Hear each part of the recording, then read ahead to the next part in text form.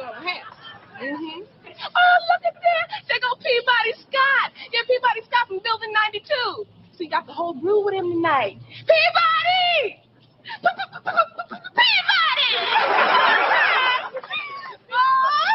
Somebody ought to give you the Father of the Year award. Mm-hmm. We need more men like you in these projects. Always got them kids out with you. That little one over there got your personality. His personality in the maintenance man's eyes. Mm-hmm. Damn fool ain't one of them kids is. That last one came out looking so much like the mailman people were sticking letters in his diapers. I ain't one to doubt him, so you ain't heard that from me. No, you haven't. So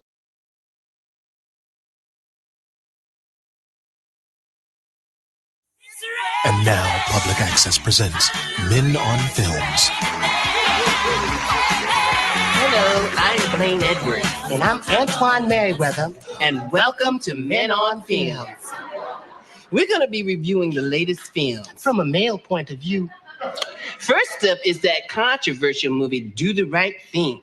Now, I really like little Spike Lee's courage in making this film. I especially like the way he mixed the racial tension with the violence in order to give his message, do the right thing. Come on out the closet. Don't be afraid to be who you is. Black, white, or whatever. Ain't that the truth, Ruth? Now I'd like to talk about an exciting new film, Karate Kid Part 3.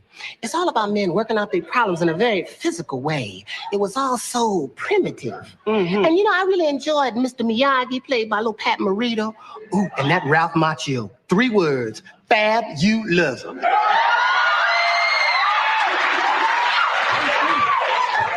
Boy, I hope I look that good when I'm 40. Stop.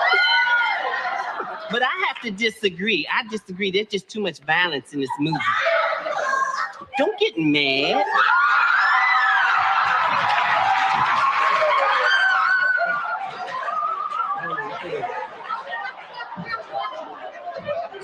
You better give me back my scarf. Don't hate me because I'm beautiful. They went all wrong. What's all this kicking about? This is a movie about relationships. This could have been a beautiful picture about the special friendship between a mature, masculine, older man and a tender, ripening, consenting young man. See, I think America's ready for that. I know I am. I bet you is. Now I'd like to talk about a film I've been anxiously waiting to see, Great Balls of Fire. I ain't gonna touch it, but the title alone gets 2 snaps up.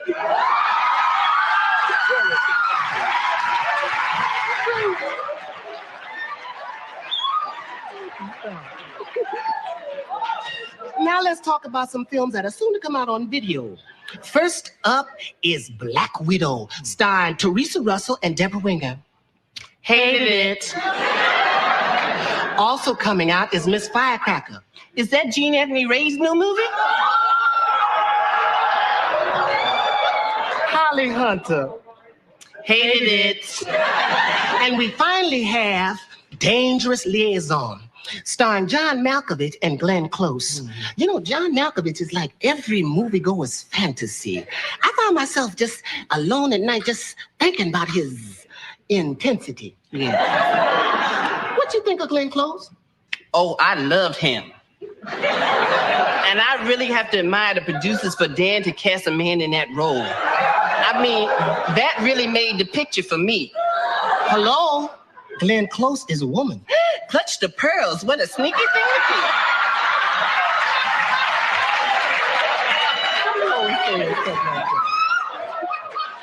do. Well, looks like we almost out of time. Would you join us next week when we talk about Mel Gibson's Lethal Weapon? I hope it's loaded. You crazy.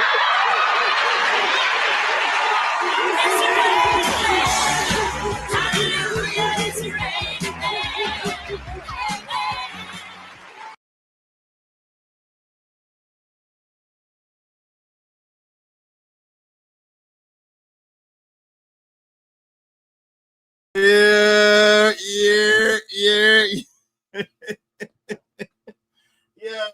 Yeah, what's good? Oh Lord, what's good? What's good, everybody? What's the deal? What's the deal? What's it? Give me 1 second. Oh Lord. Yo,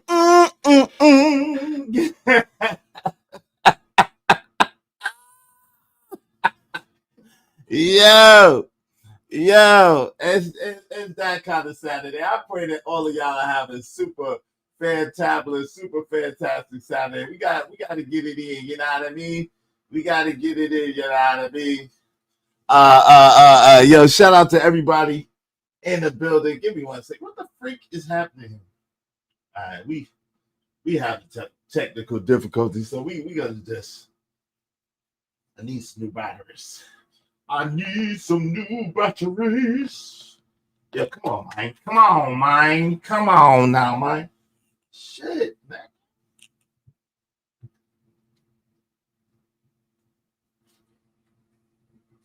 All right, it's true. All right. Yo.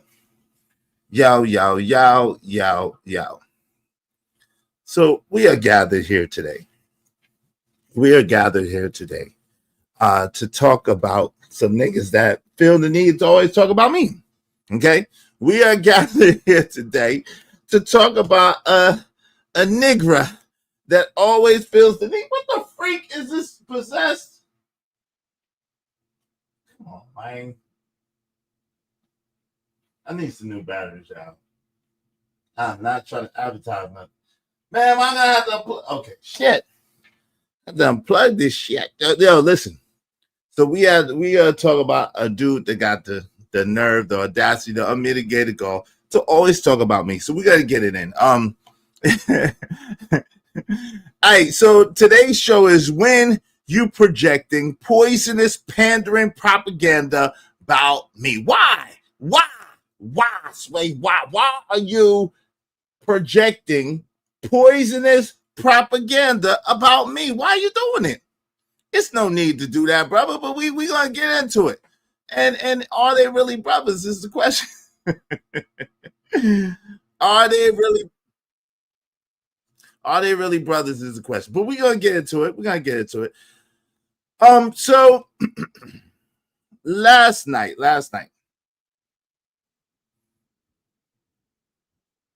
Give me 1 second.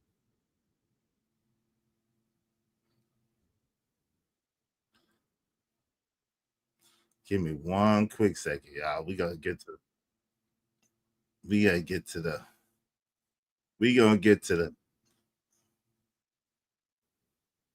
all right. So we there. So yo, y'all tell a friend to come on in. Before we get started, we already know what it is. It's Saturday. I pray y'all having a super fantastic Saturday. Thank you to everyone who's been sending prayers up to my mom. Yo, it's a difficult period going on, but God willing, she's 100% healed. She's 100% whole. God is still in the healing business, so we're trusting, believing, and thanking God for her healing. Okay, so we thank you for your prayers. We thank you for the love. In the meantime, in between time, make sure you tell a friend about the show. We got a hell of a show today. Y'all already know what it is. Y'all already know what's it for. Y'all already know how we do it. This is how we do it. Sha-na-na-na-na-na-na. Sha-na-na-na-na-na-na-na. Yo, we got a hell of a show for y'all today. All right. Now, somebody feels the need to keep my name in their mouth. I don't know why. How is it masculine? I need my brothers real quick, and I'm gonna shout out the people in the chat. We're gonna get to it, but I need my brothers real quick to tell me how is it masculine for a man, allegedly, to go to a woman's show to talk about a grievance that they have with another man. How is that masculine? Yo, put a 1 in the chat if that's masculine. For a man, allegedly, right? Allegedly, to go to a woman's show, not related to that person, not connected to that person. She don't even like me. Like, why would you go to her show to talk about me? How does that work? How is that masculine? How is that manly? Oh, Truth thinks it's masculine. Okay, you think it's masculine? Okay. Yeah, you think? Oh, yo. Okay, Truth doesn't think it's masculine. Living Humbly doesn't think it's masculine. My man, Ipaco don't think it's masculine. Okay. I got you. My fault. Truth. Shout out to my man, Truth. Yo, so we're gonna get into this. Living Humbly don't think it's masculine. I don't think it's masculine either. So let me salute to the players in the building, and women are players too. Shout out to all the ladies. We love the ladies over here. We absolutely love and adore the ladies. Good women only. Let's get it.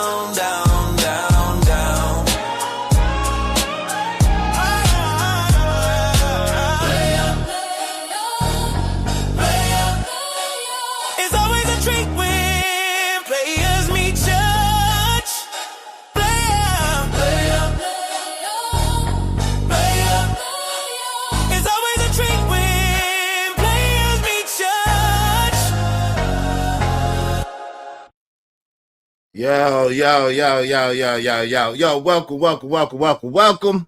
welcome each and every one of you. I'm so glad to see y'all. Y'all could have been anywhere in the world, but y'all chose to be here with me, and it means everything. It really does. So before we get into this, shout out to my peoples. Let me see who sent that super chat. Thank you so much to Adrian Nicole. Thank you so much, sister. I appreciate Adrian Nicole coming through, showing love. Let's give her a heart today, man. You better give her. There you go. Shout out to Adrian Nicole. Hey, blessings to you and continued prayers and healing for your mother. Hope all is well. Thank you so much, sister. I appreciate that. Thank you for the love. Thank you for the support. I appreciate you, and abundance, healing, grace, and love to you and your family as well. I pray that everybody that sows a good seed into our soil today, monetarily, God replace it back to you times 10 million. I stole that from Freezy. That's right. Shout out to No Captivity Freezy. I stole it from him. So I pray God increase you back 10 million for the seed that you sow. So everybody sow a seed, man. Help us reach our goal. Thank you so much, my sister. I appreciate it. Hope you don't mind if I say this out loud. How wonderful life is, 'cause you're in the world. I love you. It's crazy, right? Because it's insanity. Because a brother doesn't agree with you, you got to try to paint all kinds of false narratives and pictures that are not accurate. Because I don't agree with you, you got to paint all kinds of false narratives and pictures that are not accurate, right? So I'm not a misogynist. I love women. I'm on record saying that I believe that women are the greatest thing God ever created. Sorry, brothers. I would not want to live in a world where there's only men. I just would not. That would not be a good world for me. I would have to go. Women are wonderful. Now, to say that someone is more proficient, that someone is more qualified, that someone is better at something is to not say that the other people are not capable at all. But because we are dealing with low vibrational, low IQ people that don't know how to listen and want to create narratives and spin things and put their spin on it instead of listening and taking it for what it's worth. I also said for the record that I know for a fact that there are exceptions to the rule. There always are exceptions to the rule. But overall, overarching in general, it is of my belief, which I can prove time and time again, that men, a wise man in your family that you could trust that don't want nothing from you, there's a lot of disclaimers there, right? Is the person that you should go to for dating, mating, relationship advice. That's just what it is. Are there some women who may be more proficient at, more better at than men? Yeah. Are those women in abundance? No, they're not. It's just the truth. Let me ask y'all a question before we get into it, because we gotta have fun. Y'all know how we do. We gotta have fun. We opened it up with I ain't want to gossip, so you ain't heard it from me. But this Negro just went and gossip, but he's supposed to be a man. Allow me to take my allow me to take off my shoes. Queen Hope, Queen 304, Queen Prostitute be on the corner, Queen. All the women's is queens. I'ma teach these knuckleheads how to respect the women's on the internet. See, we men on films. It's raining men, hallelujah. We men on films. I'ma teach these no good suckers, these these no good suckers, these Vim brothers. I'ma teach these Vim brothers how to treat the ladies. Ladies, hey, ladies. I'm gonna teach these brothers, these no good suckers. Listen, I'm gonna take my shoes off at the door. Shout out to Queen. I see you, Queen Brittany Renner. I see you. Shout out to the Queen Brittany Renner. Don't worry about what they saying about you. You as a queen. Shout out to Queen Brittany Renner. I see you. Shout out to Queen Cardi B. Shout out to Queen Cardi B. Allow me to take my shoes off, Queen Cardi B. Shout out to Queen. No, Queen. It don't matter that you had a baby. It don't matter that you had a baby while you married, Queen, because you's a queen, and that no good sucker, that Rim brother, needed to get his thing together, because if that Rim brother would have got his thing together, you would have never had a baby. Out of wedlock, in wedlock, out of wedlock. You know what I'm saying. Peace to the Queen Cardi B. Wait, I see you. Peace to the Queen Sexy Red. Peace to the Queen Sexy Red over there. Sexy Red, hey, Sexy Red, hey. Hey, Sexy Red, hey. Oh, peace to the Queen Sexy Red. Peace to the Queen Sexy Red. I don't care, Queen Sexy Red, if you out here putting that poison in the young women's minds. Queen Sexy Red. You see these no good suckers, these Rim brothers. See, if there was less no good suckers, if there was less Rim brothers in the world, Queen Sexy Red, then you wouldn't have to talk about your booty hole being brown. You know, it's Queen Sexy Red. So shout out to Queen Sexy Red, peace to the queen, Sexy Red, and her brown hole booty. Yo, shout out to her. I want to give a special shout out. Peace to the queens. I want to give special queen shout out to the queen, the mother of the queens, Megan Thee Stallion. Peace to the queen, Megan Thee Stallion. Peace to the queen. See, if that no good sucker, if that Rim brother wouldn't have been in the vehicle with you, wouldn't have been flirting with that white woman, then none of that would have happened to him. You understand? You understand? If that no good sucker, that Rim brother, if he wouldn't have been in the pool with that white woman, see, that wouldn't have happened. See, peace to the queen. See, it was that no good sucker, that Rim brother, that made you drink all the time. Because if you wasn't dealing with no good suckers with Rim brothers, you wouldn't be an alcoholic. If it wasn't for the no good suckers, them Rim brothers, if they removed lust from their value system and they recalibrated and they was to reprioritize, then queen, you wouldn't be acting the way you do. You wouldn't be bouncing from man to man to man to man to man, queen. It's them Rim brothers, them no good suckers. Peace to the queens. Because you's a queen, she's a queen, they's a queen. And what you mean? Wait, brother.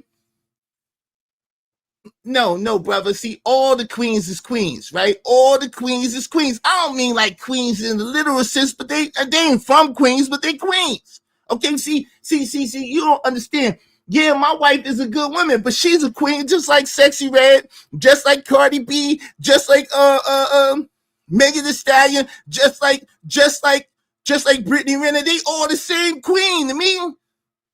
What you mean? What you mean, brother? Hold on. You Rim brother, you no good sucker. I'm just telling y'all how to treat the women on the internet. You treat all women the same. They all queens, no matter what they do, brother. They all queens.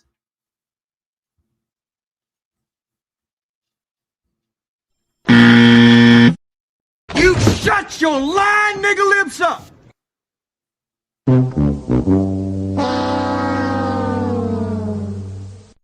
We're gonna cook today. We're gonna get into it because it don't make no mother sense. Let's go. Let me shout out to just being me. Appreciate you, sister, for the $5. Shout out to the sister showing love. Hey, I love y'all back, sisters, and I appreciate y'all coming through and y'all showing y'all young brother some love, y'all big brother, y'all little brother, or your brother some love. Thank y'all, because y'all know I love y'all back, right? Y'all know I love y'all back, and this crazy thing is they trying to paint a picture because we are men of standard over here. We are men of true standard over here. I'm not treating no 304 the same way I treat my wifey. No, because any woman can't be my wifey. Any woman can't be my wife. Any woman can't be my girlfriend. Any woman can't be around me. I'm not going to treat a damn hoe the same way I treat a good woman. I don't give a freak what you say. What?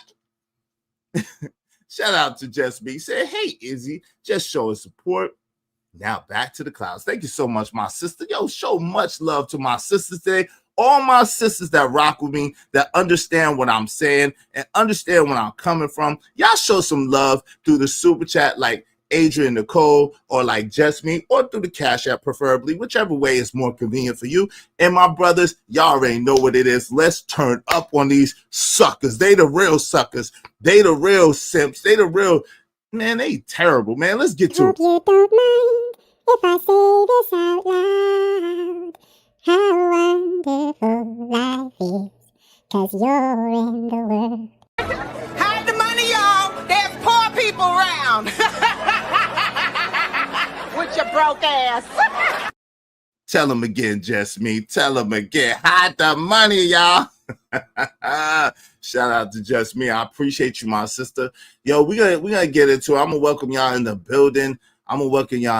These dudes are the worst type of dudes ever. Not just because they behind my back talking on a woman's channel about me. Like, you know, not just because of that. Not just because they some gossip girls. Not just because of that. But because, again, if you don't have a standard If there's no differential between a woman who's out here loose in the streets and doing whatever, and a good woman who is behaving well, who is just a wonderful woman to be around, what's the point? What's the point? If we're going to treat the 304 with the same deference, I'm going to use your word, deference that we treat our wife, what's the point? If we're going to treat a prostitute, a thought pocket, a daggone slur, the same way that we treat our mother and our girlfriend and our sisters, like, what's the point? What's the point? Not unless the logical conclusion. I'm gonna let y'all come to that conclusion because y'all ain't heard it from me, right? Let me welcome some people in the building. Shout out to Robert Williams. What's up? This the Snowfall Show. Yes, it is.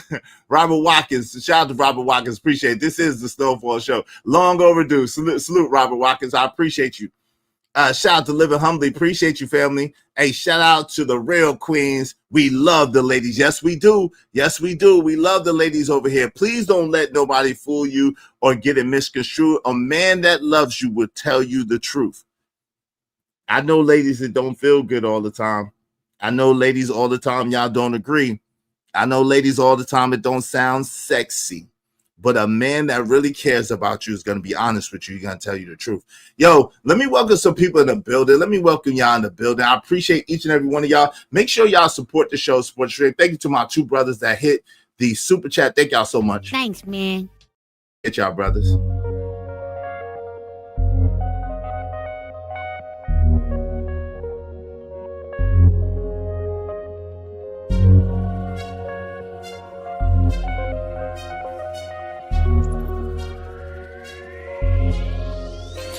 It don't matter what the situation, I'm just tryna climb any obstacle a nigga facing. See it through in due time. It's a marathon, you gotta pace it. You can't press rewind, you get left behind. Just grind and the rest be fine.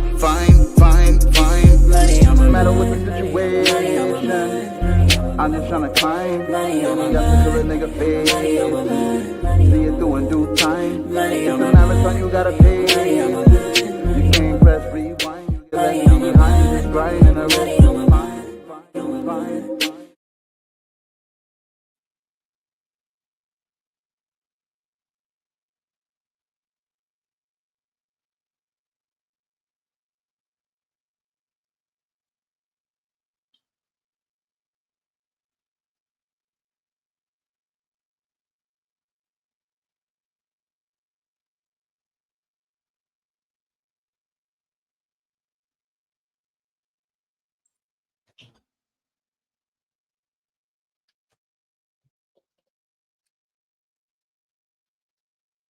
My bad, y'all. We black. My fault. All right. We black.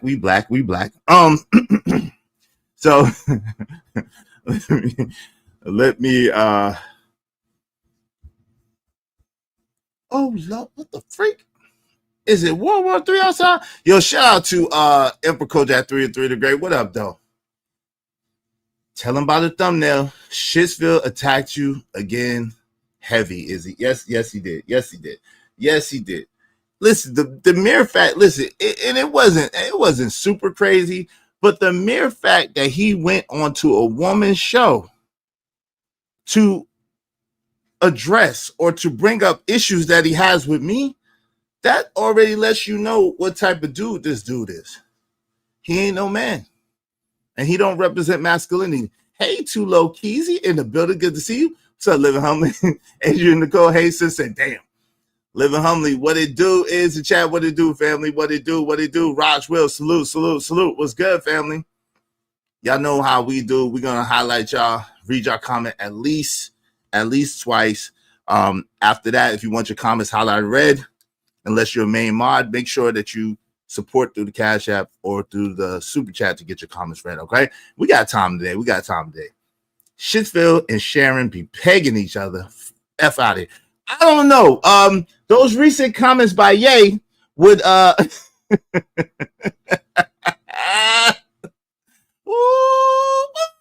don't know. I cannot confirm or deny. That's why I keep telling you, you need to stop doing that Thursday show with shrimp. Nah. We ain't got to do that. We ain't got to do all that. Yes, your mother will be healed, Izzy, in the name of Jesus. Amen. Appreciate you, bro. It's not masculine. It's bitch made. Yes, it is. What's up, Truth? What's going on? What's up, Vet Life 81, my brother? Good to see you always. Vet Life 81 in the building. Hey, the Lockhart perspective is in the building. Super dope. I appreciate you every time you come through. I love solid, decent women. They are a blessing given by Elohim. Yes, they are. Solid, decent women, like the women that's here in the Ismailite nation. Adrian Nicole, the Lockhart perspective, Treese, Classy Trio. Let me do my Brownsville. Treese, Classy Trio, Too Low Key. Let me do my Brownsville impression, yo. Peace to the queens, peace to the real queens. These are the real queens right here. That's in here right now. So shout out to the real queens. Jay Lewis, Caramel Drip, Just Me is in the building. Shout out to the real queens. Real queens in here. Yo, thank you. My man Kill. Yo, shout out to Kills. Let me give you your crown, brother. Yo, you don't always make the greatest sense. Shout out to my man Kills. Much love to you, brother. You always don't make the greatest sense, but yo, you are a soldier and you be going to battle, and I see you, brother, and I appreciate you. My man Kills was in the Lions Den. Like, wait a minute, you talk about my homie Izzy? Izzy ain't even here. Why are you talking about Izzy on Bomb Show? Why are you talking about Izzy on Bomb Show? Yo, my man Kills was not going. Shittyville was trying to pull a fast one on me. Yes, he was. Gaslight. He gaslighted the out of you, bro. He was gaslighting the out of you. Shout out to my guy, JD 1975 in the building. Yeah, he was gaslighting Kills. That man, that guy, that dude, that woman, I don't know what he is, but that person, I'm just, what up, Gas Mask is in the building. What's going on, Gas Mask? That person is a mess. They are a mess. Hey, Classic Creole, Sugarfoot, good to see you. Classic Creole, always good to see you. Give her the hearts. Always good to see you, Classic Creole. Hey, what's up, Gas Mask? Hey, Sock Passe, my man. Sock Passe. Shout out to Sock Passe, man. Good to see you. Sock Passe in the building. Salute. Any dude who's saying they treat all women the same as cap, they are. And that's what we saying. That's the problem. This dude is a liar to his core. He's a liar to his core. And that's part of the issue, right? We keep it real. We like, listen, no, I don't treat a 304 to nothing. I ignore a 304. I go the other way. I see hoes, I go the other way. I see hoes, I run. I lock my doors.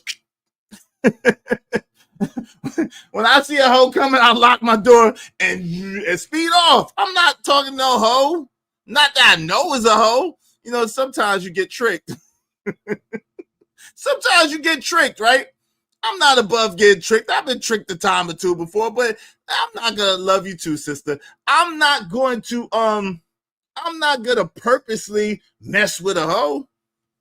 No, I see a hoe, I run from a hoe. Point blank period. I'm locking doors. I'm clutching my pearls. I'm grabbing my wallet extra tight, like I'm making sure my wallet is right here or right there. I'm like, yo, there's hoes. The hose is loose. We cannot.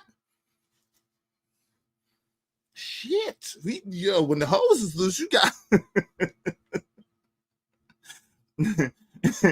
and listen, if you're a woman, a lady that carries yourself with elegance, with grace, that is a benevolent woman, a kind woman, a gentle spirit, I'm not talking about you at all. I love those kind of women. Y'all are wonderful women, and y'all make the world go round.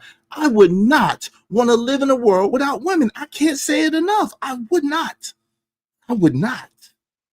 I do not think that women are inferior to me. Y'all are not. Y'all are different. We're not equal. At the same time, y'all are not inferior to me or to any other man.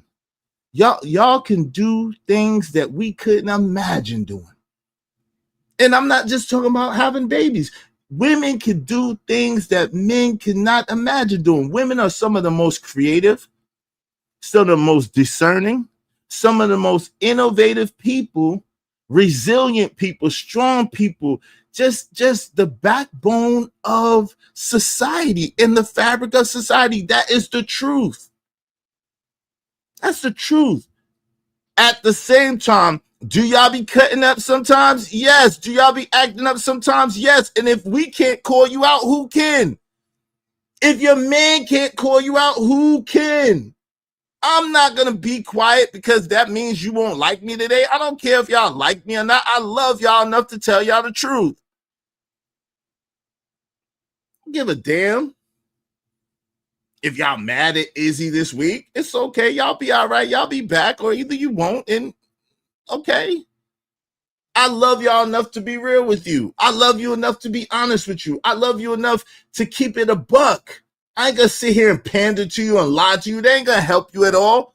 I ain't gonna sit here and coddle you and be like, oh, y'all are perfect. I'm put you on a pedestal. You just can't do any wrong. When I see some of the stuff that y'all do, like, are you kidding me? No. And if that makes me wrong for calling it like I see it, then so be it. So be it. What's going on? OG Do Dirty is in the building. What's good? Thank you very much. Appreciate you. Hey, Archangel Yvette Marie, my sister, another one of my sisters in the building. Yo, it is the 27th. Yo, happy birthday to the homie. It's the homie's birthday. Yo, happy birthday, Angry Man. It is the homie's birthday. Yo, happy birthday to Angry Man. Today is September 27th. With everything been going on with my moms and stuff, I totally lost track. Shout out to the homie, the Angry Man. Happy birthday to the Angry Man. Happy birthday to the Angry Man.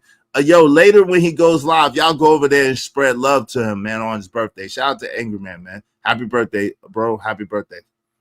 Nasty work. Yeah, it was nasty work, bro. Hey, Cassandra Brown. What that?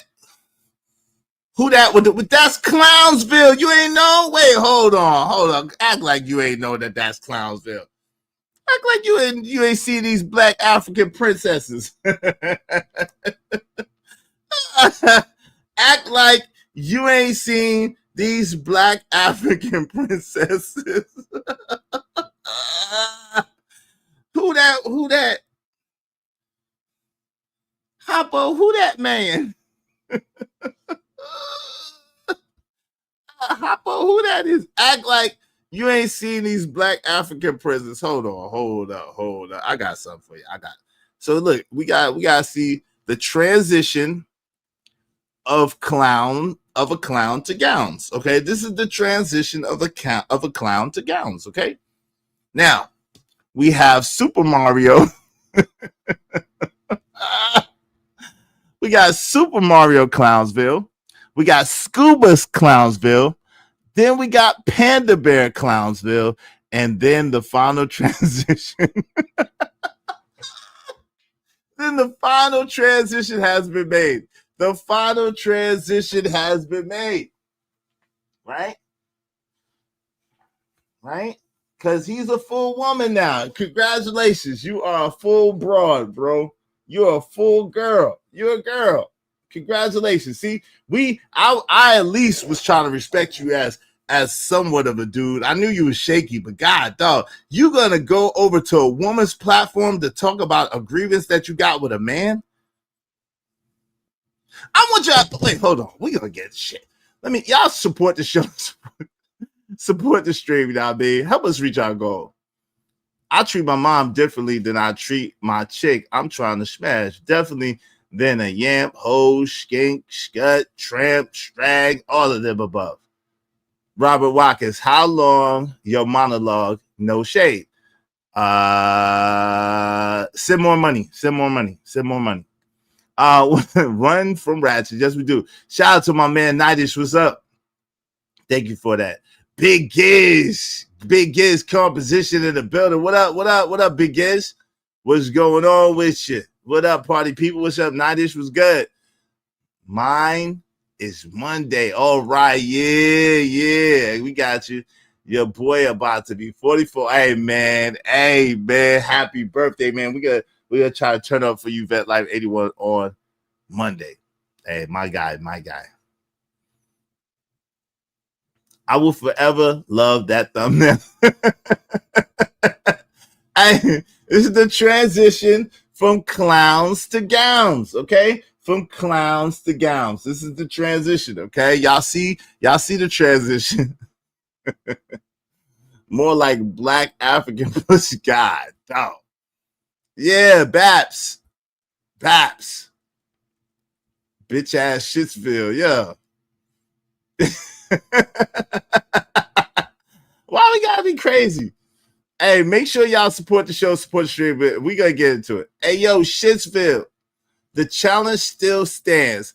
Come meet me on the corner of 14th Street and Glendale Avenue, southwest corner, west side of Detroit, 12 p.m. Eastern Standard Time. You pick the day, little bitch. Now, I'm not saying that. That's from my man Emperor Cole, okay? That's from Emperor Cole. I don't fight women. I don't fight women anymore. I don't fight women no more.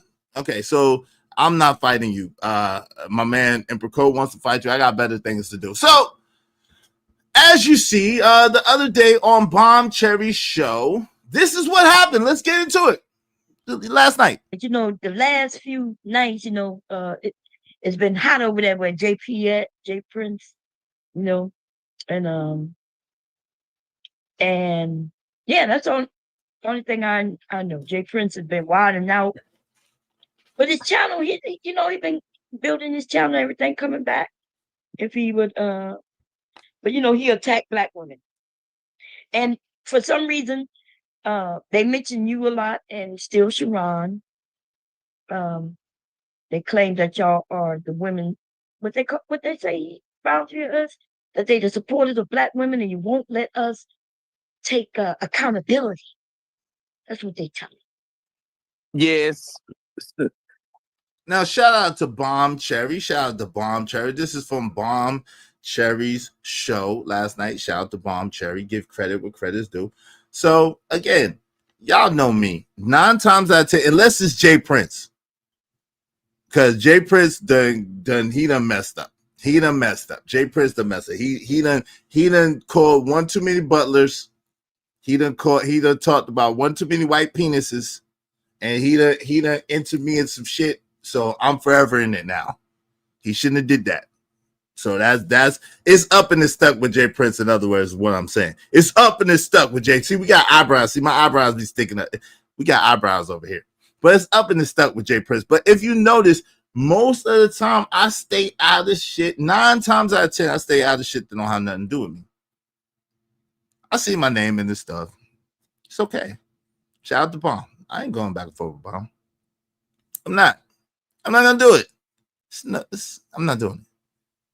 I'm not going back and forth with Bomb Cherry. I'm not gonna do it. I don't got nothing against Bomb Cherry except when she was talking about my daughter, and I addressed that when I had a problem with that. But I don't have nothing against Bomb Cherry. She can do what she want to do. Now, I do got a problem with a nigga that's gonna sit there and go on a woman's show to address me. I ain't said shit about you, Brownsville. I ain't been thinking about you. I ain't mention you. Let's go. Let's get back to this. It's an interesting, dynamic, right? Because these dudes will call me a simp and they'll say I'm pandering to women when all I'm doing for the most part is giving women their flowers, lifting them up, paying them compliments, allowing them to speak and not disrespecting them. But most of the time when I talk, I'm speaking on how men should be improving, right? So really and truly, I'm talking to men every single time. And they seem to just skip over that and make it seem like I'm just telling women what they want to hear. No, I'm just being a normal dude. You know what I'm saying? Because it's normal for men to pay women compliments. It's normal for... Sir, see, this is part of the problem. It's not normal for men to pay women compliments that don't deserve those compliments. See, this is what you don't understand. We give our women like Classic Creole, women like Treese, women like Adrian Nicole, women like Jasmine, women like Jay Lewis, women like Caramel Drip, women like 183307, women like, man, so many women, Yvette Marie, women like, we give them compliments all the time. We give them compliments all the time because they're good women and they're good to us. We give them women compliments all the time because they're good women and they're good to us. They're interested. They don't always agree. Like Classy don't always agree with me. Yvette don't always agree with me. Miss Lockhart don't always agree with me. Treese don't always agree with me. They don't always agree with me. We disagree. But the way that they do it respectfully. We don't have to find a clever creatrix and Queen Brielle and the cynical one. Shout out to them. But they don't always agree with me. A couple of them been upset with me a couple of times. But they handle it with grace. Jay Lewis don't always agree with me. Caramel Drip don't always agree with me. They handle it with grace. With grace. I know Iz tripping today. Y'all know how Iz do. Iz is tripping. They ain't trying to go head to head and battle with me. I'm not trying to go to head and battle with them. Those are my sisters. I got love for them. I want the best for them. I don't want to harm them or see them hurting or harming. They want the best for me. They don't want to see me messed up or hurting or harming. We family over here. We family over here. So at the end of the day, we give props to good women and women who are definitely good to us. We're not going to sit here and just give random women props just because they're women. That does not exist in my world. Just because you have a vagina does not mean that I'm going to praise you. I'm not. If your behavior is that of a you know what I'm saying, of a bad woman, then I'm going to call out that behavior. If your behavior is that of a good woman, then I'm going to call that out. Y'all are valuable. Y'all are worthy. Y'all are great beings. The greatest thing God ever created. Now, it's up to you whether you live up to that or not. Top of the morning to you too, Reese. Reese is a toss-up. Reese will talk shit about me in a heartbeat. Reese is a toss-up.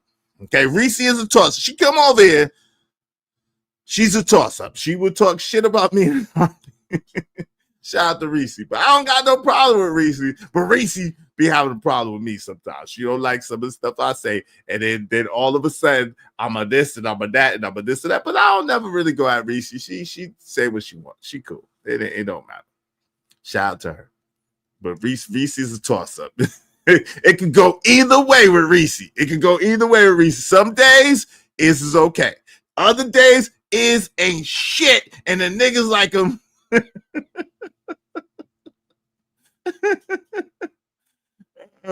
As is just the truth, right? Make sure y'all support the show, support the stream.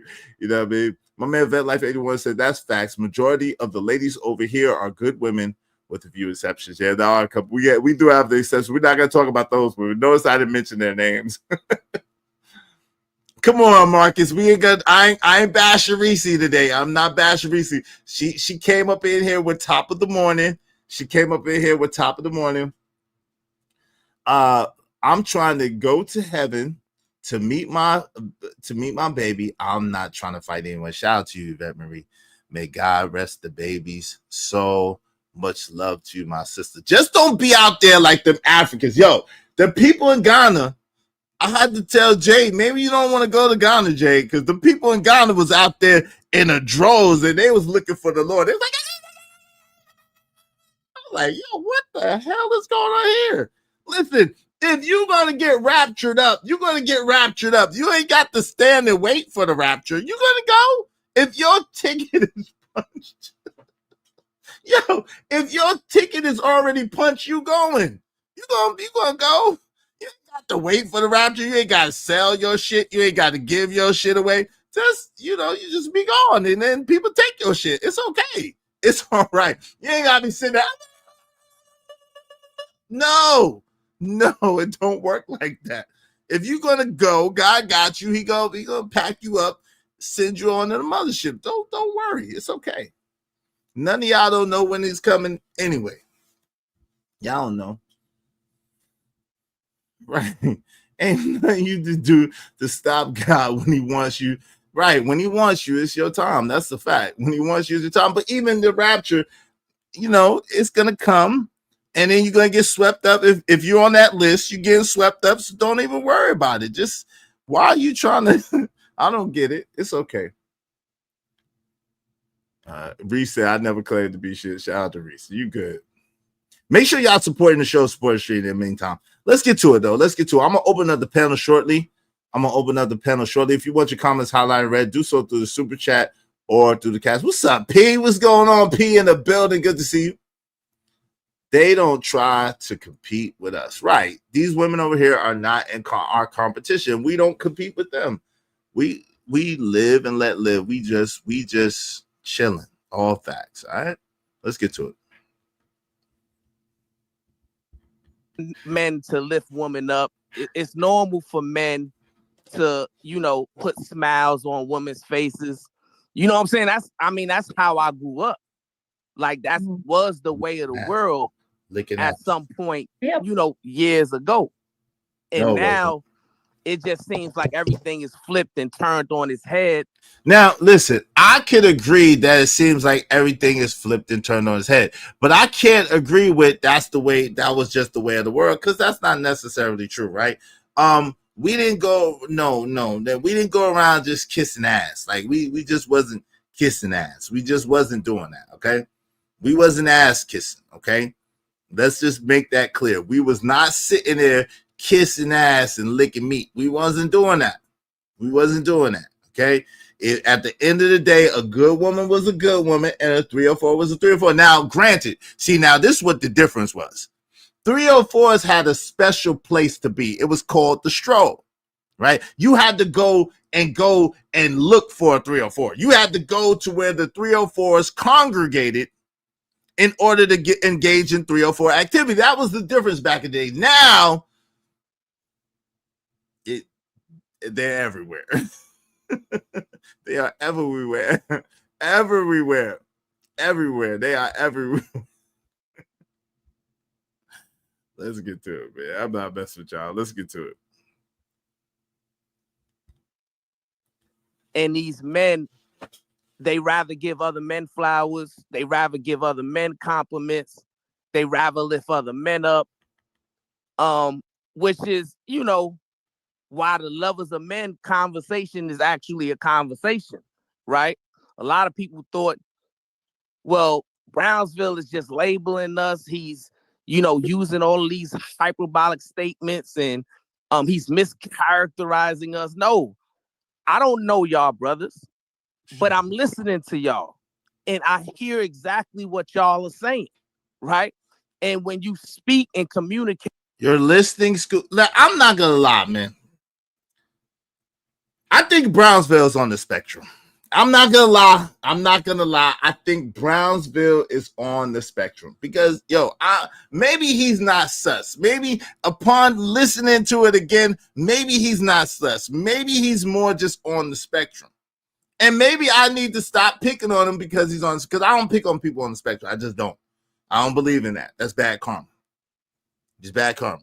So y'all tell me, put a 1 in the chat if this nigga, he's just okay, so since he's just a gaslighting simp, then maybe, okay.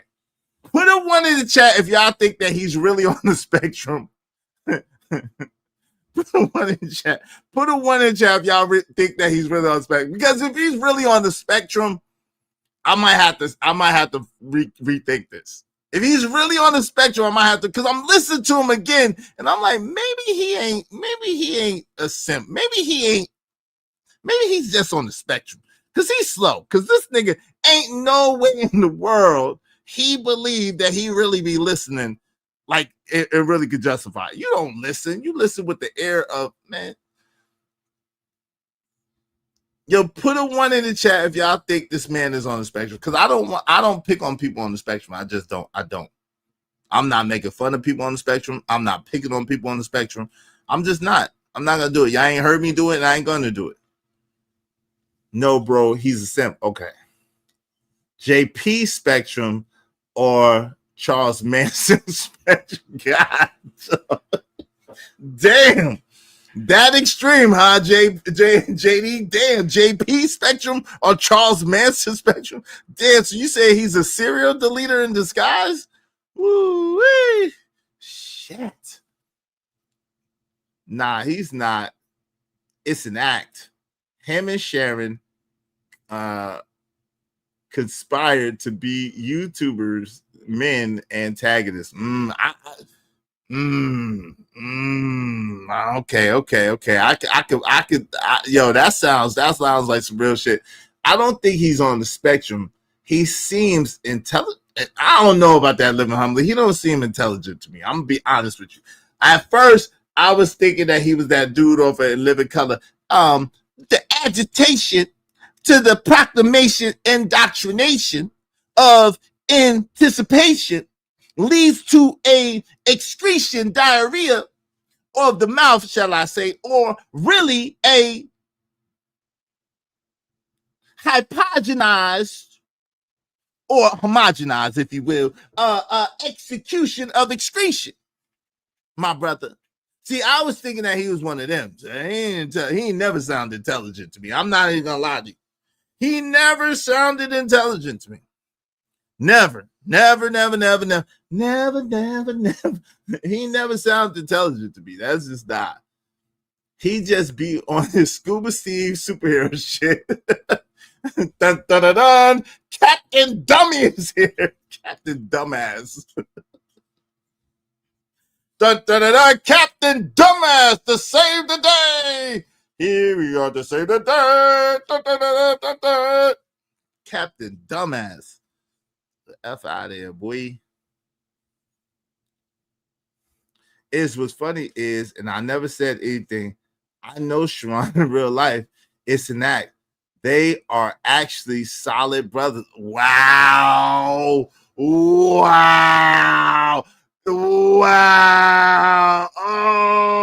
shit. Oh, shit. Oh, shit. Oh, shit. Wait, whoa, whoa. Pause, man. Pause, my brother. Pause. Wait a minute. Hold up. Wait a minute, brother. Hold up.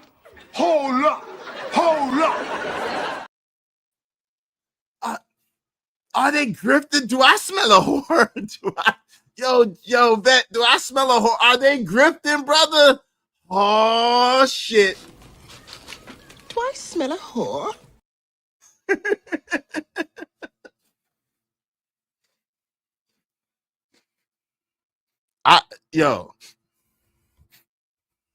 Do I smell a whore? Are they grifting?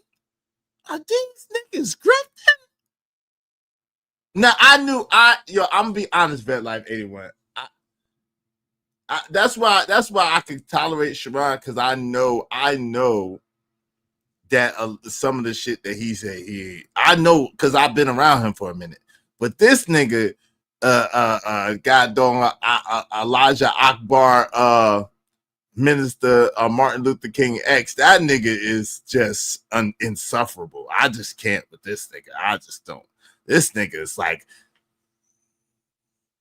I just can't with that nigga, man. Let's get you a certain way, and you give us your ideas and your perspective of the world, we have no choice but to come to some logical conclusions based upon what you say, right? And so, for example, Sharon did a show. He does a show on Thursdays with Israel Mills, Two Queens, LA Project, Rogue C. Come on, man. And and DJ Witch Doctor. Shout out to my guy Kills that spoke up early. Like, come on, man. How did I get in that? I had shit to do with what they were talking about. How did I get in that? I had shit to do with it. Why are you talking about me? I had shit to do with example. Nigga, Izzy Bands. We're gonna get to I had nothing to do with that shit. I ain't nothing to do with that shit. And you supposed to be solid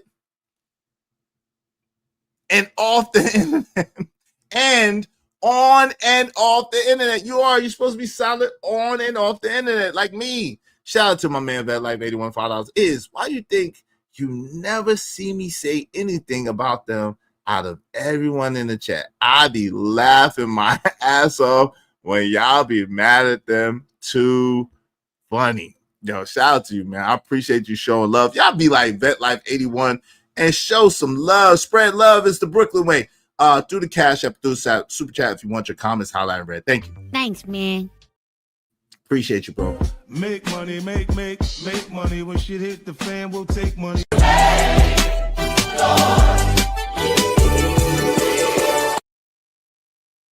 Right, I was trying to chill. I just got off work. I know a nigga mentioned me out of nowhere. Yeah, just like that nigga Izzy Bands. He was over there with my cousin on my cousin's show. Ain't your cousin's show. Ain't your cousin's show. He was over there with my cousin on my cousin's show. Him upstairs. That was some milk and cookies. Milk and cookie face ass nigga. See, Vet Life, you messing me up because you my man. I know you solid. See, Vet Life 81 is a solid dude on and off the internet. So he messing me up by kind of low-key vouching a little bit for this nigga. I don't know how to feel about that, but shout out to them. They mention you a lot and still Sharon. I didn't even mention this nigga Clownsville in a minute. But let's go. I'm gonna let it play. Y'all make sure y'all support the show, support stream. Now, I'm gonna open up the panel in a moment too. Let's get to it. They claim that y'all are the women. What they say about us, that they the supporters of Black women, and you won't let us take accountability. That's what they tell me. Yes, it's an interesting, Nah, you good. Hey Ray, you good, man. Hey, Vet Life, you good, bro. It's all good, brother. It's all good. It's all love. At the end of the day, like I said, I never wish harm on none of these brothers. I really don't wish harm. I do wish to point this shit out. I wish to point out the hypocrisy. I wish to point out the bitch assness. I wish to point out the lack of masculinity in their approach on the internet. They claim that they are speaking up for men. They claim that they are being for men, but they are displaying very women-like catty behavior. You don't go to no other woman's show to talk about the next man, and he ain't even there. He ain't even said nothing about you or about them or got nothing to do with them. What type of shit it is? What type of shit it is? Grifting is shit. That's what it is. Nah, you good. Let's get it. Y'all support the show in the meantime, between time. Let's get to it. Dynamic, right? Because these dudes will call me a simp and they'll say I'm pandering to women when all I'm doing for the most part is giving women their flowers, lifting them up, paying them compliments, allowing them to speak. Some of my bitch. The lie detector determined that was a lie. This man is a liar. He just be lying.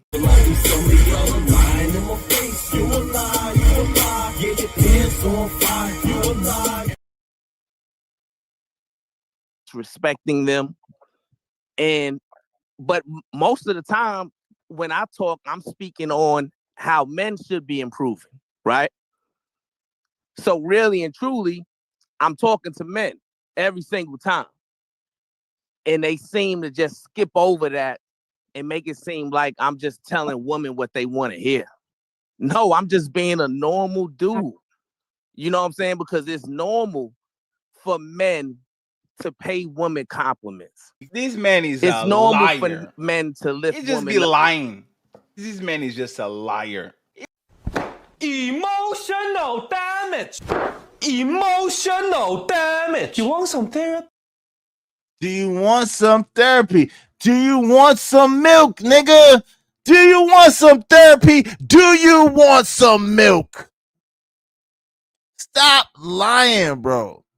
All I do is get up here and I just give this big compliments to the ladies because that's what you're supposed to. No, you give compliment to whores too.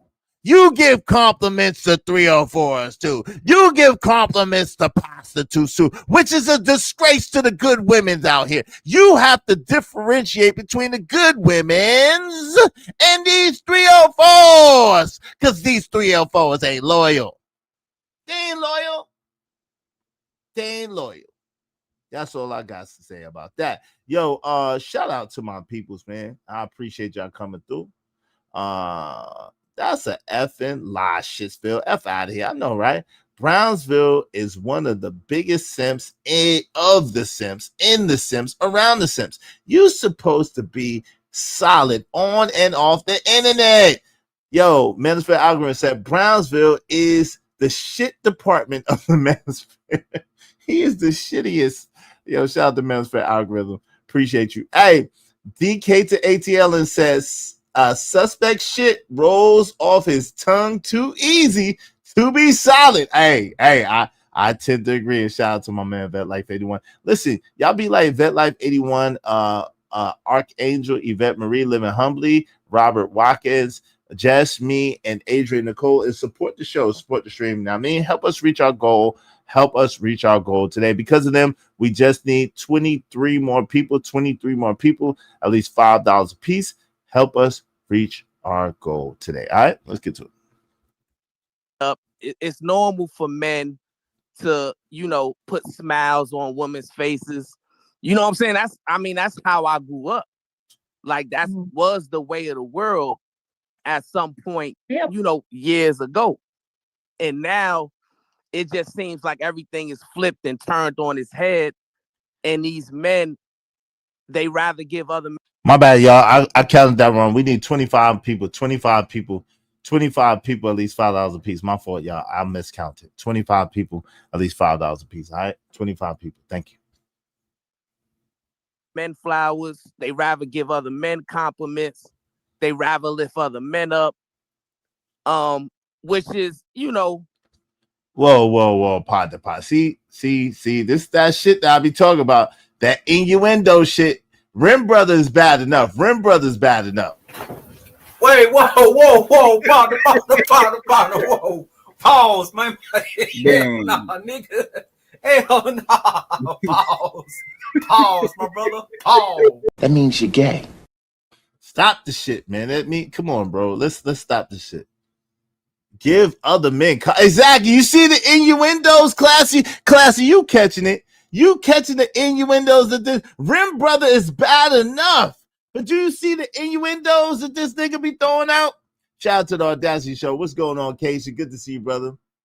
Here we go again. What these dudes show the world how truly mental they are. No doubt about it. The Audacity Show. Appreciate you, family. The innuendos, my discernment be on point. Yes, it do. I know you got a gaydar too, and you say, beep, beep, beep, beep, beep. It's raining men. Hallelujah. It's raining men. Face ass niggas. Let's go. Why the lovers of men conversation is actually a conversation, right? A lot of people thought, well, Brownsville is just labeling us. He's, using all of these hyperbolic statements and he's mischaracterizing us. No, I don't know y'all, brothers, but I'm listening to y'all. And now I want you to check out the subliminals, right? So he went to the LOM.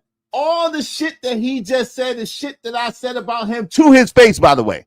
All that shit that he just said about, they say they're mischaracterizing. They say that that I'm just, talking about them in a improper way, whatever. All that shit is shit that I said to him to his face.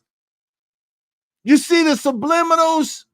And then he goes to mention me. Like, nigga, I am not a lover of men.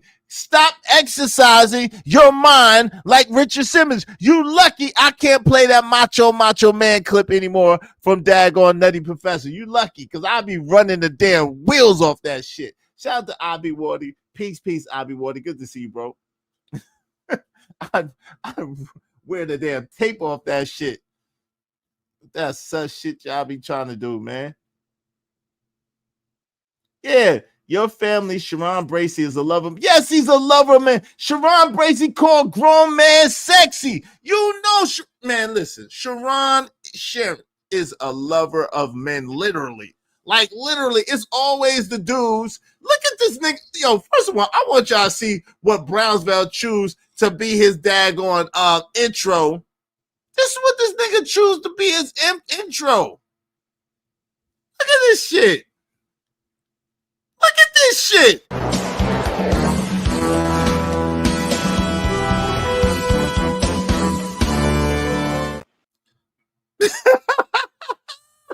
Yo, how sus is that? Hold on. Damn. Hold on.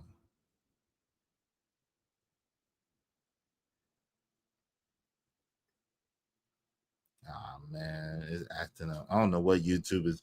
YouTube with these daggone screens, they acting up now. But yeah, y'all see what it is, man. Y'all see what it is. Hold on. Man, this dude, man, the worst, bro. This nigga.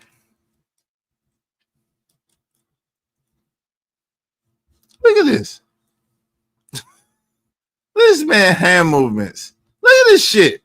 Right, so they want to use these one-off examples about pretty privilege, and I also want to welcome to somebody that got handsome privilege. Ooh, sexy.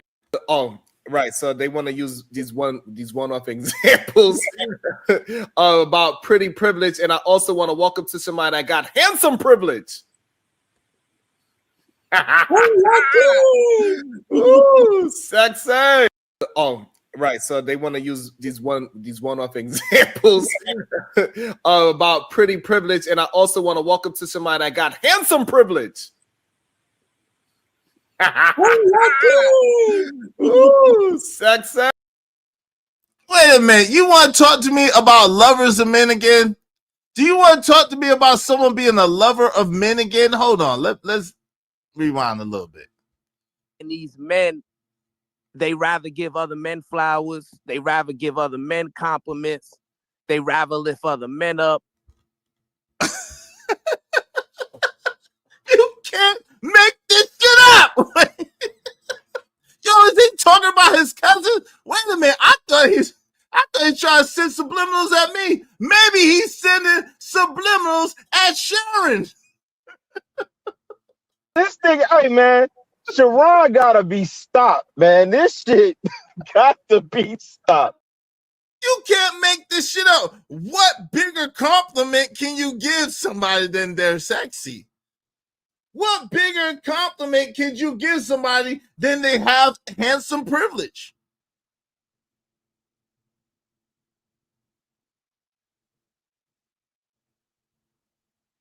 Is he? Did we just uncover a mystery? Did we just uncover a mystery? The case of the loose booty hole. Did we just solve the case of the loose booty hole? Did we just discover who Shitsville is talking about the whole time? It was his cousin. He's guilty. Wait a minute. Hold on. I know there's no way in hell. Hold on. I apologize, y'all. I'm my brothers. I'm sorry I gotta do this to y'all. Hold on. We gotta do some investigation. Hold on. No, I'm just being a normal dude. You know what I'm saying? Because it's normal for men to pay women compliments. Mm-hmm. It's normal for men to lift women up. It's normal for men to, put smiles on women's faces. You know what I'm saying? That's how I grew up. Like that was the way of the world at some point, you know, years ago. And now it just seems like everything is flipped and turned on its head. And these men, they rather give other men flowers. They rather give other men compliments.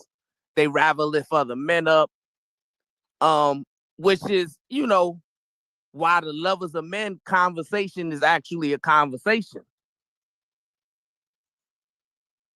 Right, so they want to use these one-off examples about pretty privilege, and I also want to welcome to somebody that got handsome privilege. Ooh, sexy. Clearly, he's enjoying this fun in the sun. Wow.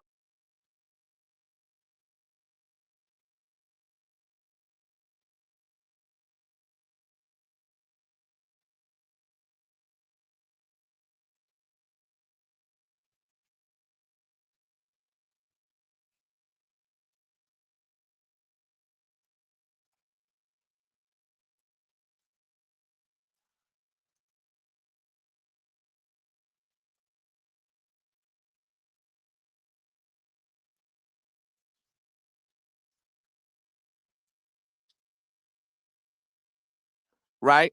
A lot of people thought, well, Brownsville is just labeling us. He's, you know, using all of these hyperbolic statements and he's mischaracterizing us. No, I don't know y'all brothers, but I'm listening to y'all and I hear exactly what y'all are saying, right? And when you speak and communicate a certain way and you give us your ideas and your perspective of the world, we have no choice but to come to some logical conclusions based upon what you say, right? Right, so they want to use these one-off examples about pretty privilege, and I also want to welcome to somebody that got handsome privilege. Ooh, sexy. Clearly, he's enjoying this fun in the sun. Why? Why He's are you showing up us- here with no shirt on? It took the woman to be like, why? Why are you chest naked, nigga? Why are you a chest naked nigga up here amongst men? So wait a minute. So clearly, that's what I'm talking about. The projection, poisonous, pandering propaganda that's being purported upon me. Try to say that fast multiple times. BBL Bracy, BBL Bracy. Lord Jesus. Lord Jesus. Classy Creole. Lord Jesus. Lord Jesus. What in the world? You mean we only could go off of what you say? Because we don't know Sharon like my homie does. We don't know Sharon. So we only could go off of what he say. He's a little bit. There ain't that much masculine confidence in the world. There's not that much masculine. You might as well just grab him on his butt and his ding ding. There ain't that much masculine confidence in the world. Oh, I could grab a man on his ding ding and I ain't get the.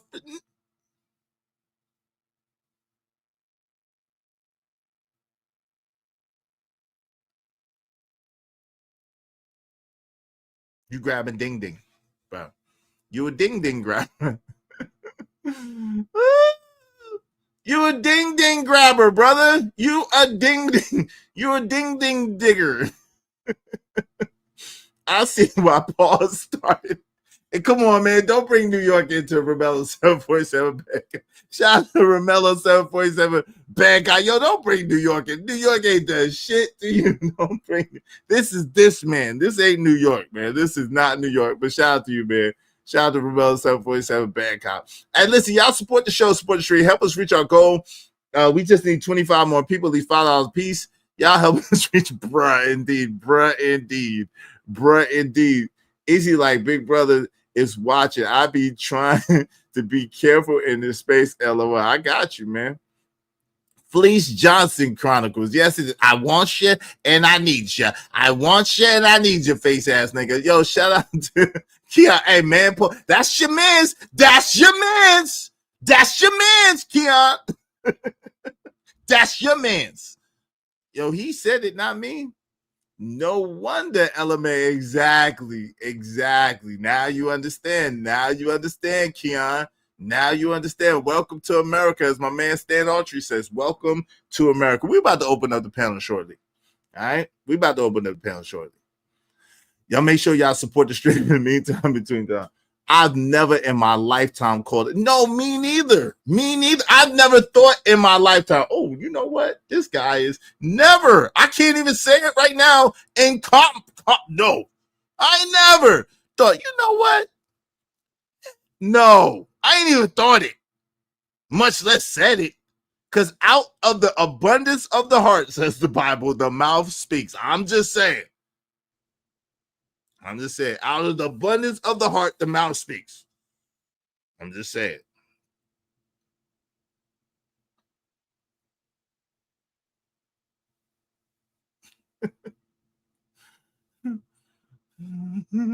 What's up, Willing to Win? What's good? What's good, man?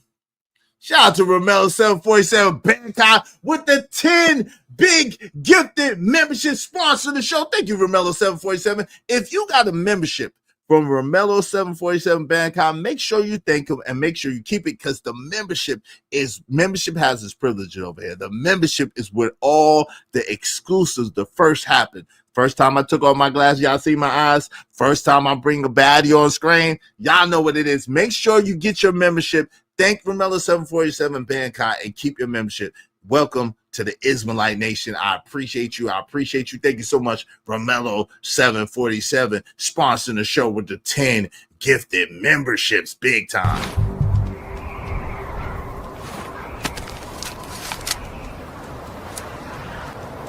God damn it, I like the way you do business.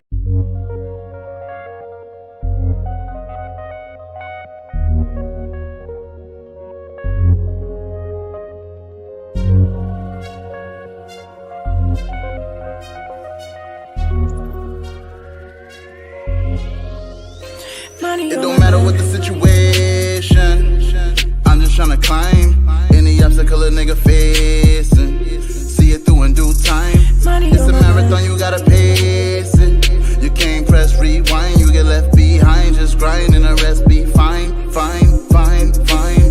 No matter what the situation, I'm just tryna climb any obstacle a nigga facing. See it through in due time. It's a marathon, you gotta. Yo, thank you very much. Because of Romello 747, we only need 15 more people, at least $5 a piece. Y'all support the show, support the stream. You know what I mean? Help us reach our goal today. Man. Yo, y'all know it. Dope discussions deserve dope donations, compensation for the conversation. Let's do the good business. Let's do good business, family. Shout out to Romello 747. Thank you very kindly, family. Just need 15 more people, at least $5 a piece. Support the show, support the stream, preferably through the Cash App if y'all are able. All right. Let me make sure I got everybody. Squad up. Yep, squad up, squad A. Put those Romello 747. Speaking of the lovers of men, I'm on another Izzy Bears thumbnail. What else? Now, hey, listen, I pause. I stay in your mouth, pause, and on your mind, pause. I stay in your mouth and on your mind. You go to a woman's show to talk about me, and I'm not there. I don't go over there. She's not related to me. She's not my wife. She's not my mama. She ain't my sister, my auntie. You went to another woman's show to air out a grievance about something that I said. What part of the game is that? What part? I'm gonna drop the link in a second and allow, if you want to come up, you know you're always welcome to come up and speak to me like a man, but you gotta be a man to speak to a man. But I'll let you, if you, and I'm glad that you recognize that this is you. I'm glad that you recognize that this is you. Transition from clowns to gowns. I'm glad that you recognize that this is you. Transition from clowns to gowns. Shout out to you, good ma'am. Shout out to you, good ma'am. But I'm going to give you a chance to redeem yourself and be a man for once in your life. You talk about masculinity, but you went to a woman's show to talk about me. How is that masculine? What part of the game is that? When we do that? Since when do we do that? You gossiping like a gossip girl? You's a gossip girl? Oh, you's a gossip girl. And since we talking, did you see your cousin call another man sexy? What you got to say about that, Clownsville? Gown girl. What you got to say about that? So they want to use these one-off examples about pretty privilege, and I also want to welcome to somebody that got handsome privilege. Ooh, sexy. Clearly, he's enjoying this fun in the sun. Why? Why He's are you?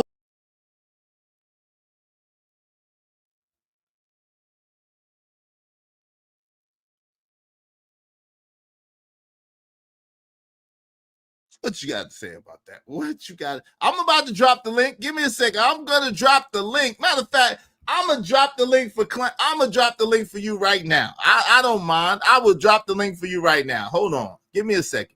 I'm gonna drop the link for you right now. I will stop my show to give you a chance to be a man for once in your life. Be a man for once in your life. Stop being a coward. Going over a girl's show to talk about me. Coward. You ain't got to be a no coward. You can be a man. I ain't gonna bite you, brother. You can come and talk to me. But you're gonna have respect, though. I'm gonna tell you that. You're gonna show some respect up here. I'll tell you that right now. But y'all support the show, Sports Stream now, man. Let me talk to Brownsville by himself for a moment. And then I'll let everybody else up. Y'all support the show, Sports Stream, in a minute. This is the link. Let me go ahead and pin that to the top of the chat early and often, so I ain't have to worry about it later. What's up? Rogue C is in the building. What's up? What's up, Omega Dress Gaming Channel? What's up, Lord ADS? What's good? What's good? What's good? Okay. What's good, man? Yo, peace and love, my brother. Nah, man. War, nigga. War. No peace, no love. War. Now go ahead. War. So what no we peace, want? No love. Go ahead. I'm listening to you because I want to give you an opportunity to get it off your chest. You went on a woman show that is not affiliated with me at all. Shout out to Bomb Cherry, who hosted you. And you stated a grievance. This nigga here. You stated a grievance about me on a woman show. No peace, no love, war. War. War. This is man shit. War. No peace, no love. It's war. It's war. I declare war. Yeah, this blouse is over there. There's blouses. Yes. Blouses. Yo. I can't hear you if you're talking. No, I didn't hear what you said. You said I went on a woman's show and did what? Yes, and aired out your grievance about what I said on a show that your cousin, myself, and DJ Witch Doctor and the ladies share on our show, Thursday show. So you went on a woman's show to talk about what I said on our show when you could have just came over here and talked to me about whatever you felt about whatever I said. Why would you go to a woman's show to air out grievance? What part of masculinity is that? So first and foremost, I didn't go to a woman's show to talk about you, right? Last night, I went to a family event. My wife actually volunteered to chaperone the event. So we drove home and went to the event separately. While I was going back home, I seen that one of the queens was live. I hit the panel to join the conversation, right? I asked them, hey, what's going on? How y'all doing? This and that. And then they asked my opinion on some of the talking points that was happening over the last couple of days, right? Now, me, I'm not everywhere involved in every show, right? Ordinarily, I listen to my cousin's show the majority of time as I can, right?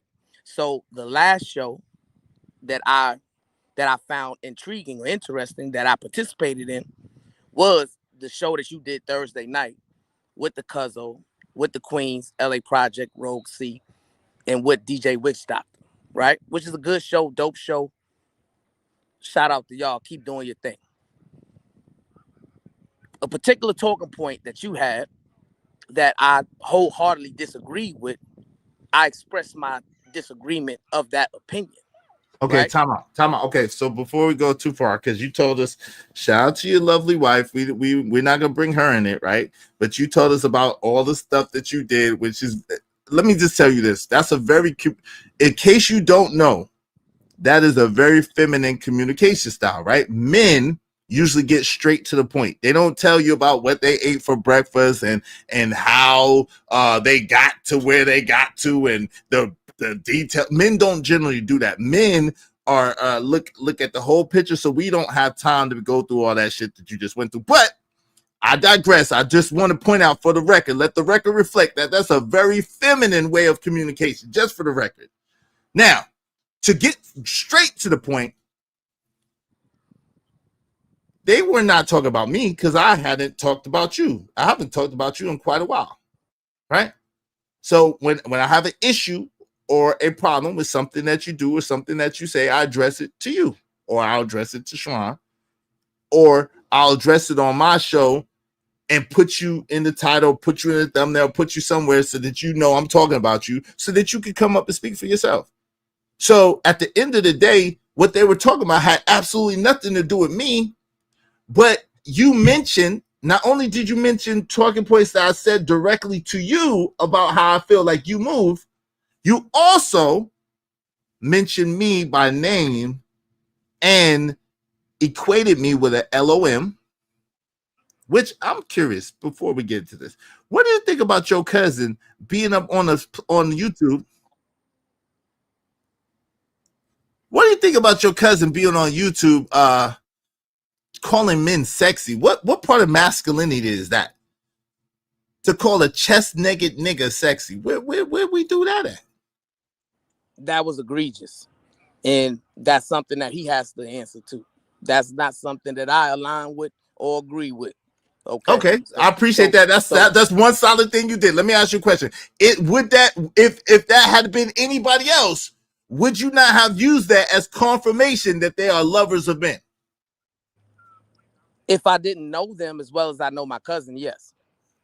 Okay, that's fair enough. Go ahead. So now to address your first claim, which you said is a feminine way of communicating when you're laying out the details, right? I wholeheartedly disagree with you. And it is not strange that I'm disagreeing with you, because you seem to have a comprehension problem when it comes to what is deemed masculine or feminine, right?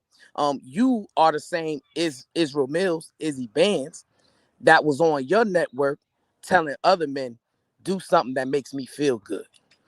You are the same Izzy Bands that's on your network pandering and caping for men every day. Yeah, what up, boss? Do something to make me feel better.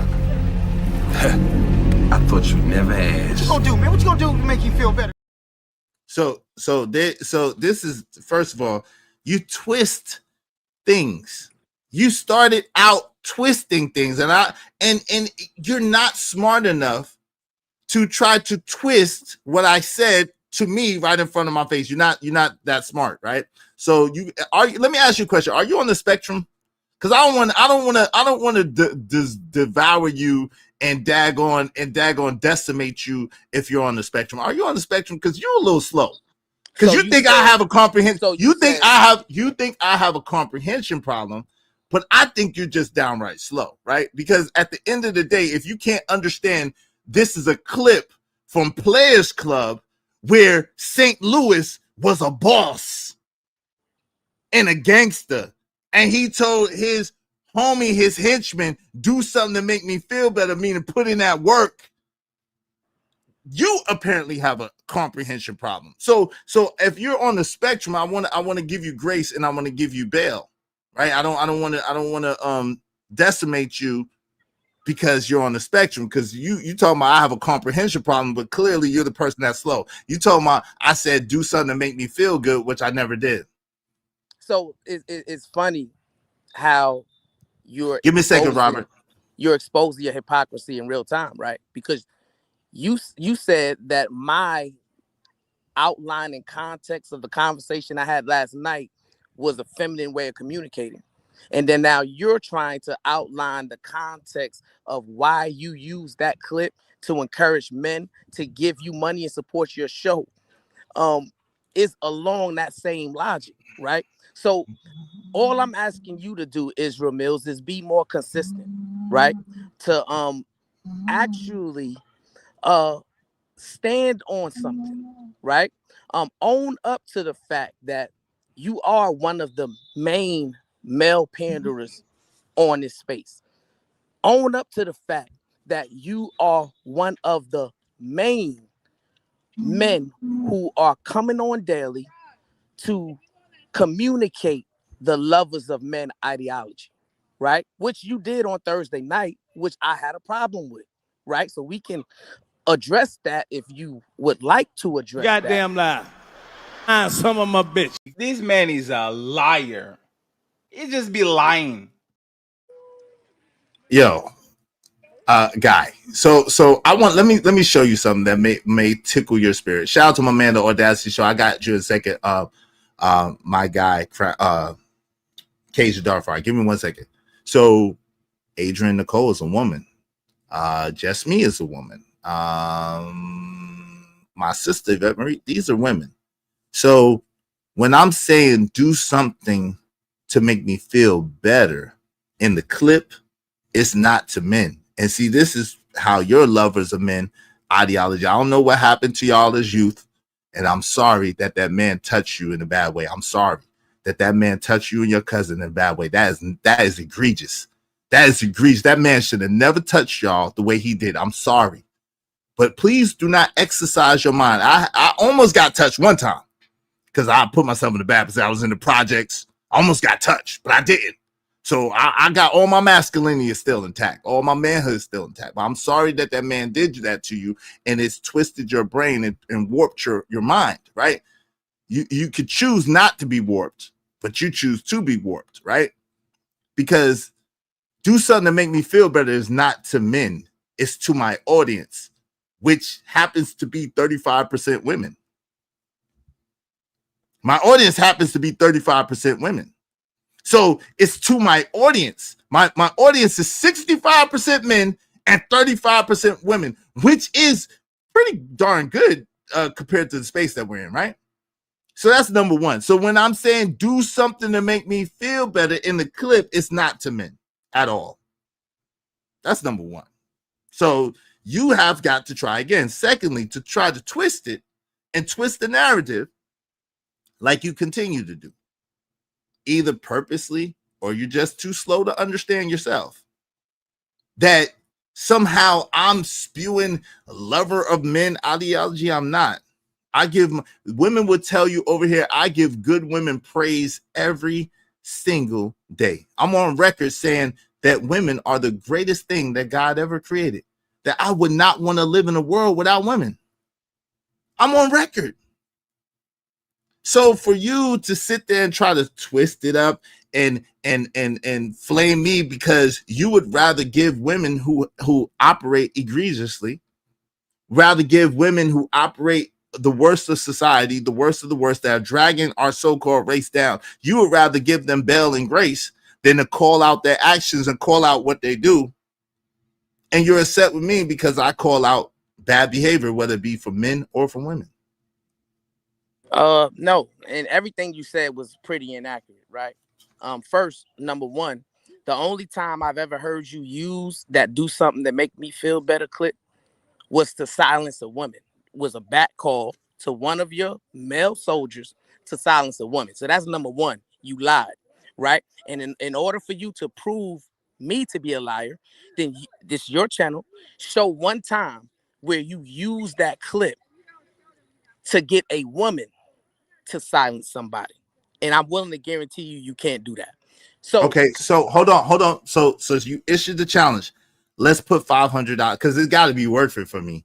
Let's put $500. See, you're a very slow guy. You just literally came up here and said that, yo, you watch your cousin mostly, so you can't see everything or see anything. So it's a very ignorant and arrogant statement for a guy who's been up here every day almost for almost 3 years in a row, for you to say that I can't pull at least 1 to 10 to 20 to 100 clips that I've used it for men as well. For women to boot the men, or for anybody to boot men. You like, yo, that's what I'm saying. The level of unmitigated gall, the level of ignorance that you have is astounding. For someone who claims to be intelligent, you got to be on the spectrum, because you slow. I don't know if you know it, but you are slow, boy. You crazy. You out your tree. You out your mind. You need some medication. Because, yo, you're going to tell me, bet 500. That's all I'm saying. I will produce 3 to 5 clips. Bet 500. I bet I will produce 3 to 5 clips of me using that for men to get kicked off my panel, for men to get kicked out of my space, where I'm literally like putting the bounty, where I'm flashing the bounty button for niggas to get this nigga up out of here. I could. So let's be clear on the parameters of the bet, right? You're saying that you will produce 5 clips in which you use that clip, and a woman paid a bounty to bounty a man. Is that the $500 bet? Just so that we're clear. Yo, anybody could have did it, but yeah. No. Yo, See, hold on. I'm telling you. Hold on. No, you cannot. Yo, again. It is not a gender specific call. It's a money call. So I've done it for men who were up here talking crazy, men who were up here disrupting the show, men who were up here or in the chat doing stupid shit. I've done it. It's a money call. It has nothing to do with gender at all. That's just your twisted mind that's been tampered with that's coming up with that. That's what I'm trying to tell you. So women have done it. Women have paid. Men have paid. People have paid. It hasn't just been for women. So it's been for everybody. To establish the parameters of the bet that you propose, right? You said that you would win the bet if you can produce 5 clips of you playing that clip, do something to make me feel better, and a woman is paying the bounty to bounty a man. There you go, Twist. That's not what I said. What I said was I could produce 5 clips of me using that against men.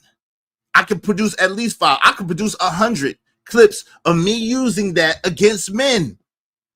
So it's not for women to get kicked or booted, which you asserted. It is a general money call. So if you accuse me of trying to get money or using that to rile up my audience to get money, that would be a fair accusation. That would be a fair assessment. But you trying to say that, yo, I've only seen it, which is fair, what you've only seen. But like you said, you have not been around. And because you have a bias and because you have a prejudice, you only see through a feminine lens. And this is the issue that I have with you. You see through a very feminine lens. So everything that you see is going to be some bullshit. But I'm telling you that I use that against everybody, especially people derailing my show. And a lot of times it's the men that derail my show, not the women. So are we good on a $500 bet then? Because then we can move on. If we're good with a $500 bet, we can move on. Nah, if you're trying to twist it, then no. I'm telling you what the parameters of the bet are. So let's move on then. So you're not. No, I am. I'm telling you. See, there you go with the twisted shit. You're not that good or that smart.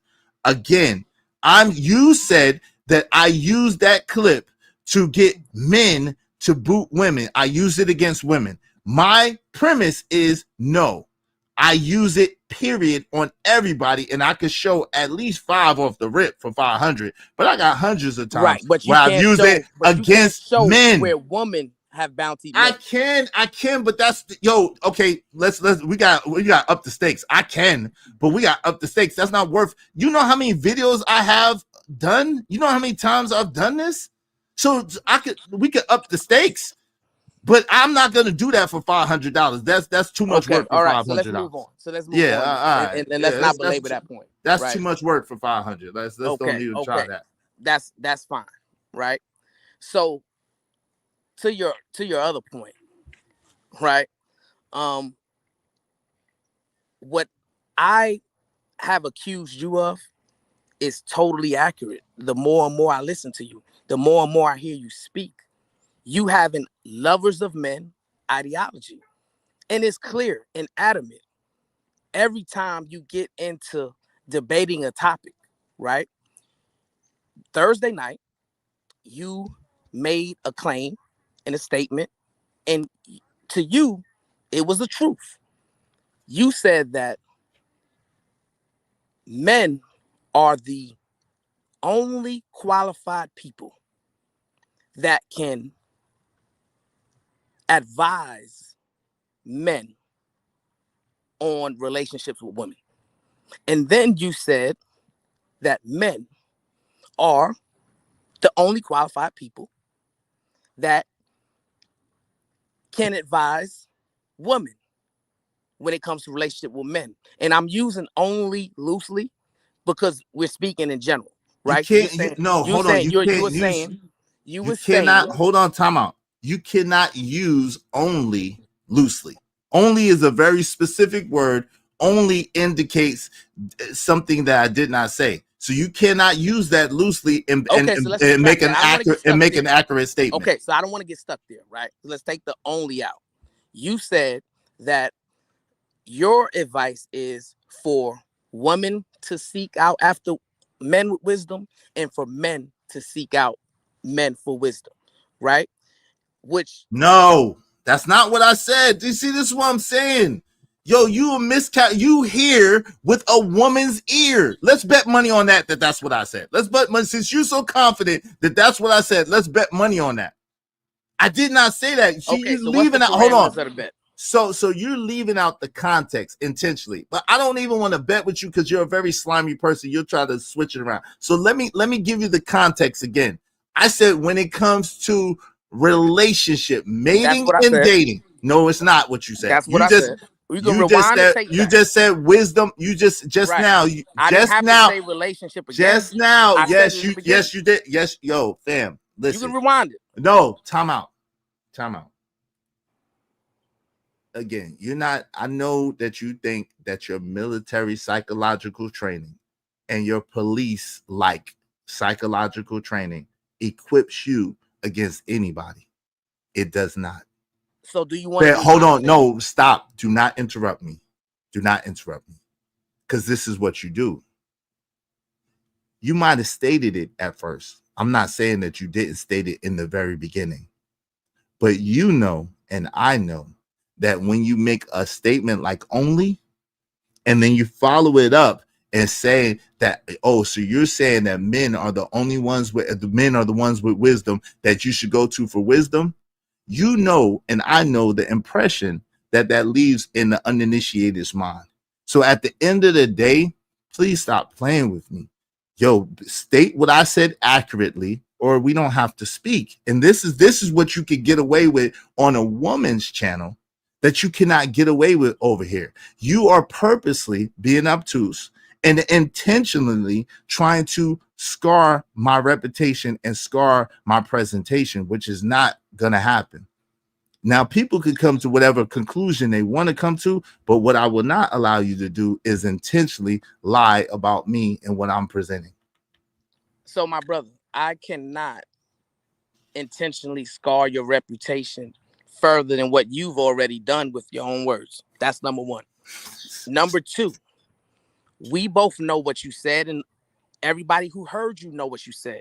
You said in terms of a relationships, right? As if relationship revolves around one person. No, relationships revolves around two people, right?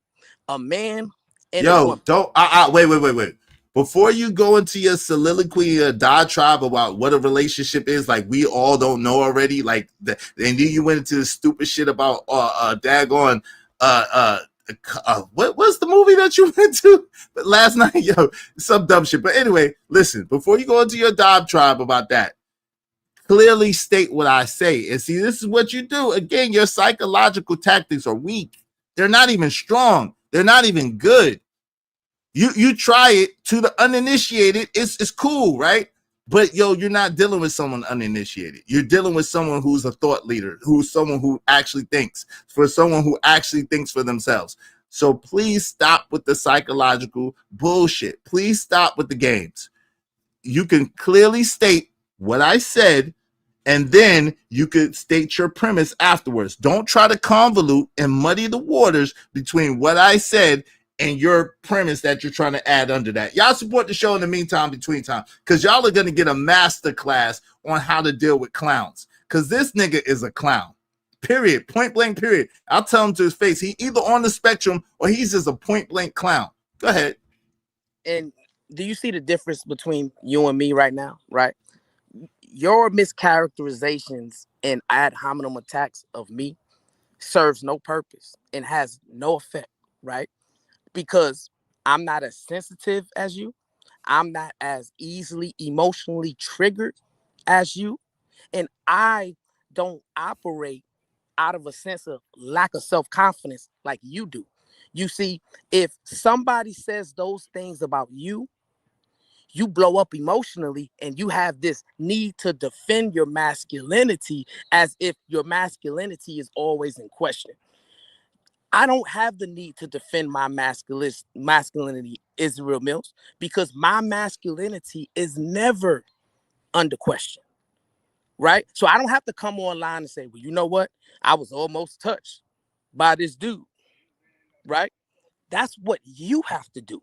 You have to come on a panel and pretty much try to substantiate why you're not a lovers of men. But every time you turn on that camera, you turn on that microphone, that's what emanates out of you when you communicate, right? You come online, you pander to Right, men. so they want to use these one-off examples about pretty privilege, and I also want to welcome to somebody that got handsome privilege. Ooh, sexy. Clearly, he's enjoying this fun in the sun. Wow. And what is that supposed to do to derail me? That's not me. That's my cousin. I already said I didn't agree with it. Right, but that's said who, it was egregious. But that's right? that's who you align yourself with, and you and him are in the same boat. You align yourself with him. You align yourself with his ideology. Y'all are spewing this rim brother, which is sus from the beginning. Y'all are spewing this LOM lovers of men, where your cousin is clearly the most man loving nigga on here. So it's very crazy to me. It's very Robert. Yo, give me a minute, brother. I don't know, no disrespect. I want to talk to the brother alone for a moment. You know what I'm saying? Give me a few. I got you. But so it's amazing to me, and it's ultra egregious to me that you have the nerve, the audacity, the unmitigated gall to sit and try to make it seem as if you're qualified. You're not qualified to call anybody anything. You're not qualified. You're a bad judge of character. You call women who are loose women, who say some of the most egregious things, who do some of the most egregious things, you call them queens. You're a bad judge of character. You're a bad character witness. And that's what I'm showing there, that you cannot joke, no joke, play, no play. I don't know no grown man that plays like that. And if it was my cousin, I'd disassociate myself from that nigga. To be quite frank with you, there's no way that I would associate. I would be like claiming this nigga as my cousin. He's just a nigga I know talking like that. But at the end of the day, right? It's amazing to me that you feel like you some sort of authority figure or some sort of judge of what's masculine, what's not, and you went on a woman's show to talk about another man. You literally did. I can show it. So you're a bad judge of character. You're phony. You're fake. You're pseudo, and you call women that are not good women queens. Number one, right? Me and my cousin did have a conversation about that. He told me he was joking, right? And I believe that he was joking, right? Because I know him, right? So number two, you on the other hand, right, are a hypocrite, sir. And the reason why I call you a hypocrite is because just, I don't know, some days ago when I was saying, hey, what Emperor Kojak said in your chat, you should have pushed back against it, and you should have not aligned yourself with it. And then you know what you said to me, sir? You said, well, hey, why are you talking about another man and trying to hold me accountable for what another man says? You said that's not masculine, right? And for you to have that type of opinion, but yet do the same thing days later, sir, is everything okay? I find that very rich, right? No, I everything's find not that okay. very This rich. nigga shit cooked. Tell your unit everything's not okay. He need help. Help him. Pimp down, pimp in distress. 911. Call the real police. He'll call somebody. You need help, bro. You need help. Tell him no, it's not okay. It is not okay. You get I soft. apologize for my radio being on. Nah, you know what I'm saying? But but here's the issue, Mr. Israel Mills, right? The difference between me and you, like I said, right? Your masculinity is always under question. My masculinity is never under question, right? You have to bring up things that Sharon has said or things that Sharon has done to try to hold me accountable for that. And you yourself said that that's a feminine tactic, right? So in real time, you're exposing yourself as a hypocrite on your own show, right? And number three, you are on a public platform, right? You are spewing your opinions in a public fashion.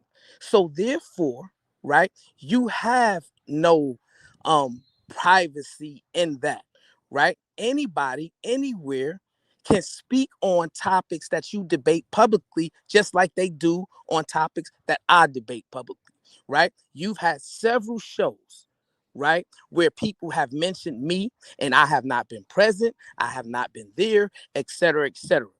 But yet they still do it. Do you call that gossip girl behavior? And what did I say? But first of all, you didn't say it was gossip girl behavior. No, what I say, I tell them, yo, you're not here to defend yourself. You'll say it to you. That's you what don't say that every time. Most of the time I do. Most of the time, no one could do something every time. But what I never do is I never go to a woman's show and sit there and try to talk about you on a woman's show. I never do that. I never try to go to a woman's show and tell that woman or tell that woman's audience on you. No, I don't do that. So at the end of the day, you could try to slice it, you could try to dice it, you try to make it whatever you want to make it into. We all see what it is. There's nothing masculine about that behavior. Now, also, Kojak is a representative of Kojak 3-on-3 the Great himself, and he says that. And I say that. So when you're talking about Kojak over here, you could talk directly to him. You don't have to try to hold me to what Kojak say, because Kojak say what he say and I say what I say. But you align yourself with Sharon and make it seem as if you all are the statue and the status and the bar of masculinity, the standard, if you will, of masculinity, which we all know is incorrect. So my masculinity is never in question. You're the only one that tries to question my masculinity. You're the only one that tries to put me in suspect shit. You're the only one that tries to put me in a RIM situation or an LOM situation. That's you. In your mind that you exercise like Richard Simmons. And that's why you're getting a pushback, because it's like weird. Why are you so obsessed with me to try to make me and put me in a feminized position? Why? I don't get it. So that leads me to believe that maybe you have a perverse mindset and a perverse brain. You know what I'm saying? And so I guess we need to deal with that. But you say you're not on the spectrum, so we can continue to go ahead. Let's talk about the actual topic, which was you went to a women's show to talk about me and my talking points. Which how is that effective? What are you trying to do with that? It's as simple as this, Israel Mills. We both grew up in Brownsville, Brooklyn, right? One of us did. And in Brownsville, well, I mean, I can substantiate where I grew up. I can too. Okay, well then we both grew up there. I'm just gonna hold you to it, or we can bet money and see who can substantiate it further, right? But here's the thing, right? Growing up in Brownsville, Brooklyn, right? I never experienced a situation where men were getting together to give other men flowers, where men were pandering to the inferiorities and the weakness of other men, right? Where men were going to the men who experienced failures and then give them a scapegoat as to why they failed instead of encourage them to move forward and do better, right? That's called pandering, sir. Well, That's good. called being a lover of men, sir. Well, And good that's what thing I you don't do do none daily, of that. That's a right? lie. You don't know what you're talking about. And That's a here's the thing. lie. Here's the That's a thing. lie. That's a Here's, hold on. No, that's a flat out lie. You're flat out lying on me. You're flat out lying on me. Because what I do is I call out bad behavior and I try to hold men to a standard. I do not accept anything that men say, anything that men do. I do not try to cover up men's bullshit or what men do. Now, what I am guilty of is I try not to cover black men's indiscretion as much because I think media, you and Sharon do a good job of trying to disparage, diminish, and bring down black men enough. Y'all do you and the mainstream media and niggas like you do enough to try to downgrade black men. So I don't try to engage in that. I try not to cover as much black man debauchery as possible. I try not to cover it. Now, but see, debauchery is debauchery. What I do is I speak up if they bring me in it, or if it got something to do adjacent to me, or if it got something to do with what's going on, I speak up. Like for example, right? In the Brittany Renner situation with the brother PJ Washington, I called PJ Washington out. I was one of the only brothers that called PJ Washington out, and I called a lot of slack for that, but I call men out. So in another example, in a situation where Aisha Curry, and they saying that Aisha Curry said this and said that, I was one of the only brothers that came up and said, no, she didn't say that, brothers. Those are sound bites that was taken out of context. That woman didn't say that stuff. So at the end of the day, you're purposely, either you don't watch me or you're purposely lying on me to try to throw salt on my reputation, try to throw salt on me, in order to gain some type of favor. It's dirty macking. You're a weak dude. You're a coward. You're a weak ass coward, because instead of really competing, y'all try to throw salt in the game and y'all try to throw shade in the game to try to make someone look a certain type of way instead of really competing and going at it bar for bar, blow for blow, doing what men do. You will dirty mac. You will pander, kiss woman's ass, cover up for all the bullshit that they do, and then you'll dirty mac on the next man. Oh, he's a lover of man, and I don't do that. Not at all. You see how I didn't feel the need to interject the same minute where I felt like you were disparaging my character or mischaracterizing who I am and what I do. I allow you to finish. I allow you. You can't allow me to do. Hold on. Hold on. You can't allow me. See, this is where you got it twisted and confused. Over here, you can't allow me to do anything. You even in your slowness, you're smart enough to understand that you have no control, no power, or nothing over here. So you can't allow me to do a damn thing. All you could do is just either go along or get gone. That's it. You can either go along with what I'm trying to do, or you can get gone. You don't have no say so over how things go over here. Zero. So, and you. That's why you went to. That's why you went to. No, that's why you went to a woman's show to try to talk about me behind my back, because I'm having the conversation. But that's why you went to the woman's show about me behind my back. So I can speak. Let me know when I can speak. No, but that's why you went to a woman's show about me behind my back, because you really don't want to face a position where you understand that you can't control or manipulate the situation. One thing I'm not going to do is, you can say what you want, but as soon as you start lying on me and start trying to put me in a position that I'm not putting myself in, I'm going to call it out. Other than that, you can speak and say what you want. But if you lie on me, I'm not going to allow you to lie on me on my show. I'm sorry to tell you. I'm not sorry. Right. Y'all support the show in the meantime, in between time. Y'all support the show. I'm going to open up the panel for everybody shortly. Go ahead. Yeah, support the show. Support the stream. You know what he means. So, my brother Israel Bills, right? Here's the thing, right?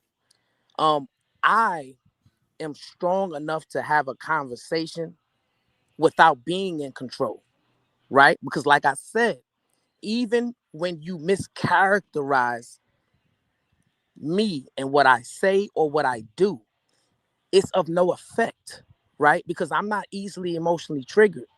I'm not sensitive.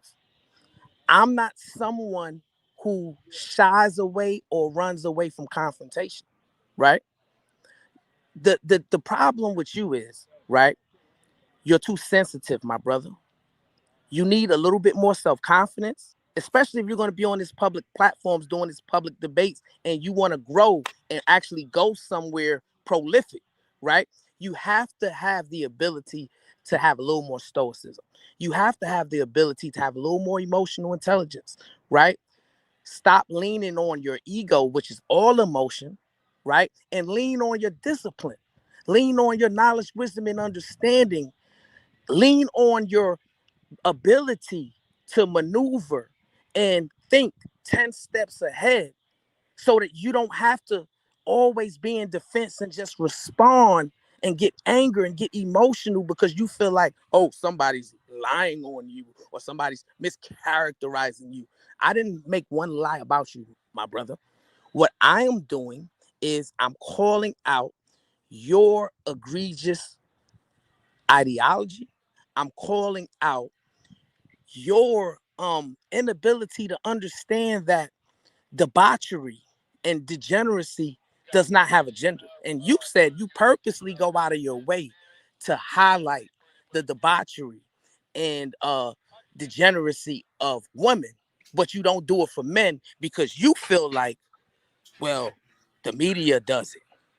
You do it, which I don't. I don't have a channel, right? And when I speak about men, I speak about how men can be better and how men can do better. What I encourage men to do is to recalibrate their value system, remove lust and degeneracy from the top of their value system and replace it with God. Add some honor, integrity, self-reflection, and solid values underneath that, right? And overcome their rejection anxiety, overcome their weakness, overcome whatever's hindering them from being the best version of themselves. And then they won't feel it necessary to be so weak to have to come online and complain about women day in and day out. But you, my brother, because you got a nefarious reasoning, because you want the money, you're taking advantage of these brothers, these weak brothers, these no good suckers, these failures, these guys dealing with rejection anxiety and such. You're taking advantage of them because you want their money, and then you're pandering to them and you're placating their issues and putting it on to women instead of telling them and encouraging them to do better and move forward and try to get access to successful relationships with women. No, you've created a space and curated a situation to where y'all men are gravitating closer together in a very weird, suspect way, which is why I have no choice but to call y'all lovers of men. And Kojak, to land it, Kojak operates on your platform as your pimp, right? I've seen him just yesterday give you money and say, oh, you know what to do. And then you got to do a special clip for him where he's Kojak the Great, and then he says some things. Oh, hell, Emperor Kojak the Great, you're gonna bow down and lay down, and then. So what I'm saying is, you don't realize that Kojak himself views you as one of his hosts, and he's pimping you virtually online in your face. And for some strange reason, you don't care because you want the money. You got to answer for that, my brother. Yo,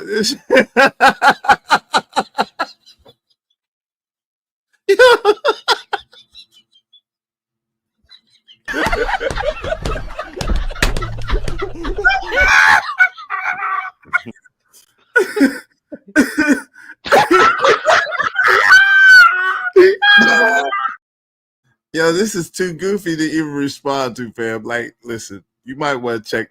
You might want to read the room, man. Bro, stop it. Like I said, your psychology is weak. It's just weak. Yo, you're not gonna get me to go at Emperor Kojak 3 the Great. And you're not gonna get Emperor Kojak 3 the Great to go at me. And you done told your whole playbook. Thank you for projecting and telling us your whole playbook. Because anybody knows now. See what you're failing to realize and what you don't understand is I've been up here for almost 3 years now. And I've been extremely consistent. I've been up here for almost 3 years now, and I've been extremely consistent. I've been the same way since day one. You're talking about the same dude who's gone. Me and my best friend, one of my best friends, Angry Man, have had epic battles up here behind subject because we argue passionately. And I don't back down from anyone or anything if I stand on what I believe in, period. So these people have seen that. They have seen me speak up for marriage and speak against other things. They have seen me call brothers out when they're out of order and when they're doing crazy things. They just see me call Jay Prince out because Jay Prince was trying to fight women, but he didn't have no say so about a man that called him the N-word or that told him that he was his slave and told him, threatened him and all types of stuff. But a woman who did less. They've seen me speak up for women on behalf of good women. They see me speak up for Aisha Curry and saying to the brothers, nah, that's not what the sister said. They see me speak up for other good women time and time and time again. So you have to try again. Like y'all, you may be able to get that off with your audience over there on Sharon's show because some of them don't like me and they just whatever. But you're not going to be able to get that off over here because these people have seen me. They ain't crazy. These are women. Stupid. Stupid. These are women. I told you I got 30% women. These are women, stupid. These are women. Women.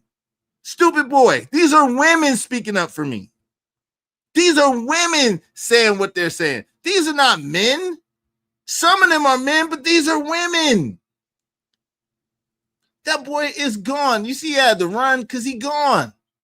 Let me donate as a weak man. Get the F out of this ninja is poor. Facts. Weak. These are women. Let me point out. Oh, ladies, all the ladies say something in here. Let this dude, shout out to Let Me Address. Is no one. Hey, let me donate to the best channel who does not panel to hyenas. Yo, shout out to you. I appreciate you. These are women, facts, and we don't always agree. Exactly. That's another thing. Hold on. That's another thing. These brothers, I call these brothers to task. Speaking of Emperor Ko, I call Emperor Ko out all the time. Like, yo, Ko, chill out. And I was like, yo, that's on you, Emperor Ko. I ain't with that shit. They'll tell you. Vet Life 81, facts. And we don't always agree with is either. He'll debate. I will. We call each other out. So this whole thing about making it seem like this or that is crazy. It's crazy. We the women's hey is yo ladies speak up, ladies. All the ladies in here speak up. Yeah, it's performative. I know it's and be performative. real. I mean, speak up and be real and be honest with the brother, right? Because the problem. Hold on, real quick, because. Like, shout out to Vixen Forever. I don't always agree with Izzy, but he is definitely cordial and has respect for me. And the ladies, and I'm consistent.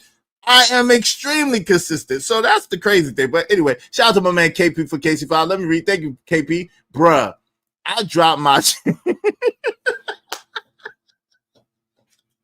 said, bruh, I dropped my chicken. I think you owe this man $15.99. You made him drop his chicken, Brownsville. Hey, he said, bro, I dropped my chicken. Clownsville, the straight black man, is the enemy to the gynocracy. He wants pro-black panderism. Boy, yo, thank you. I'm going to celebrate all of y'all at the end. Yo, okay, Robert, when you come back, I'll let you up. I'm going to celebrate all of y'all at the end.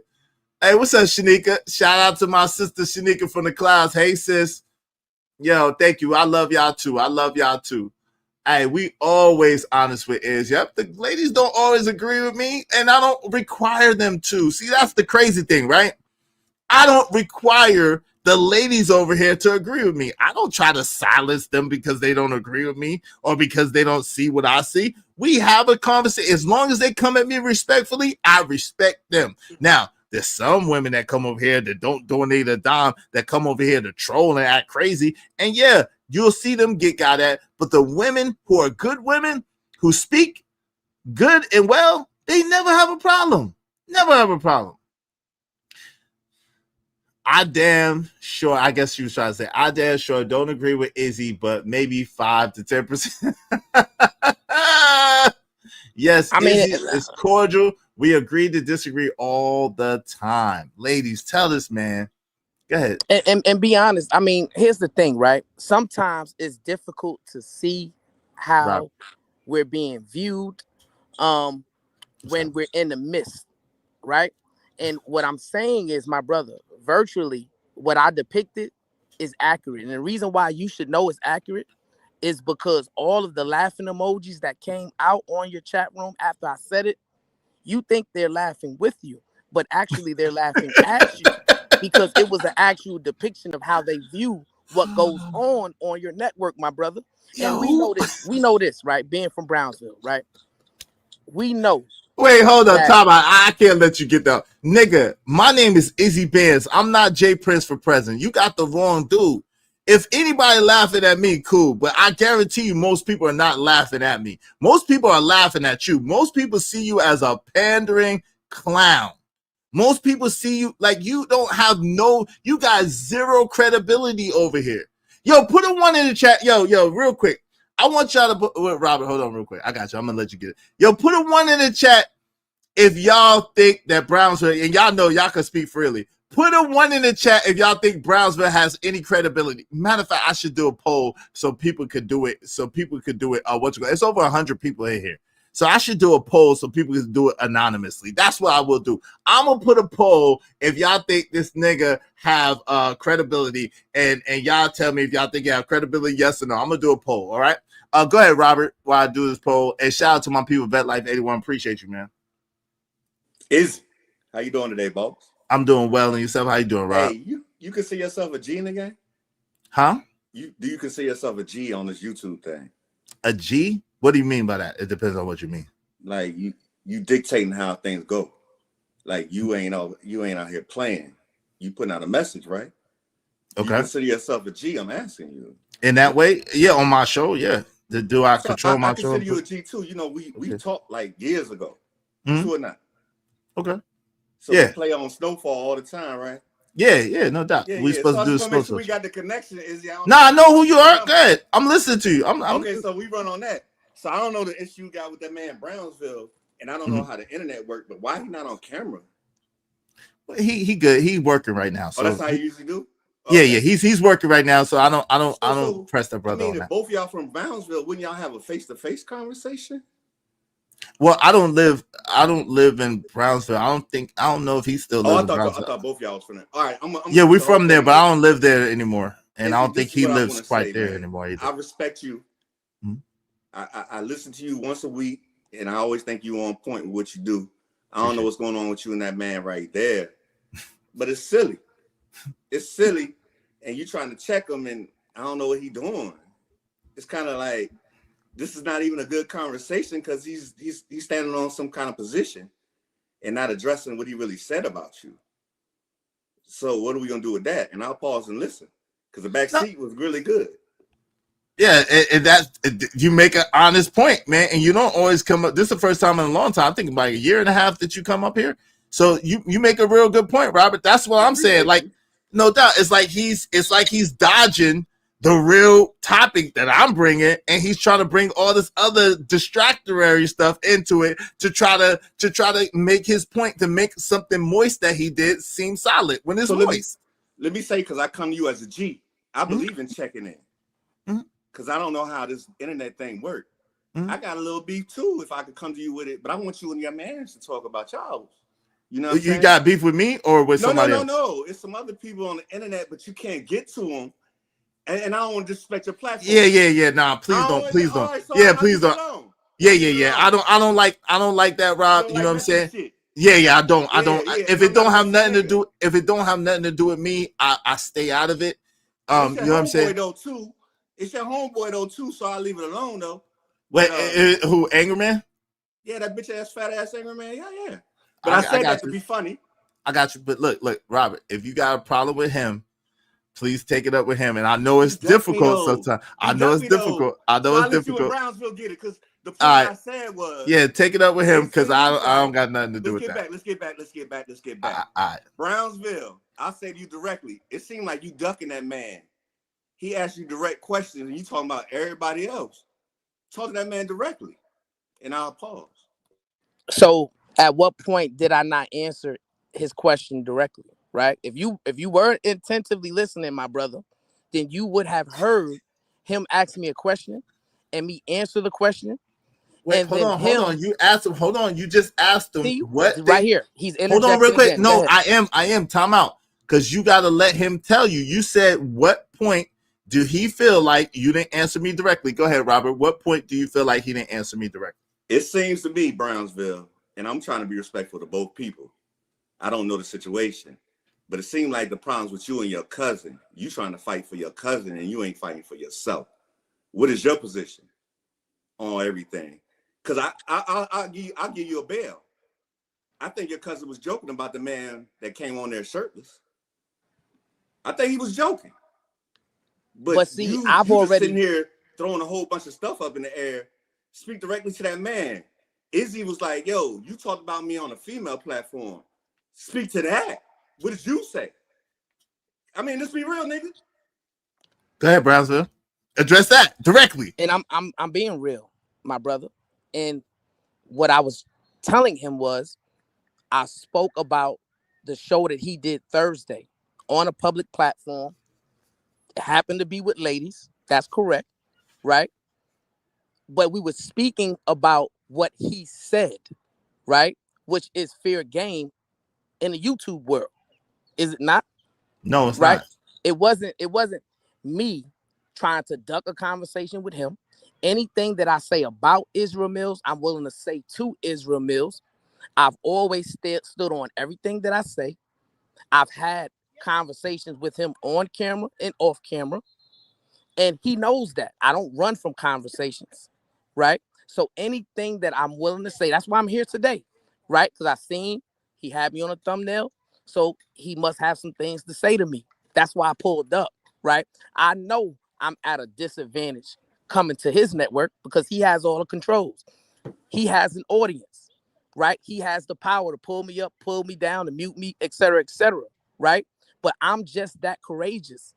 I'm just that strong, masculine wise, that it doesn't bother me to still come up and converse with him about what I said to him and say it to his face, right? I believe he communicates from a lovers of men perspective. I believe that he wants to push out an agenda to where women should be in a subjugated position when it comes in a relationship, right? And I believe that's harmful to the community to do so. That's what I spoke about last night. And that's what I'm willing to also speak about today as well. When you say, Izzy, can I jump in real quick? Yeah, good. You get one more back and forth, and then you keep saying lover of men. What does that mean to you? I'm just curious. Okay, so the lover of men ideology to me is when men go against the natural order of what masculinity is, right? So ordinarily, we give women flowers. Ordinarily, we lift women up. Ordinarily, we go out of our way to put smiles on women's faces. Why? Because we understand they're the weaker vessel. Wow. We understand that masculinity and femininity come together and balance each other out. We understand that there's a natural attraction between men and women. And men and women operate and move a certain way. We don't compare ourselves to women. We don't compete with women. That's just unnatural to do so, right?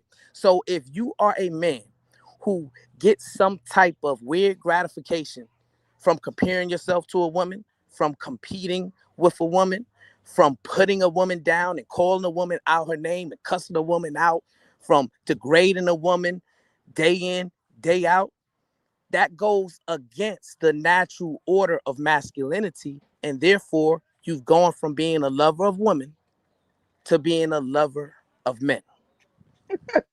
Yo, Third Ward, he does. Shout out to Third Ward Columbia. He definitely just loves hearing himself talk. And Rocky, he definitely did just say women are the weaker vessels. So he definitely did call women weak. See, this is what I'm saying. If you let them talk long enough, they will expose themselves. See, this is strictly projection. It's strictly projection. And I'm telling you, these are the worst type of Negroes. These are the Negroes that will put you 6 feet under. These are the Negroes that have your body parts spread all over the place because they trying to hide something. These are the worst. This nigga like Brownsville are the worst type of Negroes, man. These niggas are dangerous, very dangerous, because they are wolves in sheep's clothing. So they're sheep's and wolves clothing. Yeah. Right, but this is the thing though. Robert. If you gotta sit there and you gotta pander and you gotta tell women anything and everything they want to hear to gain the favor of women, we as men already know what that is. A man that's willing to tell women the truth. I don't go violating women and calling women out their names. That's not what I do. Everybody knows that about me. I don't go talking crazy to women and just talking crazy. I don't do that. Everybody knows that about me. Mm-hmm. If a woman carries herself respectfully, even if she respect her.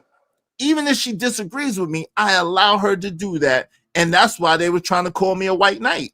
Because I allow women to speak. I allow women to have their point of views. I allow women to have their perspectives. And I just talk to that. And I don't have to agree with them to let them speak. Now, if you start trying to disrespect me, if you start trying to call me out my name or talk about my family or whatever, then you're going to get the smoke. But other than that, I don't talk crazy to women. I don't find no pleasure into harming anybody, much less a woman. Yeah, bro. So this is a lie that this nigga tell. Yeah, have you ever heard the double album from Yeezy? I may forgive, but I don't forget. No, I haven't heard that yet. No. Please listen to it. It'll help. Okay. I'm telling you, it's a good album. In Brownsville, again, you did. And again, I don't have no stake in this game, but I feel like you gave an answer to man loving. And you convoluted to say women are weak, so we shouldn't pander to anybody. Kind of, sort of. I don't get your point on the thing, and I'm not trying to be smart, man. This is talk. I don't know you. I just see a picture of your family, and that's cute. I'd rather see your face, to be honest with you. No, you don't have to see his face. He good. Okay, he at work. He at work, brother. He at work. We ain't gonna press that, brother. He at work. I'm trying to talk to you directly. I feel like you didn't answer the question about brother loving. And then you brought up women loving and women are weaker. I'm confused in the whole conversation. Right. So let me try to, break it down to a more layman's term, right? Naturally, men communicate and handle women differently than how Israel Mills and his counterparts communicate with women and handle with women, right? Israel Mills and his cohorts deal with women and handle women in a more harsh way than naturally men. We don't deal with women like that. We deal with men like that ordinarily, right? So that's just to break it down, just in the smallest term. And let me ask you this, because you brought up the weaker vessel conversation. So I'm assuming. Wait, hold on, real quick. I apologize. Yo, because you accuse, I deal with women. Do you watch me at all? I deal with women harshly. You taking the bait? Izzy, stop that. But that's okay. No. He has to substantiate. I deal with women harshly. Please substantiate that. Izzy Bears deals with women harshly on the internet when my own son's mother says, "Yo, you much lighter on these women than you are with me." My own baby mom, my own son's mother Does say, Dad, dude, why are you so nice to these women? On my own homie say, yo, Izzy, why you white knight and you a white knight? What are you talking about? I'm harsh on these women because I tell them the truth. and here's, and I can give you clear examples, right? So even when you're on that show with the two queens that's on that show, and I've even heard them articulate to you that you do this, you constantly overtalk them. You constantly interject when they speak. You constantly attempt to be overly aggressive with them in the conversation, right? And you're not giving them the grace. You're not giving them the benevolence to have a voice on the show. Now, this is just not my observations. This is what the woman communicated to you as well, right?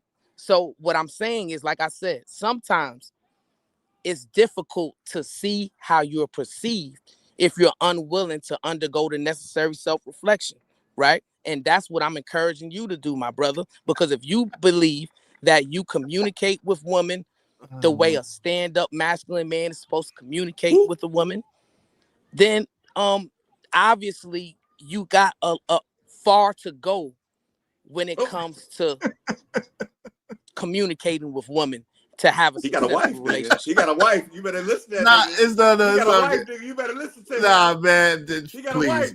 You better bro. stop disrespecting. He got a wife. You ain't No. got I don't got no. Let him live. Hey, I don't got none. none. I don't got none. Constructive criticism. You be hard on them bitches, yo. Answer that. Do you be hard on them? No, hell no, bro. He said you be hard on them. Hell no, I'll be hard on the women. Two females that say you be hard on them girls. Come on, man. Talk to that. He gave you a direct. All right, so hold on. Let me. I'm laughing because this can't be serious. Like, yo, he cited two women. Let me read these chats though. Hold on, give me a second. I gotta read the chats. I'm gonna address it directly. Give me 1 second. Let me read the chats. I appreciate everybody sending me money and supporting the show. Y'all please continue to help us reach our goal. Shout out to my man Slimmy. Slimmy said, wait, what? I know Slimmy. I don't know what's going on, Slimmy. This dude is wild, but it's cool. Yo, shout out to my guy, Vet Life 81 Father. Oh, I read that one already. Shout out to Vet Life 81. Appreciate you, good brother. Shout out to the Audacity Show. Said I don't know what that is. Time to travel. I guess he said, I'd rather have time to travel the world to get to a point. Oh, he got to go all around the world to get to a point. Shout out to my man, the Audacity Show. Salute. Yo, shout out to Sharon is in the building. Wake up show. I'll address y'all other comments in a minute. Shout out to Bishop JJ Man, $10. Thank you, brother. Let me donate as a week, man. Get the F out of here. This ninja pussy. Shout out to Let's Address It. No whining. Let me donate to the best channel who does not panel to hyenas. Yeah, we don't pander to hyenas. We definitely don't do that. Yo, shout out to, I think I read this one. Bro, I read that one. All right, shout out to y'all. Vet Life 81, thank you for the double up. Brownsville, stop faking. Stop effing off on the man's clock and get to the beat. Get to the work. That's why he keeps going in and out, y'all. He's supposed to be working, right, Brownsville? You're supposed to be working. Get your ass to work, boy. You're supposed to be working. You slacking on that man's clock. Get your ass to work. Shout out to Bishop JJ Man, $10. Here's for us laughing at you. Thank you very much. Listen, if you're gonna laugh at me, at least pay me to laugh at me. I appreciate y'all paying me to laugh at me. Hey, shout out to KPKC5199. Hey, Brownsville, what made yeah, what mode flashlight should I get? He's an expert on flashlight. He is the expert on flashlight. I see you. What model should he get? Yo, Bishop J. Jermaine said $5. No, we understand that you are a submissive nigga. That's what he's talking about. You. Shout out to my peoples coming through. Albino with the 20. It's Albino, white guy from the AM crowd. Shout out to you. Appreciate you. Wednesday, you almost made me wreck a semi laughing. Regards your remark, the man who sells hot dogs boiled in sewage water. Yo, thank you, Albino. I didn't mean to make you wreck. Please don't wreck. Please drive responsibly. But thank you very much, family. I appreciate you supporting the show. Salute to you. And salute to Angry Man. It's Angry Man's birthday, man. Happy birthday, my brother. Happy birthday. All respect to you, Robert. Hey, shout out to Bishop Jackson, man. $5 said this Negro is a white. Happy birthday to the fat man. All right, come on. I know, I'm sorry. No Angry Man slander. Come on. All right, brother. Come on, dude. All right. This Negro is a whole feminist. Yes, he is. Yo, my man said, wait, what? Just because they said it doesn't mean it's true or correct. Most women say that dumb shit, including my wife. Oh, shout out to my guy, Vet Life 81. All right. That nigga getting divorced real soon. No, he ain't. He gonna be all right. They know what's up. Yeah. He talking about Jay Piss. What's up, Jalen? Izzy, I'm a Clayton Bigsby person. Shout out to you, man. I don't think you should be a Clayton Bigsby person, but hey, if that floats your boat, good brother, do what you gotta do. All right, so let's see what we got so far. Y'all, everybody vote. So the question was, what was the question? The question was, do you think Brownsville is a projecting panderer? Overwhelmingly, they said yes. 85% people say, we only got 27 votes. Everybody vote. Do you think this guy in the black that's at work that should be working instead of talking to us? Get your ass to work, boy. Get your ass to work, boy.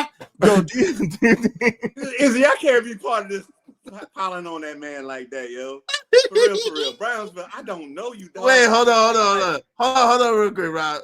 Yo, do you think that this guy right here, do you think shut your mouth and your fat ass, boy? Do y'all think that he is a projected panderer? Please, if you don't mind, put a yes or a no. Please, everybody vote. We got a lot of people in here. Everybody vote, okay? Appreciate y'all. Shut your dumb ass up. Some of us say what we say without being a sucker for love ass ninja. Exactly. We G's over here. We don't be no sucker for love, man. So go ahead, Brownsville. Speak up for yourself, man. Cause God dog, man. Shit. Yeah, y'all G's, all right, in a literal sense. G-A-Y. So here's the thing, right? When it comes to how men should treat women. Whoa, partner, whoa. Pause, man. Nah, nigga.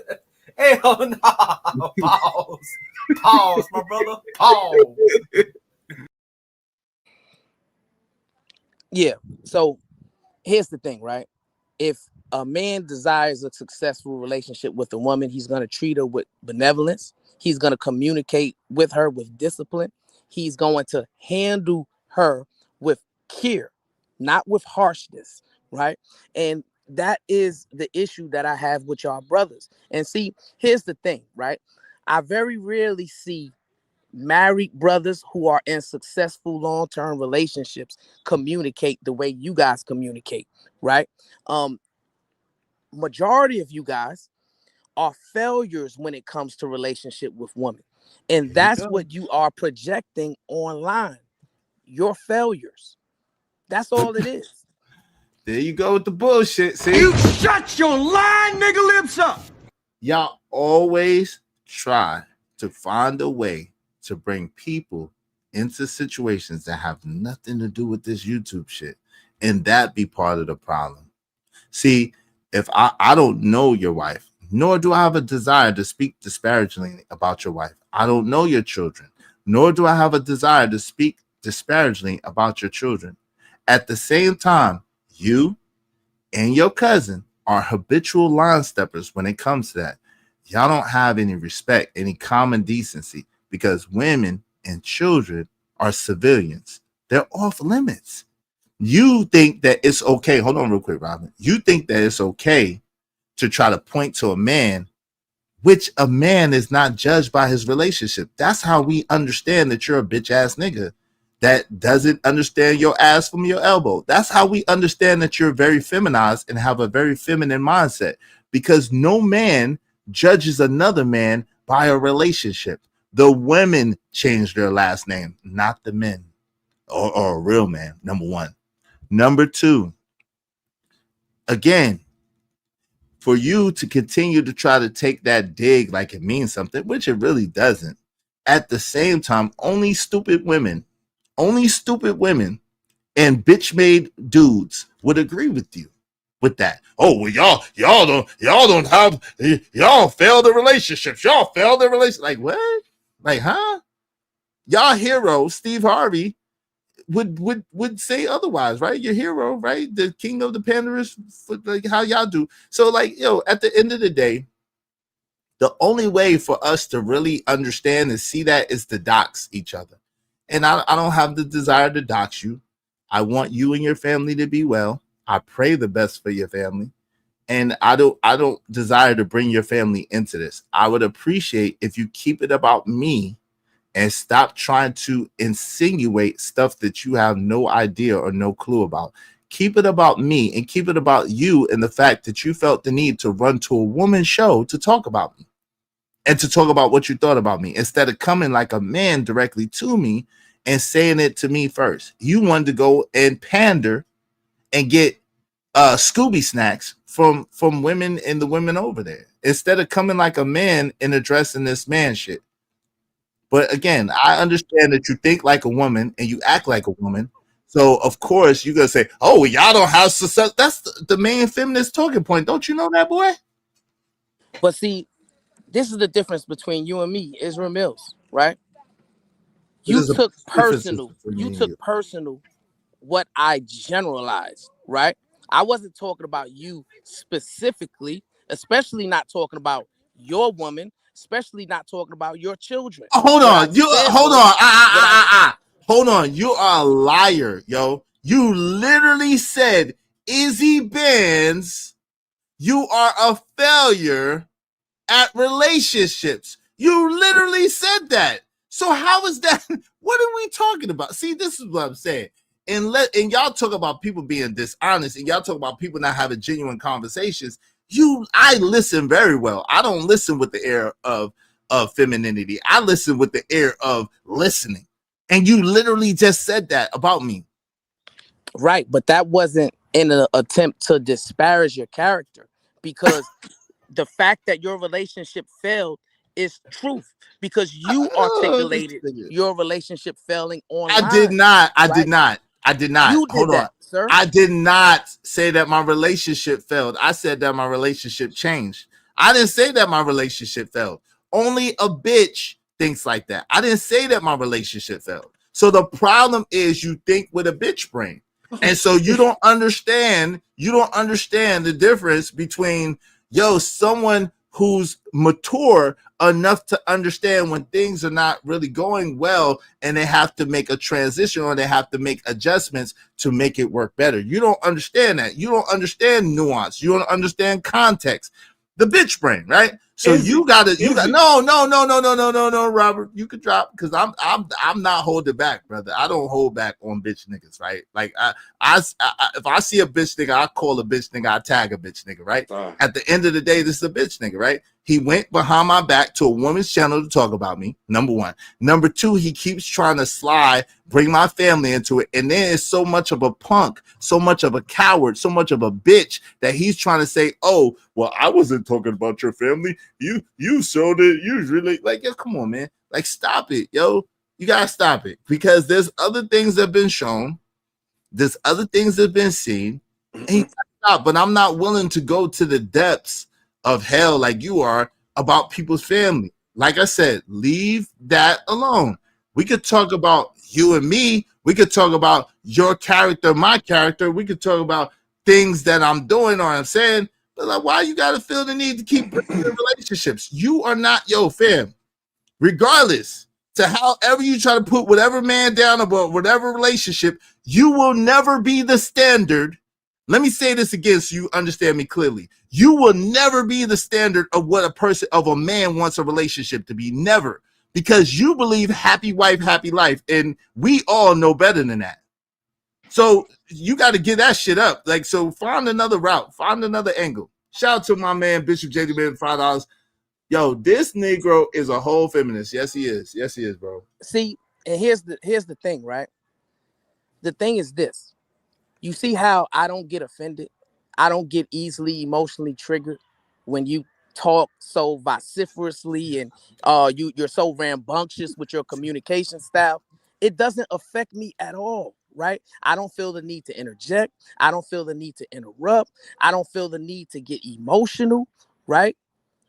Because I understand that that's how you're communicating. You're communicating from emotions instead of logic, right? Because logically, right, anybody can say if you get married, right, that's a success. And then if you get divorced, that's a failure, right? But anybody can also say, hey, well, I got divorced, but that's a change, right? That's just a play on words. However you choose to look at it, that's fine. But if you marry somebody or you get in a relationship with somebody and then for some whatever reason it doesn't work out, whether it's not, I can understand if your wife died, right, while y'all were still married, that's different, right? That's not a failed relationship. You're now a widow, right? But in any other circumstance, if you're parting ways, that's the end of that particular type of relationship. And yes, that in that sense, it represents failure. That's not disparaging you. That's not disparaging her. That's not disparaging your children. That's the truth. And what I'm saying is the truth hurts you, my brother. And It's you not got to the get truth. It beyond doesn't that. hurt. You got to get It beyond doesn't. It doesn't. No, no, hurting no. you. It doesn't. First of all, it like any sus person, it's your truth.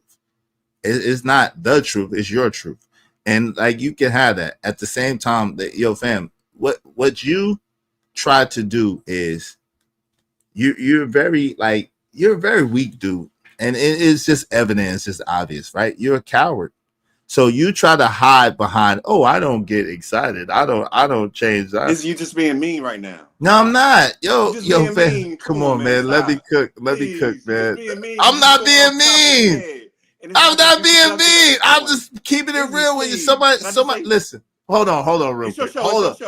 Hold on, real fast. Give me a second, Robert. I'm gonna let you get in there. Get mad at me, nigga. I'm here telling the truth. If somebody else should have told you. Somebody else should have told this dude. Like, yo, I don't know. See, it's the audacity for me. Who does he think that he is? Like, you're not making me mad. You're making yourself look crazy because everybody knows, again, only weak women and bitch ass niggas agree with you.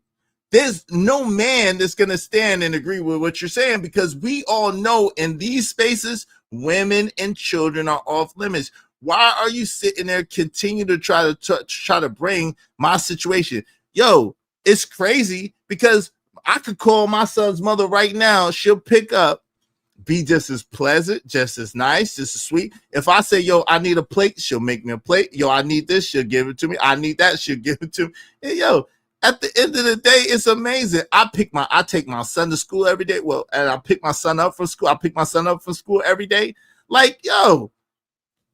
So at the end of the day, it's crazy that you would disparage a man who's clearly a family man, who clearly prioritizes his family, who clearly wants the best for the people that he loves in his life.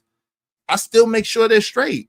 I still make sure they're taken care of, even to the detriment of myself, even though we don't live in the same household anymore. But yet and still, you wouldn't try to attack that. But that's fine. Hey, listen, go for it. Go for it. It doesn't make you look any better. It doesn't make you look any better. It doesn't make your talking points any better. It doesn't make you look any more intelligent. And it doesn't make you more of a man. Nobody don't believe you. It's just that I'm not willing to go there to dig and to find out, which people will. Trust and believe. You keep talking this shit, people gonna dig, and they're gonna find out, and they're gonna expose your shit and all that. I'm not about that. I'm not about none of that. You know what I'm saying? And then you're gonna be shown for the fraud and the fake and the hypocrite that you are. You're gonna be out here looking like Dr. Umar. And I know that's what's coming, so I don't even have to say it. Mark my word, you're gonna be out here looking like Dr. Umar real soon, sooner than later. Go ahead, Robert. What say you? Thank you, Izzy. Again, I want to say, just because you're the host, I'm gonna start with you. I think he made a great point because we don't evaluate Izzy how much to drop Robert. He's fucking annoying. Hey, drop me after this. I believe what Izzy said is true. A man does not equate a man's value based on his relationship because we understand there's too many components for us to judge a man based on his relationship. We deal about a man about what we see on the face card. And I think that's Izzy's point. But I heard you say, I can't remember your name, sir. You were just upset with the way he speaks to women. Talk to that point, though, because you were saying about being kind and philanthropy. I just think both of y'all are just communicating differently at one point. Both of y'all are family men at the end of the day, and both of y'all trying to make the best way. Brownsville, I think the point you were saying was the way he speaks to women. Can you talk to that part and see what he says to that part? In my opinion, and this is just my opinion, right? A man is judged based upon his merit, right? And one can say, got 15 minutes, brother. Hold on, give me 1 second. You got 15 minutes in the box. If y'all want to bring my man Robert back, it's just $20. Thank you very much to Vet Life 81. I appreciate you. Get him out of here. Get him out of have discussion with Browns. All right, shout out to you. Appreciate you, man. Thank you very much. If y'all want to bring him back, it's just 20 to bring him back. I appreciate you, Robert, for coming up. Shout out to him. Go ahead, Brownsville. Yeah, dope discussions deserve dope donations. Compensation for the conversation. Let's do good business. I love my style, man. Shout out to Vet Life 81. Thank you, Vet Life. Appreciate you, bro. Here's the thing, right? A man is judged by his merits, right? A man is judged by his words and actions and deeds, right? A man is judged by a multitude of things, right?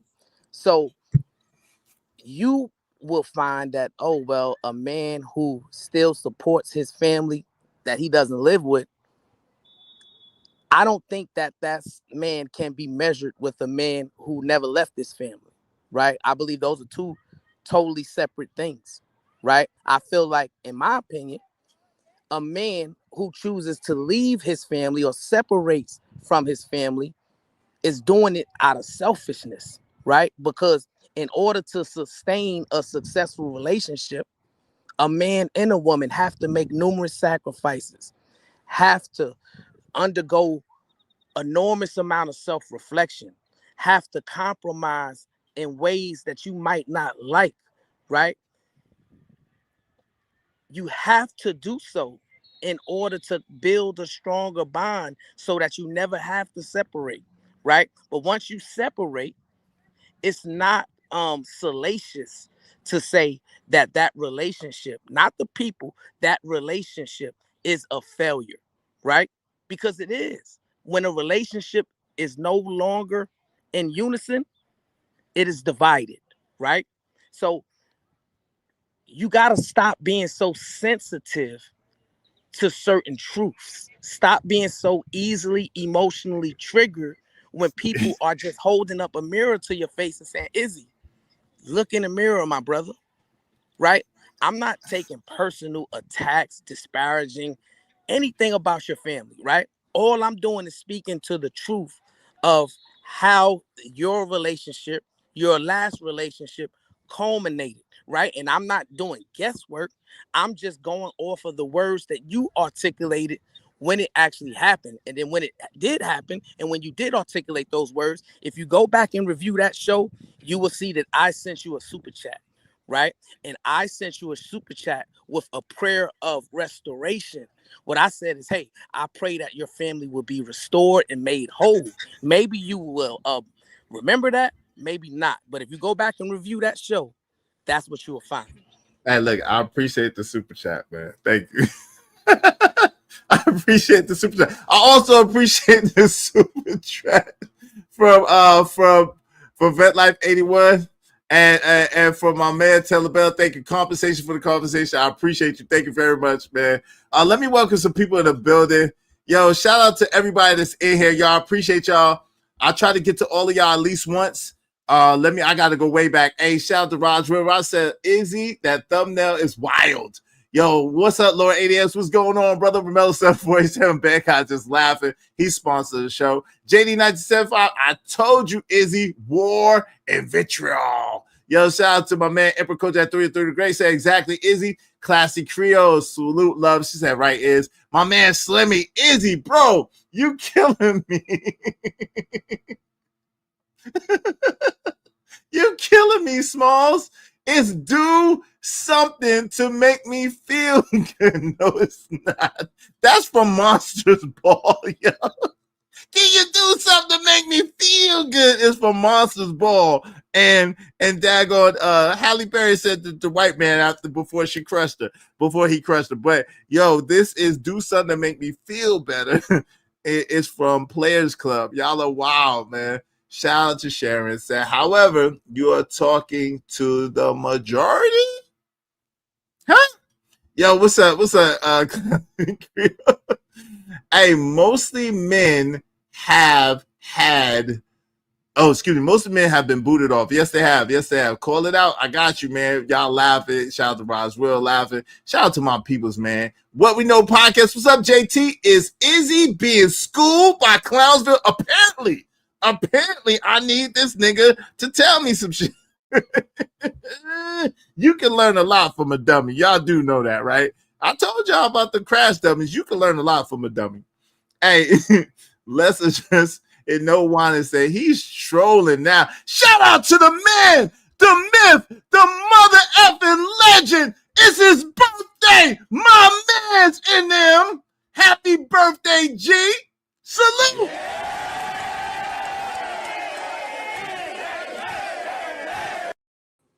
AMG is in the building. What's up, angry man? Happy birthday, old man. What's good with your player?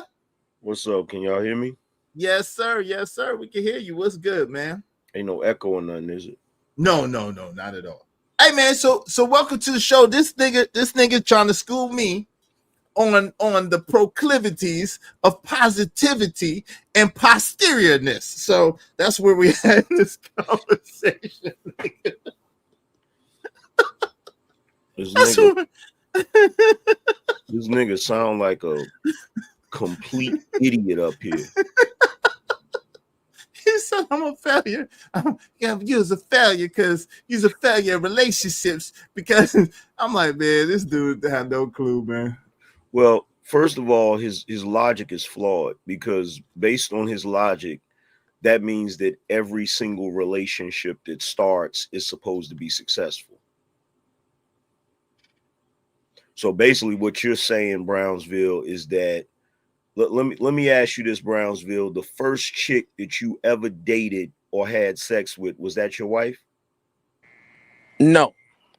Then you're a failure, too, by your logic. Because the first woman that you interacted with, had sex with, whatever, that's who you were supposed to be with, and that was supposed to be successful. And because it wasn't successful and you had to move on, that basically means, based on your logic, that you're a failure too, right? That would mean that I was a failure. That's past tense. You said what? My brother, I said that's past tense, right? So that means, yes, in that particular relationship, it ended in failure. Okay, so again, by your logic, right? I answered the question. By your logic, right? Yes. Okay, so based on your logic, you're saying that in the past you was a failure because any relationship you had that didn't work, that meant you was a failure. But luckily for us, the world does not revolve around your logic. Luckily for us, because every relationship isn't meant to be a success. And just because you have moments in life where something does not pan out a certain way, that doesn't necessarily make you a failure. So I would have disagreed, my brother. If you dated with intention and you had every thought that this was going to be somebody you was going to sustain life with, and it didn't work out that way and it failed, then yes, that relationship failed. Now, you don't have to live and stay amongst that failure, right? You can grow and get better. You can improve. And then maybe sometime down the line, you can find a successful relationship, right? But what I'm saying is, if you're 40 and 50 years old, right, and you're still approaching this relationship world and you're experiencing failure, but yet you're coming online and you're trying to tell men how they need to move in relationships. I think that's a bit hypocritical myself. Or, let me ask you. Oh, go ahead. Or you could grow up, be an actual grown man, and base your success off of something other than who you screwing. There's that. But let me ask you a question, Angry Man. When did I become a dating coach or a dating guru? Never. Or a relationship coach or a relationship guru? Never, as far as I know. When have I ever told men that I was the standard of manhood and they should absolutely follow me and do everything that I do and everything I say? I don't recall you ever saying that. Okay. When have I ever said that I was the mark that men should look, or have you heard me say I'm not perfect and I made a lot of mistakes, but I try to learn from my mistakes, and I think that you could learn from my mistakes too? Have I said that? I have heard you say that. Okay. I was just wondering. This man said that AM, how many times have you accused me and we had arguments about me being too nice, too kind, too lenient on women? All the time. All the time. But this man said I talk way too harsh to the women. Compared to the shit that I'm willing to talk to women, you might as well be a saint. But according to him, I'm harsh on the women. I'm harsher on the women on the men. Would you say, what have you, Uncle Jeff, and everybody else accused me of as far as men and women? Well, Uncle Jeff said you're like you're trying to save what word did he use? He said I'm way more harsh on the men than I am on the women. I let the women get away with all types of shit, but I be coming at the men and I don't let them get away with half the shit I let the women get away with. Yeah, that's facts. That's facts. But see, here's the thing, right? with this joker right here, this guy right here, right? He's always gonna find anything that any black man says to black women is harsh, because he is the he's what white guys call a cuck. he's basically, see, but I don't expect him to understand this, because he's been brought up in a very matriarchal culture. He's been brought up in the type of culture where men are supposed to bow down to women, and if the men in that particular culture do not live up to the expectations of pretty much any random woman in that culture, then that ultimately means he's a failure.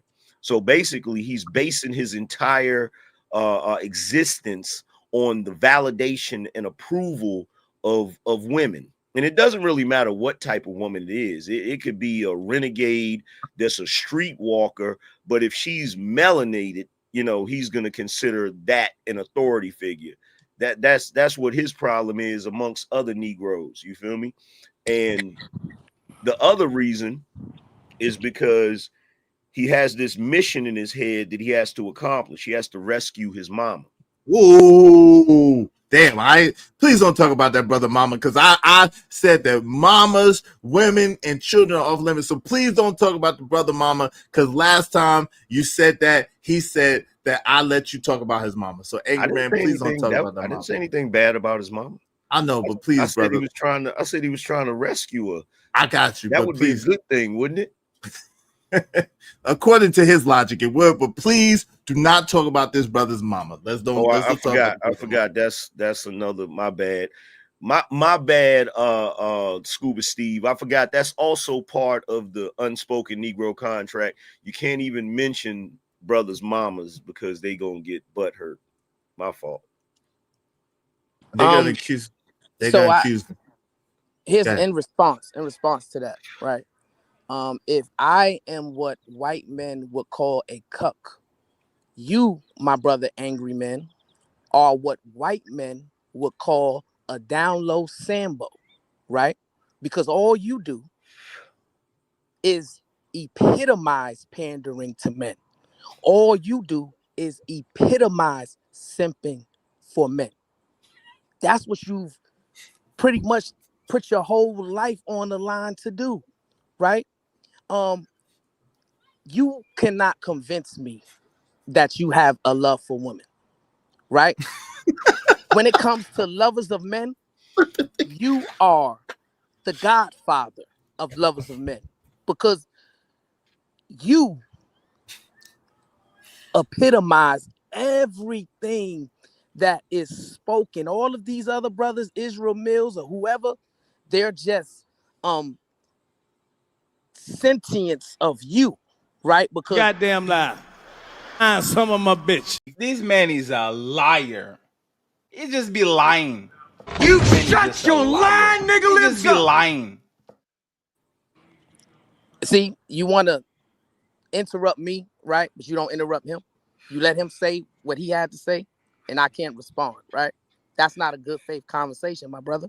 You can respond. You what? Hold on. You can hold on. You can respond. Leave me out of it. Like, he's addressed you directly, and when he talked about your mama, I stopped him. So I stopped him too from talking about your mama. So listen, you address him directly. Leave me out of it. Why you gotta put me in it? Leave me out of it. Go ahead, address him. You interrupted me with a clip, right, in order to try to deflect. You sound Here's the triggered. thing.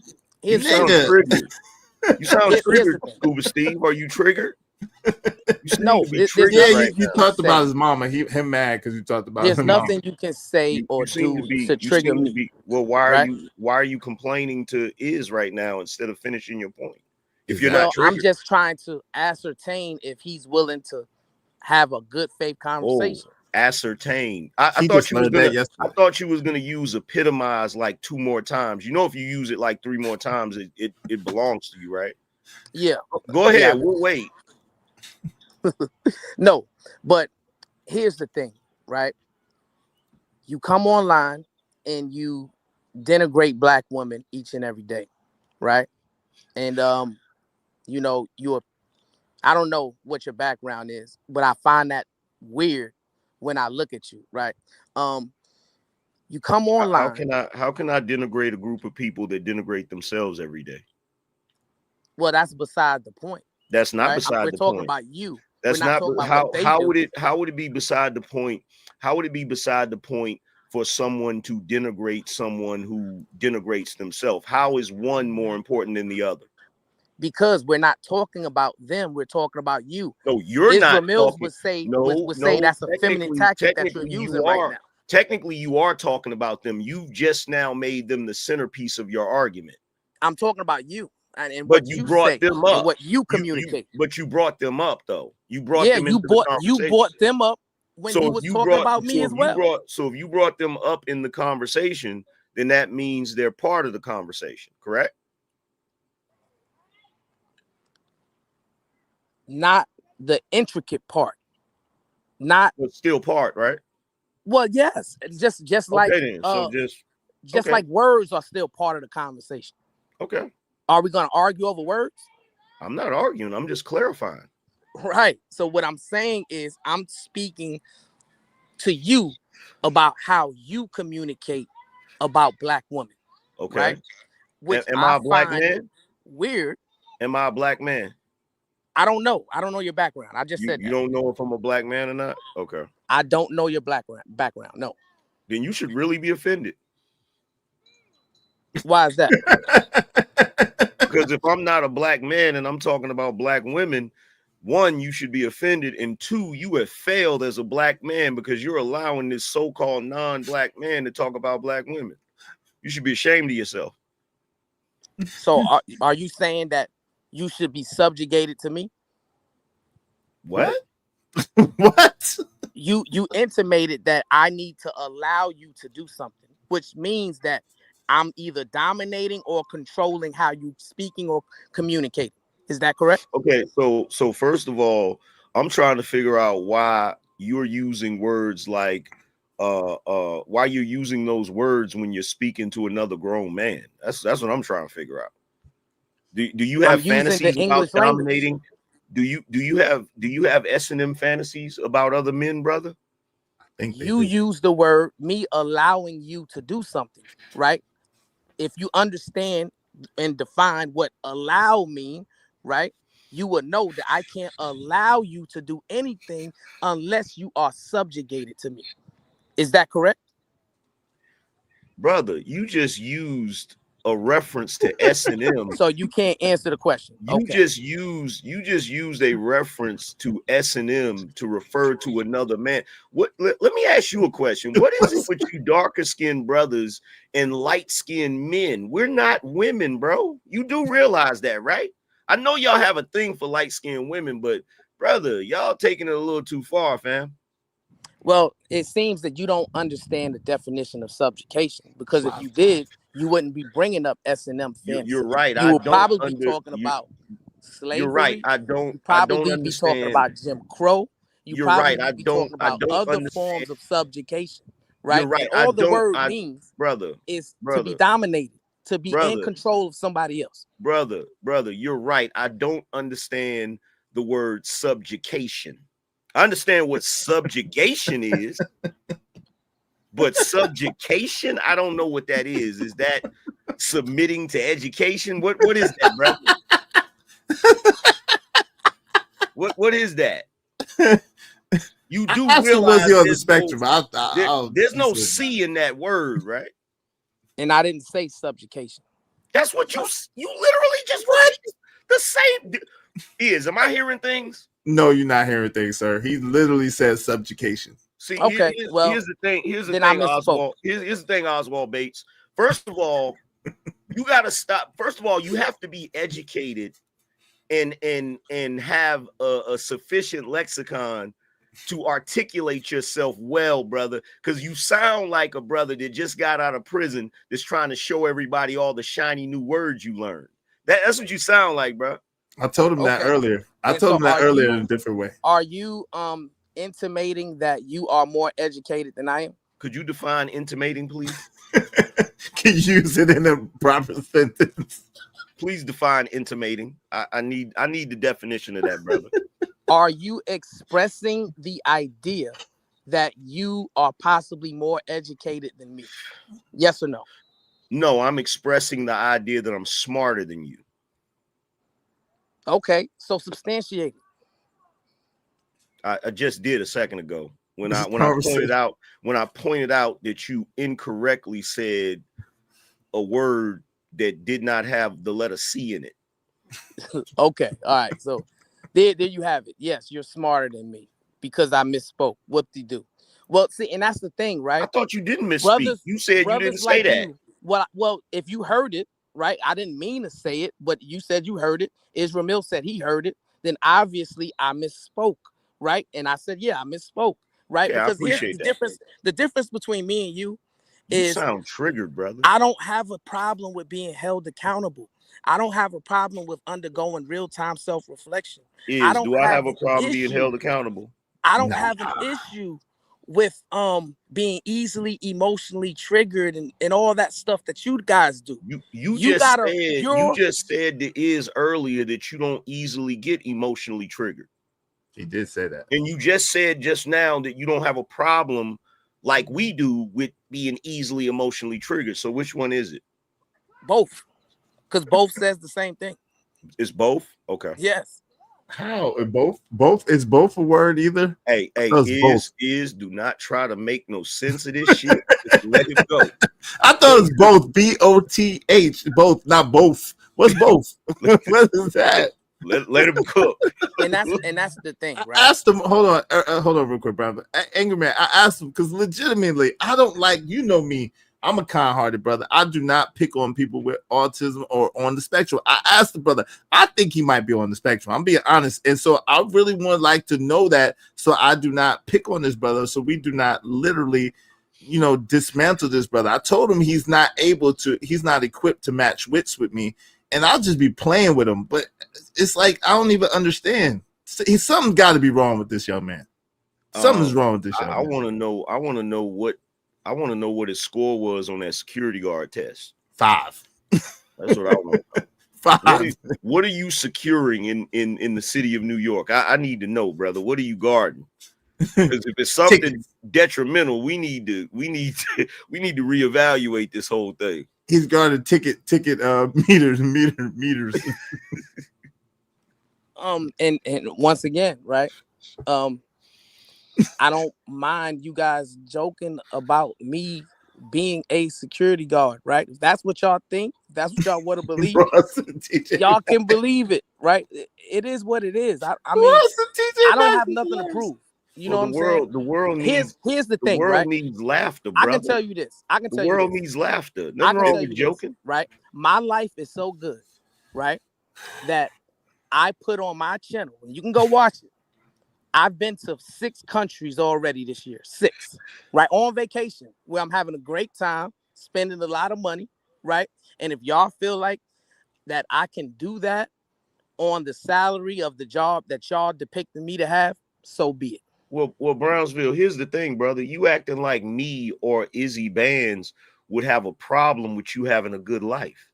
You acting like one of us would have a problem with you being able to go on vacation and spend time with your family. You have us mistaken, brother. Yeah, we congratulate stuff like that. That's very I don't important. have y'all mistaken. I watch y'all. You watch us do what? And hate on brothers. You watch me hate on black men on black men's money? No. You watch me hate on black men being successful. And their money? Really? So wait, he can't have it both ways. He just said that we're lovers of men and we exalt men and we pander to men, but now he's saying that we hating on men. How does that work? You can't have it both ways. You got it, Robert. Give me a second. But please, hey, remember what I told you, bro. I promise you, if you slip up one time, I'm gonna drop you just between me, you, and the wall. Okay, cool. Go ahead, brother. Here's the thing, Brownsville. I honestly believe you don't watch my content, bro, or mine. And the reason why I say that is because I don't talk about black women every day. I don't. I really don't. And for you to sit here and look, there's people in the audience right now in the chat room that watch me on a daily basis, and they'll tell you I don't talk about black women every day. But whenever I decide to talk about black women, that's exactly what I'm going to do, and there ain't a damn thing you can do about it. But then he tried to accuse us of hating on black men now. Like what? Now we hate on black men and black men's wealth. Either we're lovers of men and we pander to men, or we hate on men. I don't know. Brownsville, Right. I've helped so many black men level up financially. It's ridiculous, bro. Well, here's how I respond to that, right? I just watched y'all in real time try to hate on me. You know what I'm saying? And this is fine. Like you can say whatever you want to say. We wasn't. You can joke however you want to joke. It is what it is, but it's not true. But here's the thing, right? Bro, are you sure? Are you sure you from Brooklyn? He's not. Because you real sensitive, bro. We joking about you being a security guard. If you not a security guard, why is you in your feelings about that, brother? You said because you put it out there like that, though. You called him a security guard, dog. So because it was a joke, brother. Then he didn't take it as a joke, so that's why he's saying it. Yeah, and guess what? Brooklyn niggas ain't that sensitive. Oh, that's how Brooklyn do. Go ahead, Brown. Forget him. Yeah, we jokes are worse than that, brother. Here's the thing, right? You know, I'm not sensitive about anything you say, right? The issue is anytime I try to speak, either you or Israel Mills are interrupting me, right? My apologies. Y'all not trying to have a good faith conversation, and that's okay. I don't expect y'all to. Y'all don't have the emotional intelligence to do it. But you know, the problem is this. But Brown, right? No, let it rock. Let it rock, Robert. Let it rock. Let it rock. The problem is this, right? I can substantiate me being from Brownsville, Brooklyn. I can substantiate me growing up in Van Dyke houses. I can substantiate me growing up in both 375 Blake Avenue and 364 Sutter Avenue, right? And I'm willing to guarantee you, if I list certain people in my family, you definitely, both of you definitely heard of these people, right? Here's the thing. I don't want to even get into that because it doesn't really matter. My issue is in Brownsville, Brooklyn, where I grew up, we wasn't building on how we need to denigrate women. We weren't building on how we need to put women down and call them B's and H's and all of those different kind of things. We wasn't building on how we need to divide the community by gender. we were building on how we can move forward as a community. Y'all was selling right? crack. And the issue, the Definitely issue, was yes, selling crack and crack shooting selling, late at crack night. selling was a Y'all was major selling- part of it. Yes, y'all the was selling renegade dope. guards was a major part of Y'all it. was selling All dope. of that. Y'all was fighting. Y'all was Shooting shooting all night y'all long. was doing all types of wild shit. But where we draw the line, calling It's women the women. bitches. I got you. But Izzy, you don't see the problem. It's not where we draw the Wait, line, right? no, I'm not what the problem- saying what this all nigga- of Hold on, that is Brownsville. Let me okay. get 1 Also, second. Go ahead. ahead, my brother. I ain't trying Go to ahead. be disrespectful. This your platform, Izzy. Go ahead, But Rob. as soon as he said something, both y'all jumped on him for some Brooklyn shit that half of us don't know about. Okay. But he catching it. You see what I'm saying? Like, Okay. he ain't finished the statement and y'all was catching him on some Brooklyn shit. Like, we over here like, oh shit. You feel me? But listen, it's Rob. You might want to sit this one out because there's some history here. Is what you're failing to Hey, understand. tell me when I can talk. Hold on, I got you. But this man that went to Bomb Cherry's channel to talk about me. You talking about He went to Bomb Cherry's See, channel you to ain't talk resolved about that me. part. You ain't even resolved the part that man could He apologize has and he say has he an talked to a entire woman when he he has talked to you. him and You his don't want that cousin. resolved. Him and his cousin have an entire platform where they disparage black men on a regular basis, refer to them as rim brothers and all types of other shit. So no. Here's my thing. Let's say, for argument's sake, that you honestly believe all of that shit about us, Brownsville, right? If you're in Brooklyn, have you ever done any community work? Absolutely. Okay, you do community work with the younger brothers, right? Absolutely. Now, when these younger brothers are out in the street doing a bunch of stuff, they ain't got no business, cutting up and all of that stuff. When you get ready to speak to those younger brothers, how do you approach them? Do you approach them by insulting them first? Or do you approach them by trying to meet them where they at and understand where they coming from? I approach them genuinely. You know Okay, what I'm saying? And if they're wrong about a certain situation or certain thing that they did, we're gonna address that first, right? Cool. And Cool, and then we'll build on how to resolve it. Cool, but let me ask you this.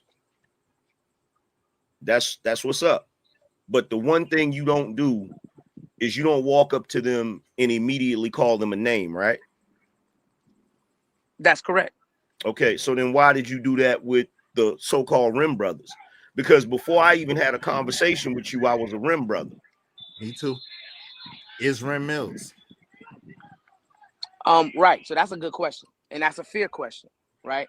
So I didn't immediately go to that moniker, Rim brother, right? I was listening in the clouds for a few months, right? My cousin asked me to get on the platform and lend my voice, and I did that. And for a few months, I was listening. I was just speaking to the topic, right? And I noticed these brothers coming online who I wasn't exposed to. They were calling themselves Red Pill. They were calling themselves incels. They were calling themselves Manosphere. And they all had the same ideological talking points. Woman ain't S. Baby mama this. Fat woman this. Well, hold on ugly real quick, woman Brown. this. Hold on real quick, Browns. But that has nothing to do. Angry Man, what was the? Have you referred to yourself as Red Pill since the God doggone 2019 going forward? I haven't referred to myself as Red Pill since 2019. Have you referred to yourself as Manosphere since 2019 going forward, or did you actually come up and denounce Manosphere? I said I'm not even a part of that no more. Have you ever been an incel or claimed anything incel? Never. Now, have you ever heard me claim any of those titles at all, ever? No, absolutely not. And here's the other thing, right? Here's the other thing. Brownsville, like so many other brothers, you seem to be mistaken because you think that whenever, see, there's a problem with the way you think. And I'm going to tell you why. Anytime you hear me say hoe or you hear me say bitch, why are you associating that with all women? I'm associating that with disrespecting women in general, in public. It's uncalled for. Well, number one, The way respect works is you respect what's respectable. You don't respect. I'm not going to respect a woman who carries herself like a bitch or a hoe. I'm not going to respect her the same way I would respect a lady, because that's insulting to ladies. Thank you. That's the same thing I tried to school this young But I man think on you're earlier. saying, Izzy and AM, the angry man, happy birthday. No shade. Appreciate it. Yeah, happy born day. Happy born day. Appreciate it. I think he's saying is, you're saying it in a general term, so you're grasping all black women or all women, and you're calling them bitches and hoes. Well, and I'm he not wants you because he wants you to be able to deviate. That's all I'm saying. Well, I'm not because here's the thing. I'm not because my audience right about now is about 18% women, right? There are plenty of black women that watch my show. They support my show. They understand what I'm talking about because they know I'm not referring to them. Just like my grandmother used to say, it's not what you're called, it's what you answer to. So if you're not part of that group that I'm talking about, you don't have a problem with that. The only people that have a problem with that are the people that I'm referring to. If the bitches and hoes. If Brownsville and his cousin get on their show and they start talking about deadbeat dads, I'm not offended because I'm not a deadbeat dad. Bars. And I think that's a good analogy. I think that's a good analogy. Wait, hold on. Let him finish first. Let him finish first, Robert. And I don't assume when they say deadbeat dads, they talking about a specific group. As far as like, oh, they're talking about all black men, or I don't do that. If you addressing something, if you talking about abusive men, if you talking about deadbeat dads, I'm not gonna trip about none of that because I know that exists and it doesn't apply to me. So there's no need for me to get offended by that. And so I say maybe he was thinking, and I let Brownsville say, you predominantly say bad things about women, so it gets grouped into a generality of bitches ain't shit. In his mind, maybe. Let's just look at point of view, Izzy. That's all I'm saying. And I let him say. I say bad things about everybody. Right, but I'm saying he doesn't generalize but it. See, that's unfair, angry man, because he's speaking specifically about black women. Yeah, because he got a hard on for trying to rescue. He got a black wife. He got a hard on. That him having a black wife ain't got nothing to do with the black woman that's down there on the strip disrespecting herself. So show him the delineation. It has nothing to do with that. See, here's the thing, y'all. Well, hold on, Robert. He does though. Here's the thing, y'all got to stop doing, man. Y'all got to stop taking all of the women in the black community and putting them in one bowl like they all fit in the same damn box. That ain't right. Bars. And that's but the issue. Hold on real quick. So Robert, to land it real fast. Yo, AM does delineate. I do delineate. We say we're not talking about all women. We're saying that's not necessarily most women. That's women who portray a certain behavior pattern, or certain actions that would deem them those type of women. And we don't respect those type of women the same way we respect good women. We always give good women props and praise and delineate the good women. Go ahead, Brownsville. Hold on, Brownsville. I'm give me 2 seconds. I think the delineation comes from, is that the predominant thing that you say, ho, ho, ho, ho, ho, ho, ho. No. And then you, at the end of it, you say good woman in the middle, but I done heard 18 hoes. No. You see what I'm saying? But neither one of us operate like that. Because if you go look through my catalog right now, it's gonna be, you're gonna hear me say the word bitch or hoe rarely. But I mean, just the delineation of the denigrating, not just the word. Maybe he's just saying you know what I'm realizing with black men. Y'all have become just like the women. Nothing is good enough for y'all. So here's the thing, angry man, and I don't disagree what you said earlier when you said that we should not be comfortable grouping all black women in the same pot, right? I don't disagree with that. You're 100% correct. The problem is you're doing, and I don't know if you understand that you're doing this, but you're doing the same thing that you guys claim the black woman or the white man was doing to black men, right? When you said, hey, they're grouping us all together in this box. They're calling us low lives. They're calling us bad fathers. They're calling us this. They're calling us that. And we're tired of taking this abuse, right? And what you're not understanding is you're doing the same thing on the other extreme, right? But you don't realize it. So to you, you're separating, but when it's projected forward to new listeners, because I wasn't familiar with your content. You've been on YouTube for probably a decade now. I've just been familiar with your content this last year and a half, going on 2 years, right? So just based on this last year and a half, going on 2 years, when I have listened to your shows, when I have listened to you speak, I've just heard you say a lot of egregious things when it came to Black women and baby mamas things. and all of these different kind of things. Here's the difference. Here's the difference. Let me clarify it for you. You said I'm doing the same thing that they did to us. That's incorrect. And the reason why it's incorrect is because Black women said that Black men were absentee fathers. That has been proven to be a lie. But when I say that 70-some% of Black women are single mothers, that's not a lie. When I say Black women have deleted children at Planned Parenthood to the tune of 365,000 per year, that is not a lie. When I say that Black women have ridiculously high expectations for their men and don't respect their men, but they'll go to a job and respect their white boss, that is not a lie. Everything that I say about Black women is the truth. I don't just make up things about Black women, whereas for a very long time, Black women have been echoing and repeating the lies and propaganda of racist white men about Black men. That's the difference. See, even with your first point, Angry Man, right? And I don't disagree with your entire premise, but even with your first point, right?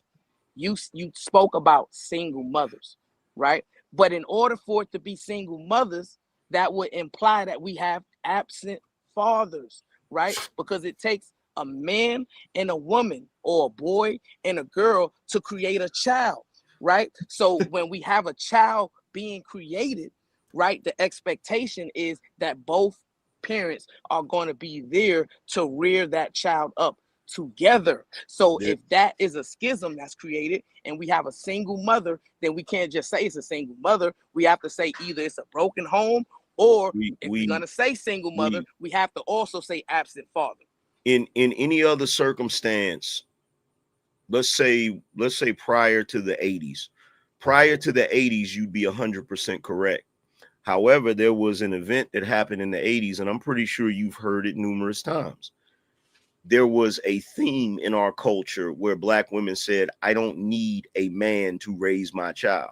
So basically, you had a group of Black women who chose to not be in a relationship with their Black man. And you can't force no woman to be in a relationship with nobody. There's literally a documentary that you can pull up on YouTube right now. Yes, where they're interviewing young Black women in the 80s, and they're asking them, don't you think you need to be in the relationship with your child's father? And she's like, no, I didn't have a father in my life, so I don't need this, or I don't need that.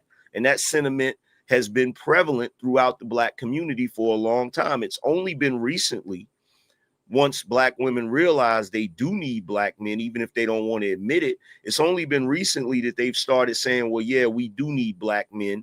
The only problem is now they want the Black man. He can't be a regular Black man. He has to make 200, 300,000 a year. He has to do this. He has to do that. He has to do all of these ridiculous things.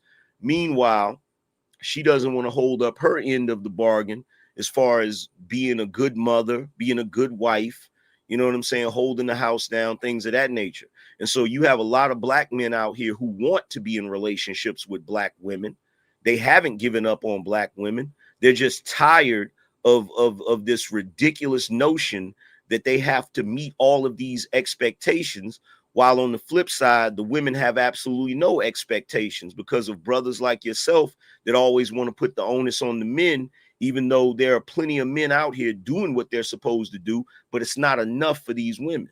Bars. Hey, let me just say this. Hold on real quick. let me say this before you even start, because I gotta read this chats real fast. And I was just about to talk about that documentary as well.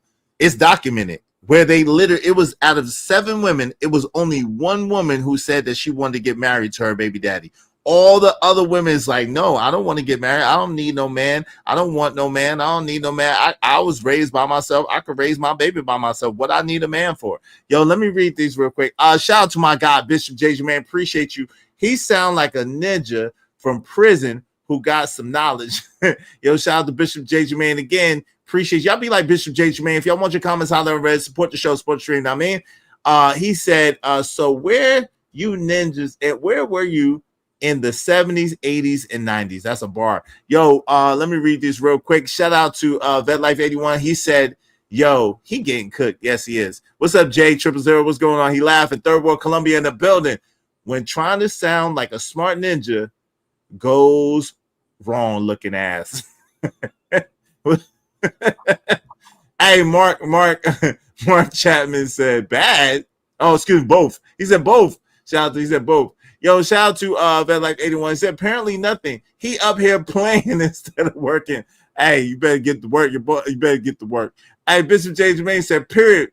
Yo, VetLife81 said 100. Bishop said, there he go, emotional intelligence. Get the F out of here. VetLife81 said, right, shut the F up, dude. He doesn't even know what's going on. I think he's talking to you, Robert. My bad. Epico said, it's mad history about this. Yes, it is. Aaron, what's up, big? Hey, Aaron in the building. Bro, it's like when cousins are fighting, when BK ninjas get into it, stay out of it. Stay out of it. Brooklyn all day. Yo, shout out to 11233, baby. Shout out to VetLife81 at Great Point AM. Bishop J. Jermaine said exactly. My man Emperor Cole said nobody over here said we was red pill, incel, none of that bullshit, never. Right? We're not red pill, incel, or manosphere over here. And shout out to those brothers who are. We got no problem with brothers doing what they want to do. That's the only thing we're guilty of, but we're not red pill, incel, or manosphere men. Don't claim it. I called out the red pill, incel, and gender wars on this channel and others. F you talking about? Shout out to my man Emperor Cole. Right, thank you. Exactly. Preach. I've said this and others have said this on this channel. Yeah, no doubt. Go ahead. The funniest thing about it, because he don't know the history, I literally was ostracized from the manosphere because of my opinions about women, because I told brothers with the percentage of black women that are single mothers, you might have to date a single mother. Yep. I've been ostracized for saying that, yo, it ain't all the women. Some of y'all dudes got issues too. This has been documented. This is the reason why I don't get invited to Fresh and Fit in a lot of these places, bro. So it's really funny to me when you Negroes want to try to crucify me on a cross I don't belong on. Bars. Yo, real quick, I apologize. Shout out to my man Narratives Dialogues in the building. What's up, Narratives Dialogues? I see you come in. I didn't get to speak to you at Tattoo Mills in the building. Why do you think it's cool doing that? I don't know why he thinks it's cool doing that. Narratives say shaking my head, VetLife81 just smiling. We lift women up, just not the ones who you pander to. The women you pander to should not be treated like children, especially when disrespectful and out of order. You are gaslighting. Yes, he is. Narratives Dialogues. Y'all make sure y'all support the show. Help us reach a goal. Who is he talking about? I don't know. Tree. Shout out to Trees. American Tradesman. What's up, family? Bishop J. Jermaine said no. Classic Creole said right is. Yo, what's going on, family? Zoomer in the building. I come here to say disrespectful things. Well, you can't say disrespectful things over here, Zoomer. You're going to get kicked out. What's up, Bolo? What's going on? Bolo TV was in the building. Hey, blessings to you, good brother. Right is. Go ahead. You got it. Go ahead, Brownsville. Give you the floor. Hey, can y'all hear me? Yes, sir. Go ahead. All right. Yeah, I just want to ask Angry Man a clarifying question. So, you said that there was a documentary that was put out and where a black woman decided that they didn't need a man to help them raise the children. Do you believe, are you of the opinion that that was the majority of black women that activated in that way, or was it the minority of Black women that took on that ideology? I don't have statistics or a way of quantifying that. The only thing that I can really reference is the climate of the culture and the result that we ended up with. So if Black women, if it was only a minority of Black women that was thinking that way, we wouldn't have ended up with the result that we ended up with. There's a stark difference between Black people in the 1950s, where we had the highest marriage rate amongst any group of people, and the current state of affairs going back all the way from the late 60s all the way up to now. So if it was only a minority of Black women, then you wouldn't have seen the marriage rate plummet the way it did. You wouldn't see so many childless fathers. You feel what I'm saying? You wouldn't see so many single mother households. But there's a number of factors. There's a number of factors that played into that.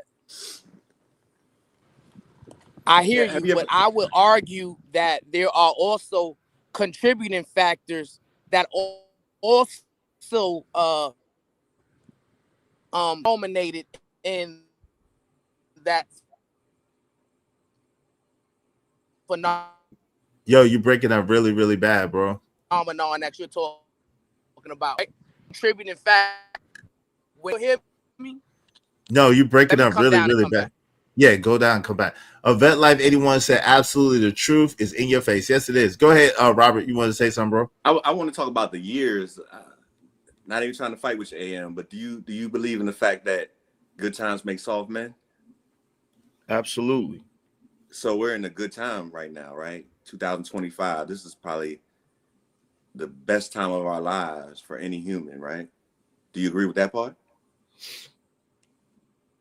Not really. I think we're not. I don't think we're in the.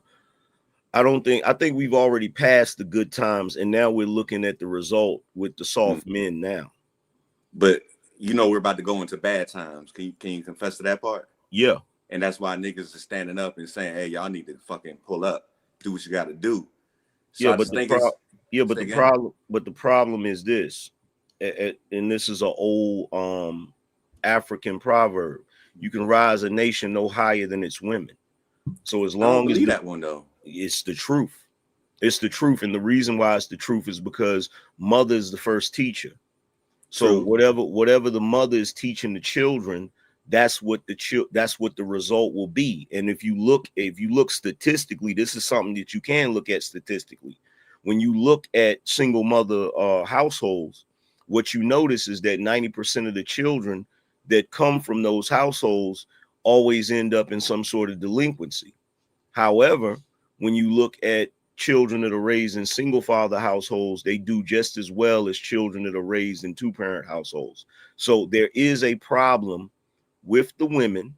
There's a problem with their mentality. And as long as we continue ignoring it, it's just going to continue to get worse. Who do you think produced the YNs that's running around here right now? Them women. Let me just go back to the African proverb and then I'll be done. Just last point. You brought the point, the woman, you only go as far as the woman in your society. But in African culture, at the age of 13, the women have to surrender their sons to their man, to the men of the tribe back in the day. Mm-hmm. So you see what I'm saying? Like Rites we got deviated. People just pick what they want to pick. Yeah, But the women today are not submitting the look. This is what the women are doing today, right? The women are in these, they get into these situationships, right? And because the environment of Black men and Black women cohabitating together is so contentious, partially because Black women have allowed the state, the government to enter into their relationship and enter into their household and have more authority than their man. So because of this, the man has been emasculated in his own household, which is going to create problems. So when that man doesn't want to accept that and he decides to leave and do what's best for him, now all of a sudden, this woman is upset with him. And so what she does is she begins to engage in parental alienation. She begins to use her children as a coping mechanism by constantly telling them all of the ins and outs of her problems with their father, right? So once that happens, the child, then she's basically creating a Frankenstein. Now, once she's that child, creating a Brownsville. yeah, Oh once shit, once that's that the signs. child, once that child comes of age, if it's a boy, once that child comes of age, she's basically created a child that's not only going to disrespect their father, but he's also going to disrespect her. So once he starts doing that, now she's ready to give that child to the father. But by that time, the damage is already done, and the father can't really teach him anything because he doesn't respect the father's authority. But I just want to go off what you said is we only go as far as a woman, but we're missing a step at 13 or whatever age. There has to be a time where the boy go with his daddy. There has to be a time where the girl sit with her mama and sit under the tree. That's the part we're missing. That's the part we need to stress. But I just covered that. You can't. You can't. First of all, you can't do none of that as long as you have the black women so upset with the black men that she's willing to destroy that man's image in the sight of her children. There used to be a time where if a father, there used to be a time a black father, he could have been the worst dude on the planet. He could have been a drunk. He could have been all of that stuff. The mother didn't say nothing about that to that child. That mother let that child grow up. And then when that child got grown, she allowed that child to make his or her own determination about who their father was. You can't talk crazy about a child's father to that child while they are in the developmental age growing up. Right, because hold on real quick, because that child will personalize it and they'll see themselves reflected in the shortcomings of their father. That's the whole completion of it, right? Yeah, you're creating an environment where the little girls hate men because they hate their father, and the little boys hate themselves because they are their father. And they hate men too. And this is what we're seeing. They hate men too. The men are the public enemy number one. So this is what we're seeing, and this is the problem. You got Brownsvilles running around here. You keep doing that part. That's not. It's the truth. It's the truth, brother. It's the truth, yo, brother. Stevie Wonder. Hold on, real quick. Yes, but hold on. Stevie Wonder could see that this brother was raised in a single mama household. Like that ain't. Hold on. There ain't no science. There ain't no lie to that. I could tell you this. Hold on, real quick. Hold on, real quick. No, listen. At the end of the day, I'm saying it directly to his face. I know that he was raised by women. I could tell by the way he talked, by the way he act, by the way he conducts himself that he was raised by women. And he was raised by women that hate men. Point blank, period. Let's be honest. Like, because there's no way that he would have this much to say about the shortcomings of men versus the shortcomings of women. Hamp pointed it out the other day. Shout out to DJ Hamp. Hamp said, yo, he got football players that he know that are raised by their mamas. He know their mama ain't shit, some of them. And they will not say nothing bad about their mama, but they always talking about the shortcomings and the mishaps of men. That's how they niggas do. I'm not crazy. The one issue in the black community that nobody wants to address, it is the general underlying hatred that black women have for black men. That is a result of slavery. It is a result of Jim Crow. It is a result of them viewing the black man a certain way because they believe the black man is dominated by white men. Bars. So, can I respond to some of this or no? Yes, sir. Go ahead. And then Coach Ferg, you got it next. What's up, Coach Ferg? Welcome to the show. So, first to Angry Man, right? You said that you couldn't quantify that stat to determine if it was the majority or the minority, right? I give you that. But I would say that it probably most likely was the minority because there was also other contributing factors on the other side that you don't speak about, or at least you didn't speak about today, right? In terms of the men's side. So we both, all three of us, right, grew up in New York City in the 80s, right?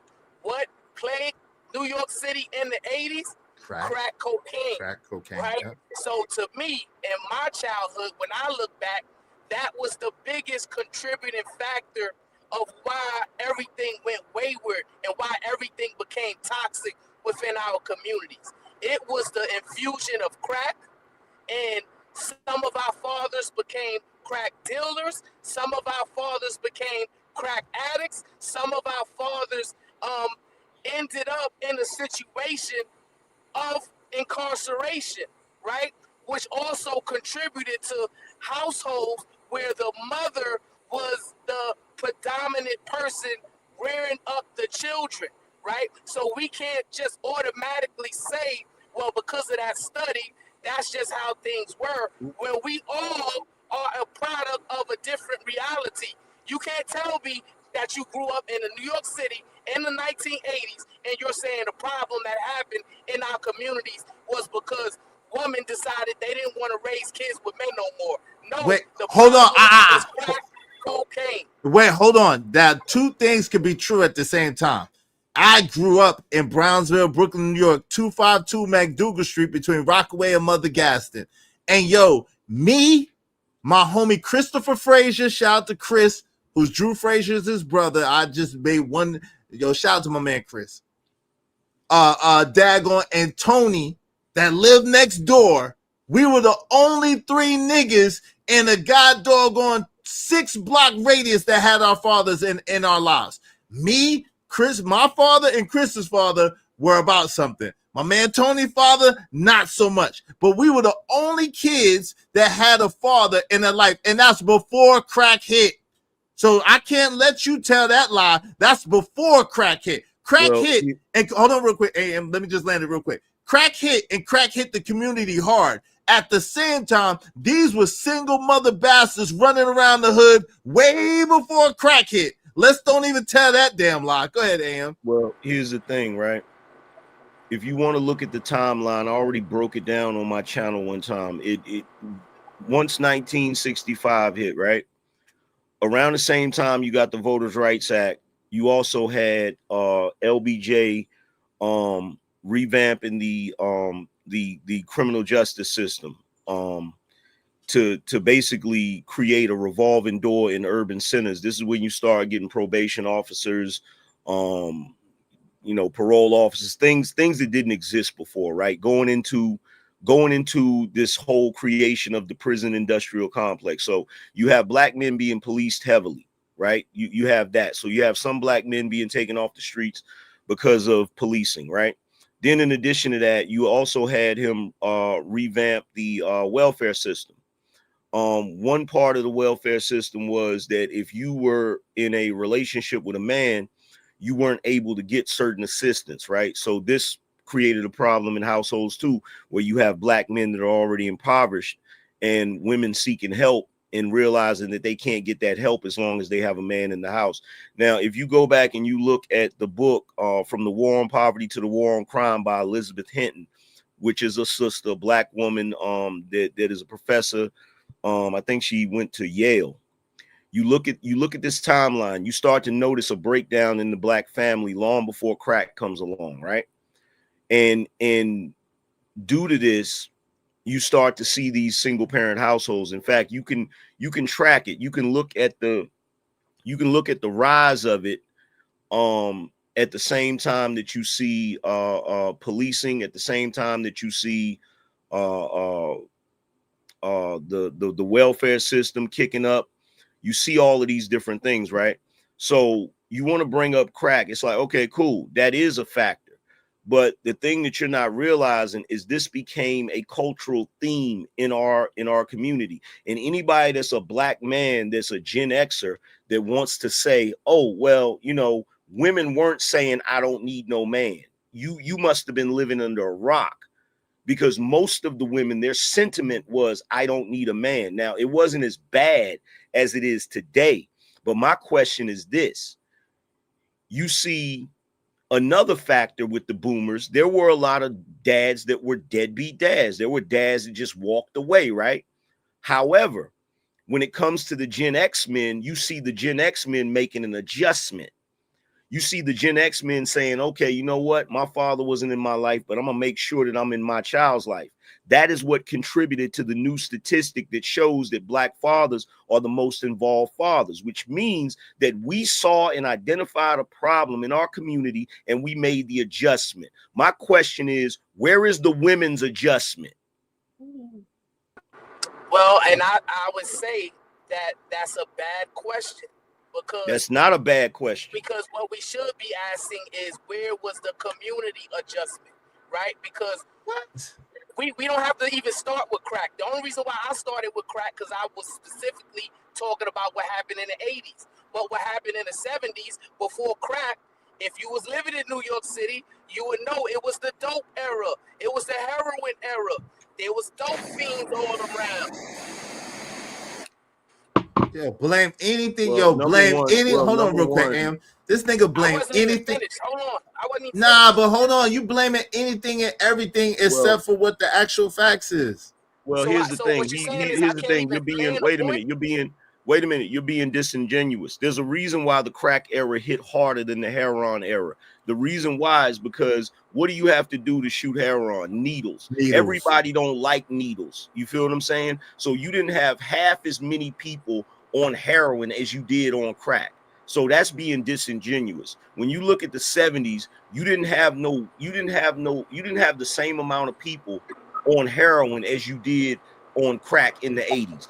So you're being a little bit disingenuous when it comes to that. But to pretend like that is the only factor, see, what you're doing, Brownsville, is you're angling and you're trying your best to figure out a way to make it Jermaine's fault. You're trying your best to figure out a way to make it the man's fault. And the way you just breezed over Black men making an adjustment that does affect the community, which is making sure that they're going to stay in their children's lives, even if they're not in the household, even if they're dealing with hateful, resentful, bitter baby mamas that want to alienate the children. You have fathers that are still fighting to be in those children's lives. But what you don't see is you don't see these women fighting to fix their community by sticking it out with the men that actually want to be with them and cohabitating in the damn house without being problematic 24/7.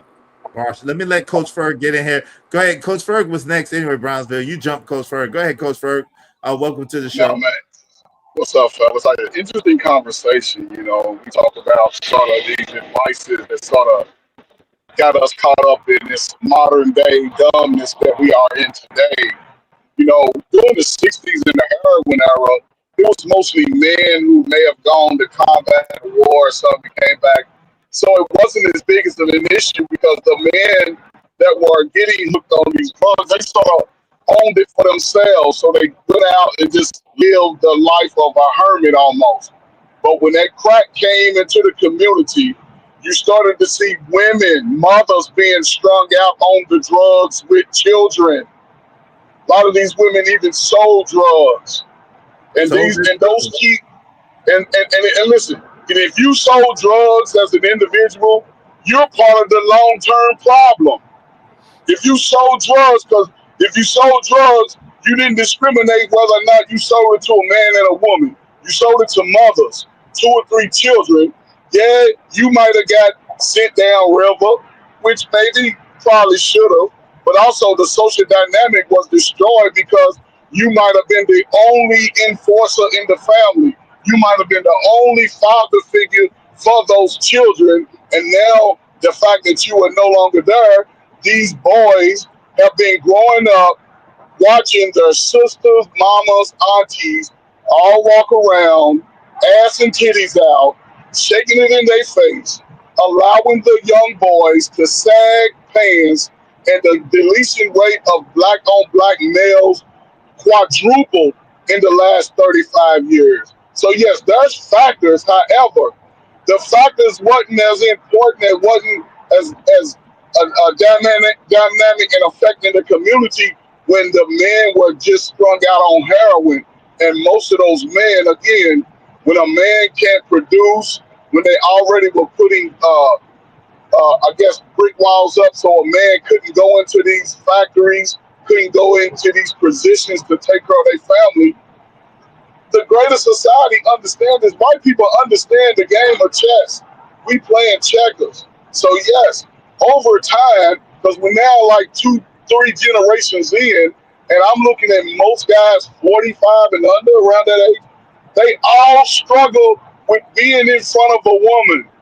Most are following behind a woman because that's what they came up under. Now, I'm going to end it right here. The good thing about it is this. YouTube, and this is why I think a lot of women are not really understanding. YouTube was allowing those incel brothers, those brothers that were sitting on the sideline of life, trying to figure out that, hey, somebody got to save me. They starting to wake up and save themselves. And that is a good thing for brothers over the next 15 to 20 years. I have a 22-year-old. He ain't got no problem that these 45 and unders niggas are having out here about the women. He's making his money. And if a woman is not going to choose him because of his salary, then so be it. So when he gets to that level of status, he's going to follow what me and him discuss, and he's going to have his list of requirements for anybody looking to come into that state. So salute to the brothers, man. And again, no more Keith Sweat time. All that's over. No more welfare. They cutting it out. So if y'all don't make a deal with the brothers are going to open themselves up to the world. And the black community can't afford that. Because the young boys are now wearing their mama's clothes. They acting like their mamas. They growing up speaking as if that lifestyle is okay for a black warrior. But it's not. It's not in it right there. Yo, shout out to Teller Bell. He said, wait, so both y'all from Brownsville? How can that be? I don't know, bro. I don't know niggas like this where I'm from. I don't know. Shout out to JC the Conqueror. We gotta chill with the New York or New York crime, LOL. I don't know, man. Here we go. Yo, shout out to that. Hold on real quick. Shout out to Emperor Coach shaking my damn head, no doubt. Big Ruck 77, what's up, fam? Said LMAO, what's up, fam? He gotta be trolling. Yeah. Clownsville gotta be trolling. I don't know. J000, happy birthday, angry man. Yo, what's up, narratives and dialogues? My guy said happy birthday, happy belated. Today's the brother's birthday. He's happy belated. Today's the angry man's birthday, y'all. So make sure when Angry Man go live later, y'all just bless his Cash App, or if you know his Cash App, bless his Cash App now. Bless his super chat. Just flood him for his birthday, man. He turned 100 today. Hey, shout out to Vet Life 81. He said this is about to be good. Yeah, EJ, what's up? EJ says sinner. Yo, Narrative Dollars, he reminds you of that nigga who got baptized and saved one night at the service, then go to Bible thumping in the community. The fat wait, fat people who lose weight does the same thing to other fat people. Is it? Yeah. Yo, go ahead, bro. Hey, Vet Life 81 said, can't agree with that. AM Sharon and Brownsville are Caribbean. They up here playing. They don't believe that shit they say. As I stated earlier, I know them. So they grifting, in other words. My man Vet Life 81 said y'all grifted. But bottom line, he said y'all lying, y'all grifting, y'all don't agree with what y'all saying, y'all just talking. Shout out to Jesse said Brownsville is a brown noser. Yo, Easy said 100. Vet Life 81, what's up? Hey, Dolomite said, shaking my head. Go ahead, Angry Man. And then Brownsville, you got it after Angry Man. Here's the thing that Brownsville doesn't point out, and I've pointed this out numerous times. If you go back to the 70s and the 80s, there were boomer women that were single mothers. And a lot of them raised children that grew up to be well-rounded individuals in society. So what's the difference between the women now and the women then? See, the difference, we don't want to have that discussion. No, we can have that discussion, right? But you don't want to find out how it turns out, because a prime example of how supportive our women are is you look at the 60s, right? When we had several movements which moved our community forward. Whether it was the Nation of Islam, it was the brothers with their wives and the sisters together standing in lockstep. The woman following the men into righteousness. The same thing with MLK and all of the people who were following him through the Christianity. You're right? bugging. The same way with the Black Panther movement. There were brothers and sisters in that movement together. What the sisters have showed us time and time again is that when brothers are willing to stand up on solid principles and values, and they're willing to move their family forward, and they're willing to be less selfish and more ambitious and getting goals accomplished, they're going to be right beside us as we do let me ask you this question. Would you say the brothers during that era, the civil rights era, the brothers that followed Dr. King, the brothers that followed Brother Malcolm, the brothers that followed the Panthers, would you say those were solid brothers? For the most part, yes. Okay, and you saying that because those brothers was on solid footing, that's the reason why the sisters were willing to be in lockstep with them, right? Yes. Then why did they sell us out for feminism in that same era? Bars. Well, I don't think that's an accurate depiction of what happened. What? Right? Shit. I don't think that's an I'm accurate with depiction Brownsville. of Don't what go happened. together. What happens in our community, what happened was J. Edgar Hoover and the FBI came up with a plan on how to separate and divide the Black community because we were standing in lockstep, right? And the Tulsa, women were Oklahoma happened. There were several things that happened and the women detrimental to our community. and the women were drugs, bro, the women, bro, the women, bro, the women were willing participants. There's a reason they stopped wearing their natural afro and went back to frying and frying their hair, brother. Bars.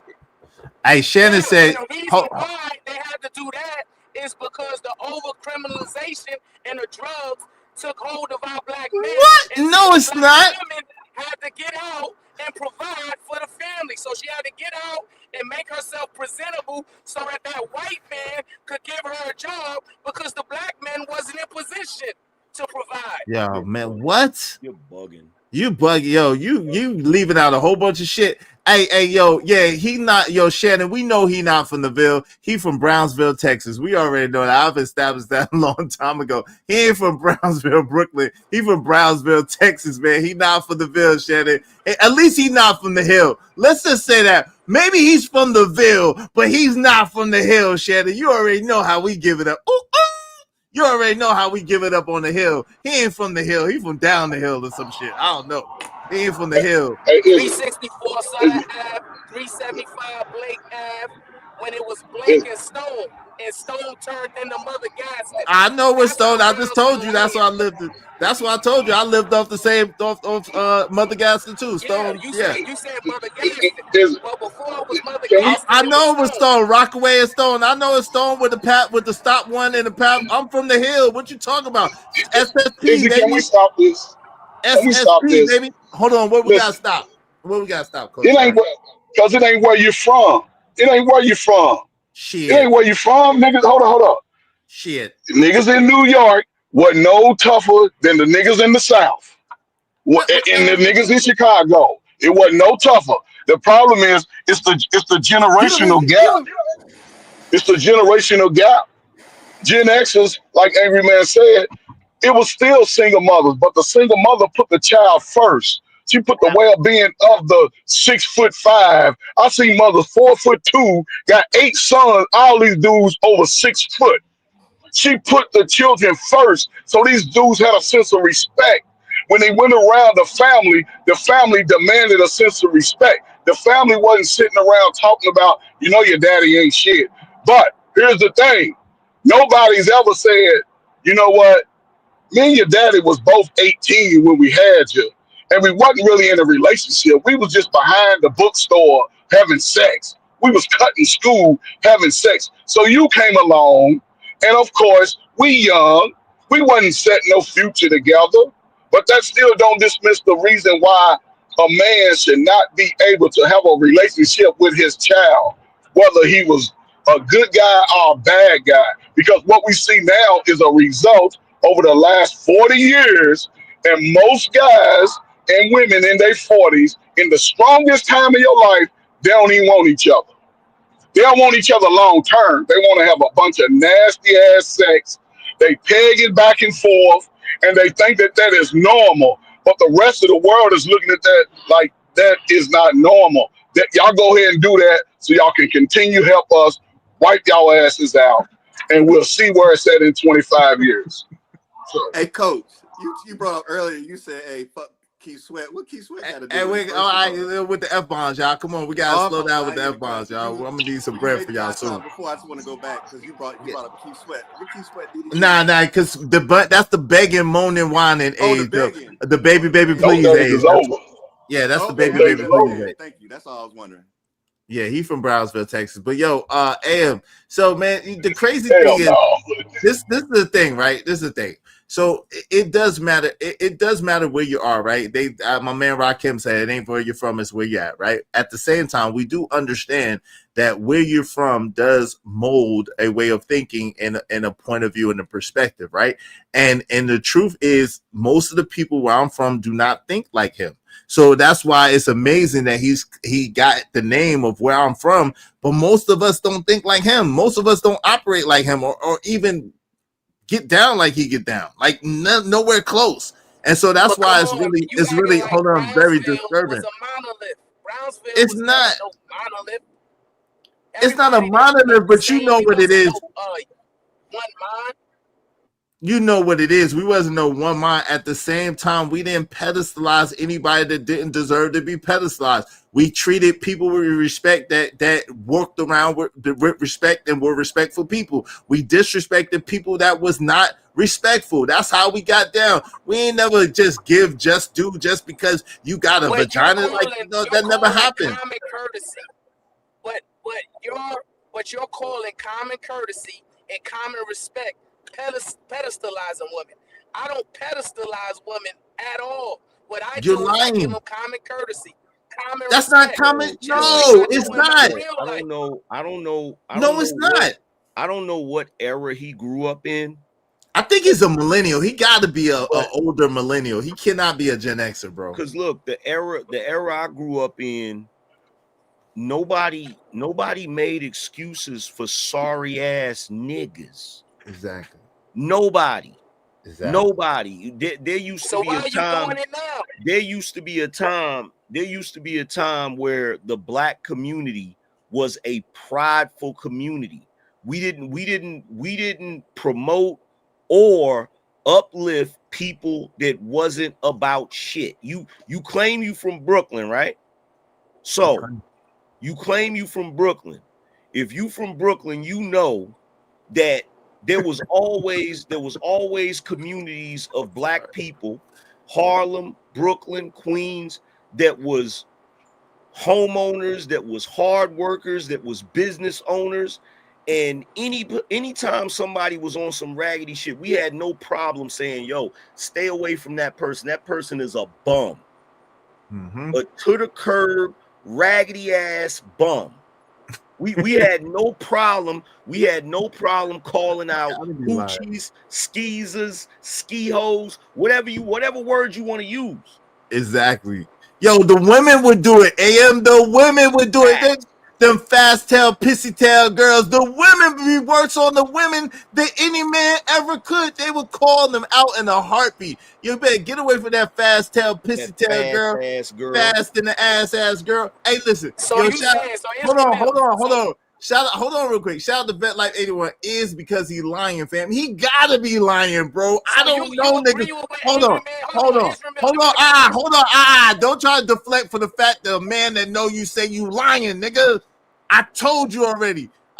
A man that know you in the chat is saying you cap. Address that. Cause I don't know niggas like you where I'm from, bro. We ain't no monolith, but we don't operate like you, man. You sound crazy right now to us, bro. You don't sound like us at all, bro. And anybody that came up here that know me, say, yo, is a real dude. Is don't lie. Is keep it real. Is not known for lying. Is exactly the same way he is. He might be a little worse in public. So what are you talking about, bro? Any of you niggas from the city, if you was with a raggedy ass broad, won't nobody saying, yo, Make sure your queen is straight. Nah, niggas was saying, yo, why you with that raggedy ass? Yo, you what? You talking to her? Exactly. Like, Yo, bruh, what are we talking about, man? Y'all niggas kill me coming on the internet with this whole Dr. Umar, Derek Jackson, all our women is queens type shit. We never operate like that. Never. He gonna get exposed. I told him it's gonna be worse than goddamn Omar Johnson. You better stop that shit, Brownsville, because you know you're not fooling nobody, bro. I'm just telling you, you not fooling nobody with this bullshit, bro. The man said he know you, and that's a stand-up dude. We know Vet Life 81. He's a stand-up dude. We know this brother. So if he say he know you, we know he know you. If he say you lying, we know you lying. So stop the shit. Yo, Keon, wave in the back so it knows you. And there used to be a time where it was so shameful. If a young girl that was a teenager messed around and got pregnant, they would send her ass down south. Yep. So the family wouldn't, so nobody would know the shame of the damn family. And usually when they come back, they would pretend that the baby was that child's younger sister. They wouldn't even acknowledge that shit. Yep, they make it seem like it's their baby, bro. Yep, it's the mama baby. And whenever somebody messed around and got in trouble and went to prison, and they asked, yo, where Reggie at? Oh, he went down south to visit some family. Or he in college. Or he in the military. We did not pride ourselves on doing bids. We didn't pride ourselves on being baby daddies, baby mamas, single mamas, none of that shit, bro. So the fact that you even sitting here, this shows how far the black community has fallen, because there used to be a time we didn't acknowledge that shit.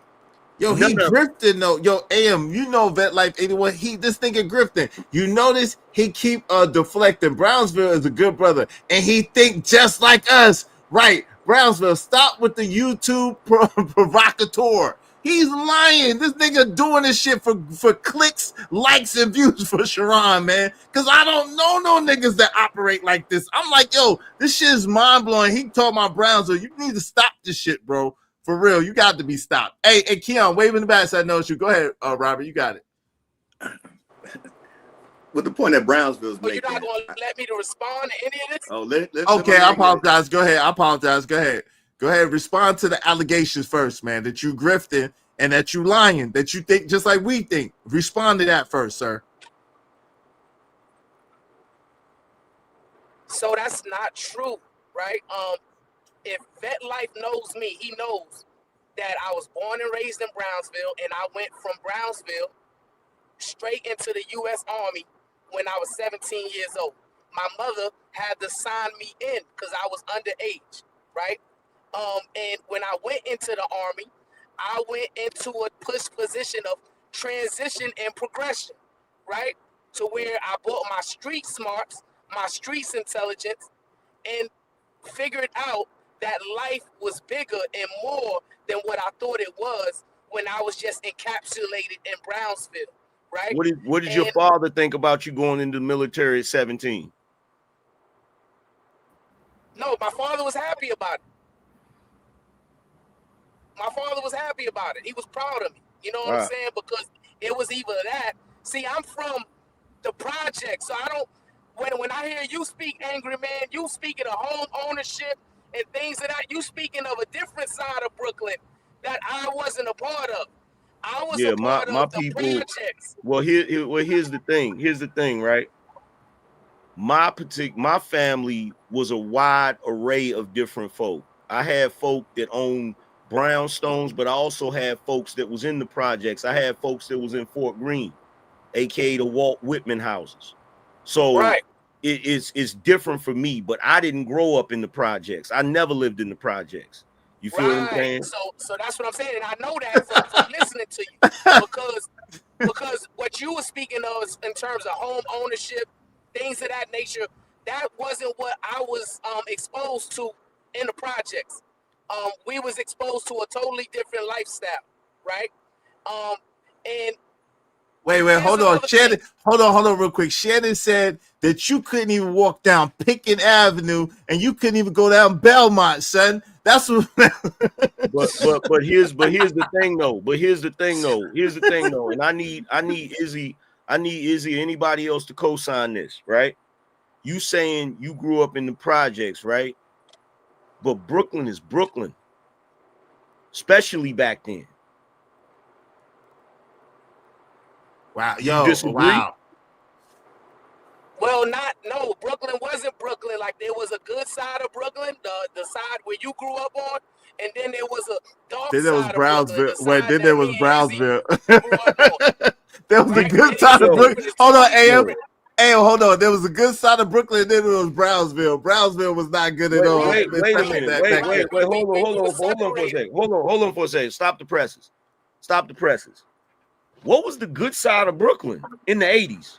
Park Slope, Crown Heights, Canarsie, Sheepshead Bay, Bensonhurst. That was the good side? Yeah. Compared to where we live, yo, fam. Compared to where we live, absolutely. Well, here's the thing with me, right? Even Starlight City. Hold on. So here's the thing with me, right? So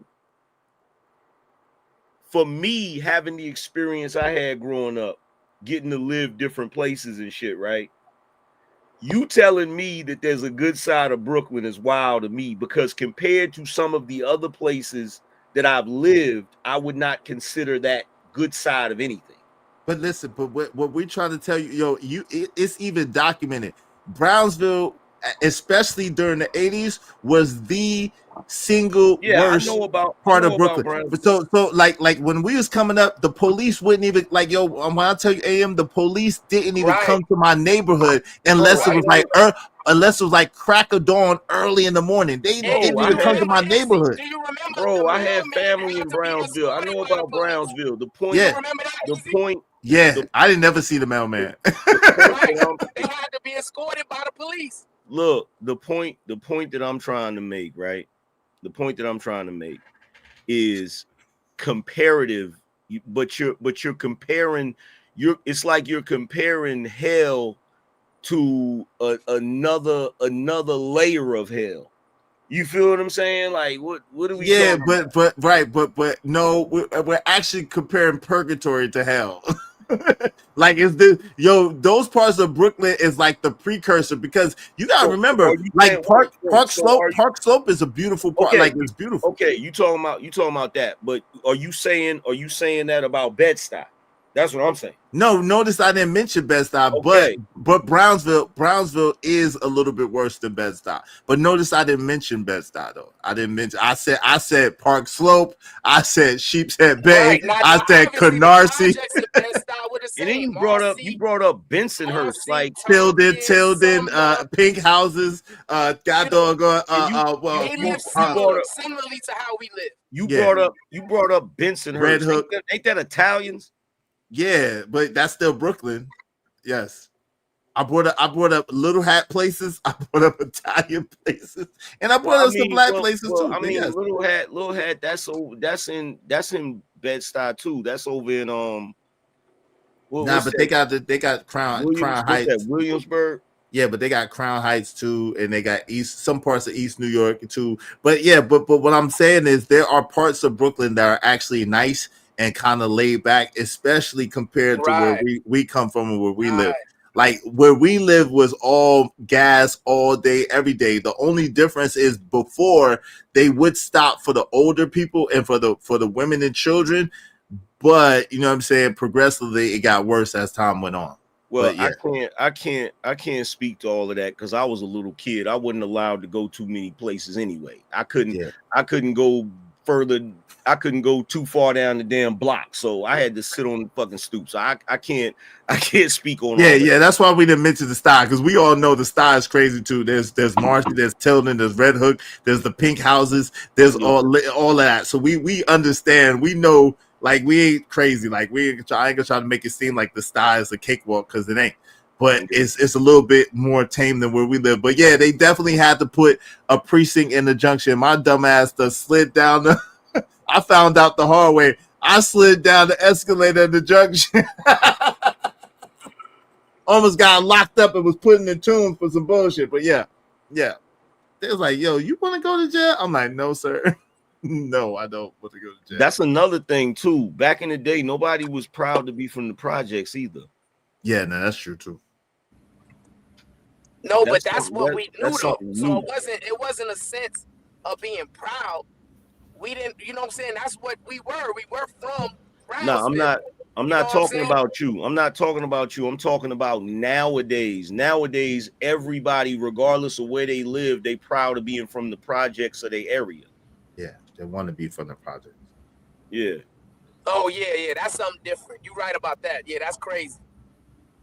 Hey, listen. But I also think it's a new, different era, right? Because like Izzy said, and I agree with it, right? The 80s in Brownsville, it was crazy. You know what I'm saying? And just like Bob Deep said, you know, it's survival of the fittest. Only the strong can survive. You know what I'm saying? So it was, you know, you seen a lot, you did a lot, you had to overcome a lot, and that was the story of everybody who grew up in Brownsville in the 80s. But what that was the story of everybody across the country.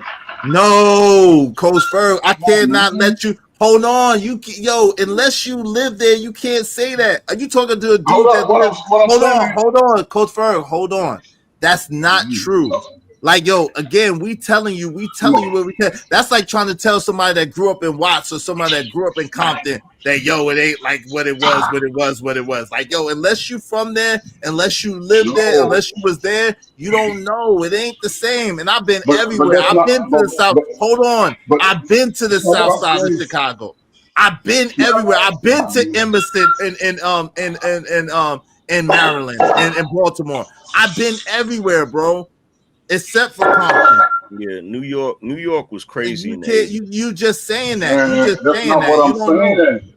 First of all, it's not what I'm saying. Every city was inundated with the same issue at the same time across America. Everybody, regardless of what big city, small city, or whatever. Yeah, but here's the thing. It all happened.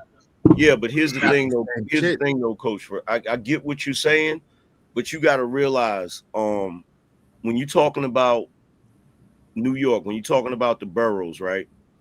You're talking about a huge concentration of people in an area that's not really as big as you think it is.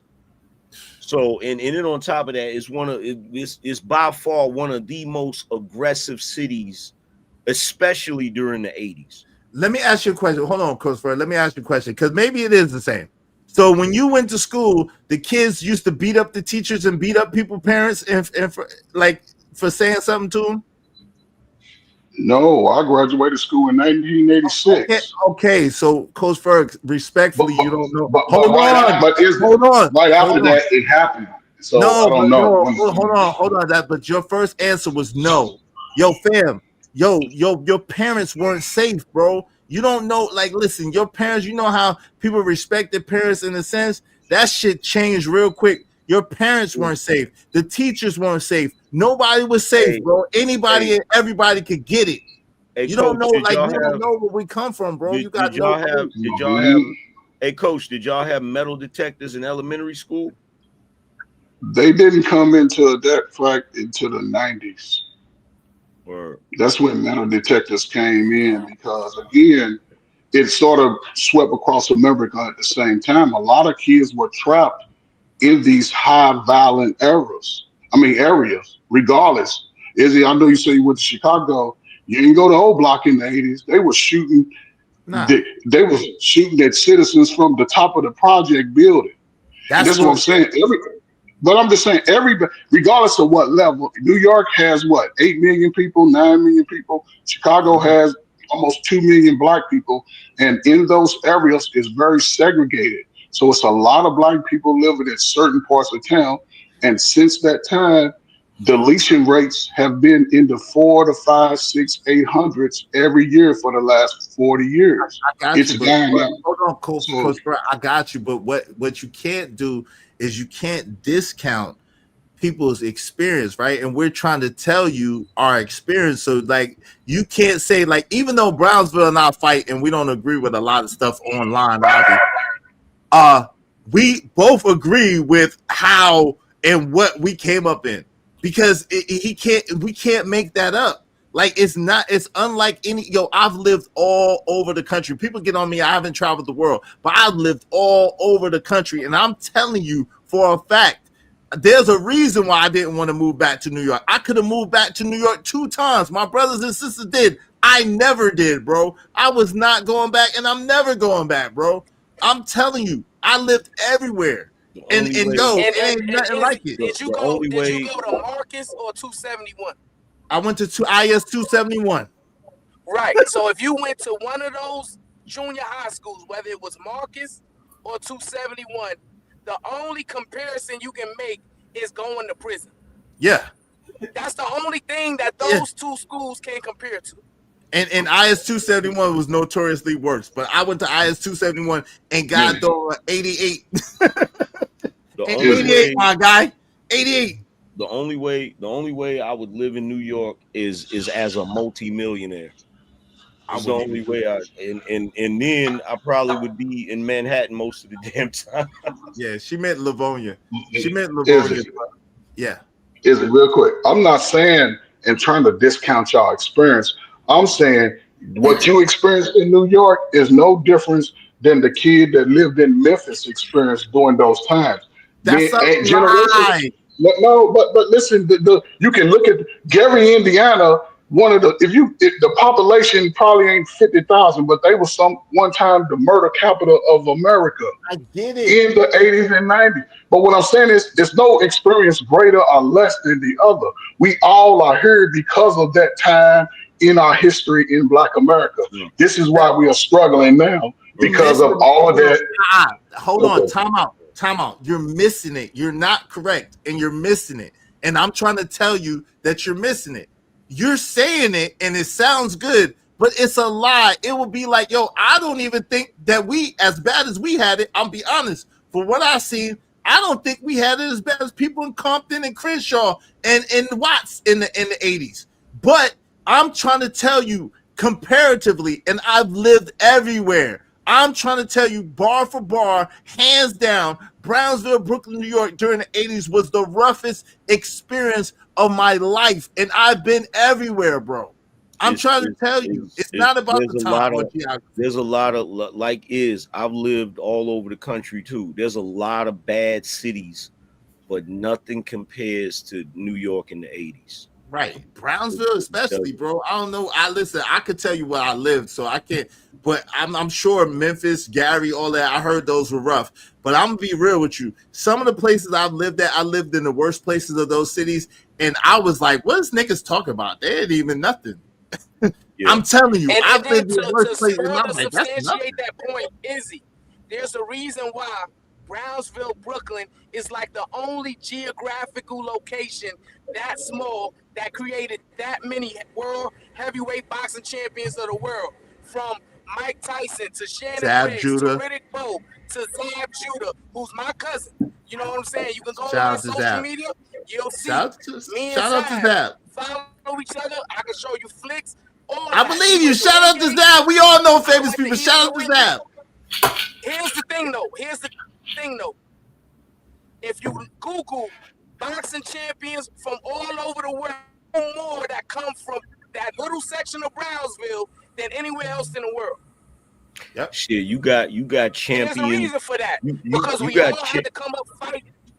That's why I show people. Hey, hold on real quick. That's why I show people my hands when they say, is this, is that? That's why I try to show people my hands to understand. Look at my hands and look at my face. You already know what it is. Look at my hands. I've been through, you can tell by my fists, not my face, because I was nice with my hands. But anyway, you got dudes in Brooklyn that's champions and ain't never even been pro boxers. Oh, that's a fact. Yeah, that's a fact. Golden gloves. But that's how you got your reputation. That's how you was able. I'm the oldest of all. See, I tell people, and maybe you'll understand Brownsville when I tell you this. I'm the oldest of my brothers and sisters by my mother and father. I'm I only had three other guy cousins, and two of them are younger than me, and my guy cousin that's older than me lived all the way in Astoria. So, and I went to IS 271. And I don't got no buck 50. Hold it down. Exactly. So that tell you, and look at my fist. That had to tell you something. Like I wasn't, you know what I'm saying? Ain't no shook hands in Brooklands. Yeah, shout out to Mike Tyson. You can't be soft. You can't be soft coming from the era that we came from and not have buck 50s, not have bullet marks, not have been jumped. I ain't never been jumped. That'll tell you something too. I'm from the hill and ain't never been jumped.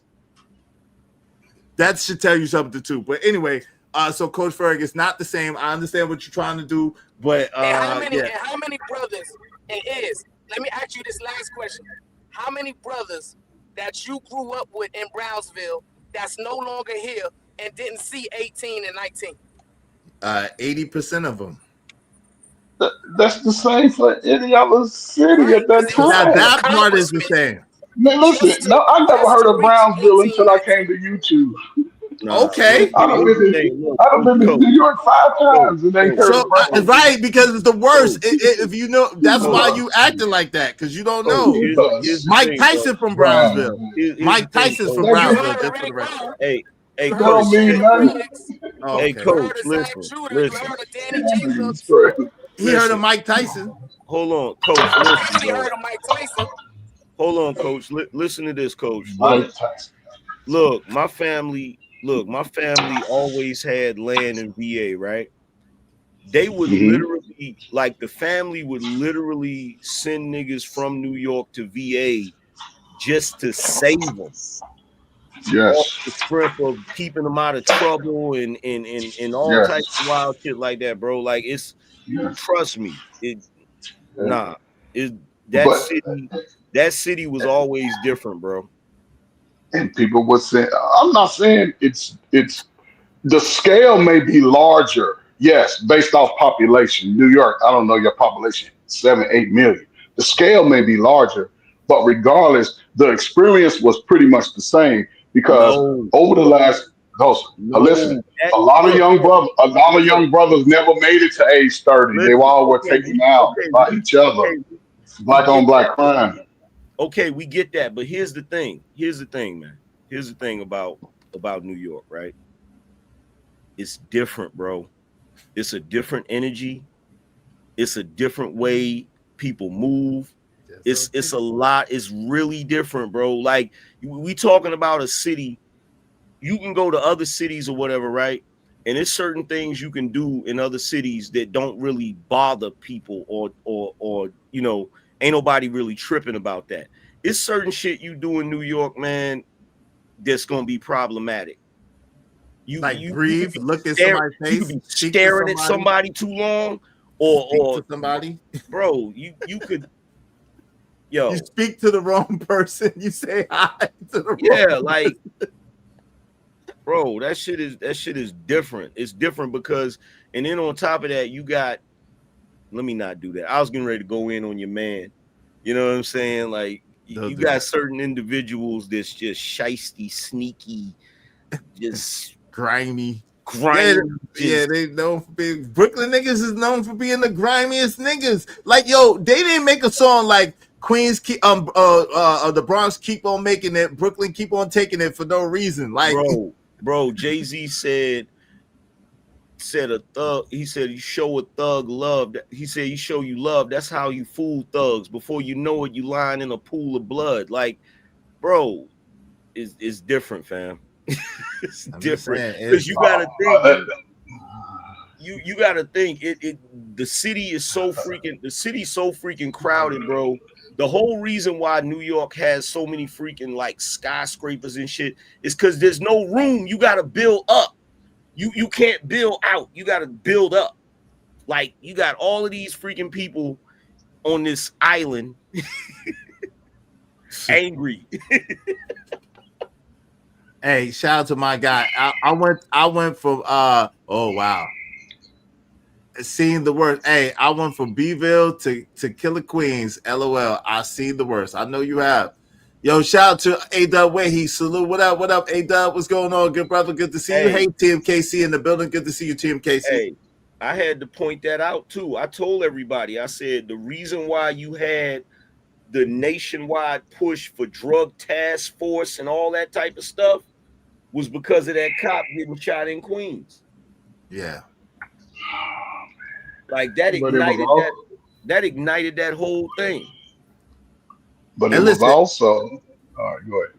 And I'm not. Hold on, real quick, because I got people in the shot, so I want to be good in Chicago. I'm not trying to downplay my shot down brothers. I got people in the South, so I'm not trying to downplay the South. I'm not trying to downplay myself, but all of y'all are dangerous. So shout out to y'all. Salute. I'll be in the Shy a lot, so shout out to my shot down people, my people from Chicago. Shout out to my people in the South. You know what I'm saying? All the South. I know y'all about it. Hey, listen, I show respect because I get respect, and that's just how we rock. But you know, I'm just and look, saying. I ain't trying to look. I'm not trying to take nothing away from. I don't know nothing about Chicago. Yeah, out there too. You feel what I'm saying? Out there too. So I don't know nothing about Chicago, but yeah, they're a little more. But at the end of the day, man, this was a great conversation. Peace and love to all y'all brothers. You know what I'm saying? It's nothing personal. It's always gonna be Brooklyn love, regardless. You know what I'm saying? Happy born day once again, Angry Man. Enjoy your day. You know what I'm saying? Appreciate it. I wish nothing but the best for you and your family, man. Peace and love Hey, to listen, all y'all. and hold on. I want you to know that I wish nothing but the best for you and your family too. I said that as well. You understand? I know that. Listen, yeah, we I go definitely back and do. forth, but I don't take nothing personal, and I hope you don't take anything personal. Nah, I really don't. But you know but you know how we do. If you come at me, I'm definitely coming at you. Vet Life says salute to Brownsville, and let me say that Sharon and Brownsville coming up from where we came from. They are good fathers because my man Vet Life, they're good fathers. They trying to be good men. They just need to be a little bit more balanced. That's it. Just a little bit more balanced, and they'll be all right. Stop blaming men for everything, and we won't have no issues at all. They actually be all right. That's it. I think we gotta come together as a community and really stop the blame game all together. You know what I'm saying? Like all of y'all brothers have figured out a way to find success and to push your own individual community forward. So that's the tenets we should be teaching. That's going in and out. Yeah, you break it up real bad. Yeah, you break it up real bad. Hey, listen, but y'all got listen. Honestly speaking, and I know Angry Man feel the same way. We love Black women. We love our women, right? We just understand that in order for the community to get better, that we have to hold the women to some sort of account as much as we can. We got to call it out at the very least and try to get them back to where women are shaming women, to keep them in line so that our future can be secure. So it's not, we don't hate women at all. We don't have no problem with women at all. And I never had a problem getting women, being with women, being around women. Never had that issue, right?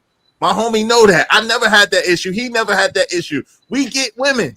The problem is we understand that in order for the community to get better, it starts with the women. The men are going to do what we got to do. It starts with the women.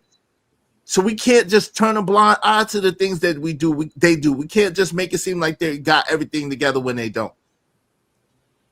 Just can't. Go ahead, fam. My man. Oh, go ahead. Go, Coach. Bro, I'll be tripping about this because, fam, I don't got no brothers. All I got is sisters, and ain't but one of them married. So who you think they be hitting up when they need help? Of course you. But you do got a brother, man. I'm your brother. Appreciate that, bro. You already know that. Regardless, you my brother. If your head don't get no bigger, you still my nigga. And you know they jealous of us little light skins. So we do. Don't start that shit. Don't start that. They get mad. No, but listen, man. Listen, that's why I say, man. I'm the generation and Angry Man. They told us 1 in 5, only 1 in 5 of us was going to make it. That's what the message they told us. However, they didn't understand that we still had strong community. So Not only did our peers encourage us to do better, a lot of the family members, they would come and take little Nug under his wing. They would take the sister's son and say, "You mess with my sister, I'ma get in your tail." So brothers understood that when they called your mama from school, you didn't want her to come to the school because she was coming for your ass. She wasn't coming to fight the teacher. That was a different mindset. And the fact that here we are today, 35 years in, a lot of kids of that time are in the prime of their life. And when you look at it across the board, the women have gotten so out of control, they're not listening to nobody on either side. And the guys have grown up under this submission life and being told that they ain't nothing, that you ain't nothing. And the fact that brothers are finally finding their true self as they continue going forward in the future, it's only going to get better for the brothers. But the sisters, on the other hand, they better be willing to make a deal. And I'm going to shut up out of it. Y'all better find y'all good brother before y'all get gray hairs on y'all cootie collar. That's all I got to say. Hey, yo, AM, what time you going live today, man? I already went live. I went live this morning. Oh, man. Hey, listen, make sure y'all show love.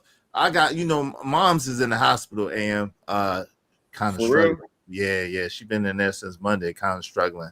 So my paper chase, I might have to come out there. I'll probably be out there next week or something. But so my paper chase a little bit crazy. But listen, y'all make sure y'all show Angry Man love, man. Make sure y'all spread mad love to the homie Angry Man for his birthday. Here's his Cash App. Y'all know what his Cash App is. $ fuel the anger, $ fuel the anger, or at the Angry Man. Yeah. Make sure y'all hit Angry Man's Cash App, man. Show the brother some love. Yo, Keon, what's up, brother? What's good, brother? How you doing? I'm doing good. And yourself? What say you, brother? Thank you for your patience, man, and showing love, man. What say you on the subject? What you want to add to the combo? Yeah. To be fair, I ain't gonna lie to you. I just been in the background chilling. I kind of forgot what we was even talking about. But it's all good. Get in where you fit in, bro. Yeah, that's crazy. That's how I'm gonna have to play that. To be honest with you, but yeah, I'm here whenever we have a good conversation. I'm here. No doubt. Hey, and Lord ADS said happy B-Day, brother Angry Man. Shout out to Lord ADS, man. Yeah, man. Make sure y'all show y'all love to Angry Man, man. Hit him with a super thanks. Hit him with a Cash App, and bless the brother for his birthday. Give him a cup of coffee, a donut, a damn a cupcake, something. Son. I seen that Averex though, son. I seen the Averex. I seen the leather Averex. I see you, player. I see you. It only took 40-some years to get one. Yeah. Hey, listen, but it's worth it. That joint crispy. Was that a B-Day gift?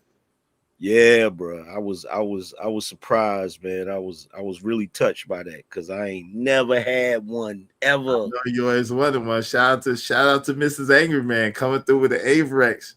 Word. Yes, sir. That's what's up. Yes, sir. Shout out to Mrs. Angry Man. I know that was from Mrs. Angry Man. Yeah. I already know. That joint like that though. That you gotta wear Timberlands with the Averex? Of course. You have to wear Timberlands with it? No. You don't some Gore-Tex. You can wear some Gore-Tex. Yeah, you don't have. I was curious. I didn't know how New York got down. No, you don't have to. You could wear some. You could wear some ones with it. Yeah, true. You could, or some Gore-Tex. I know you can't wait to put that mug on. It's still like Petey Pop. Yo, remember we seen Petey Pop?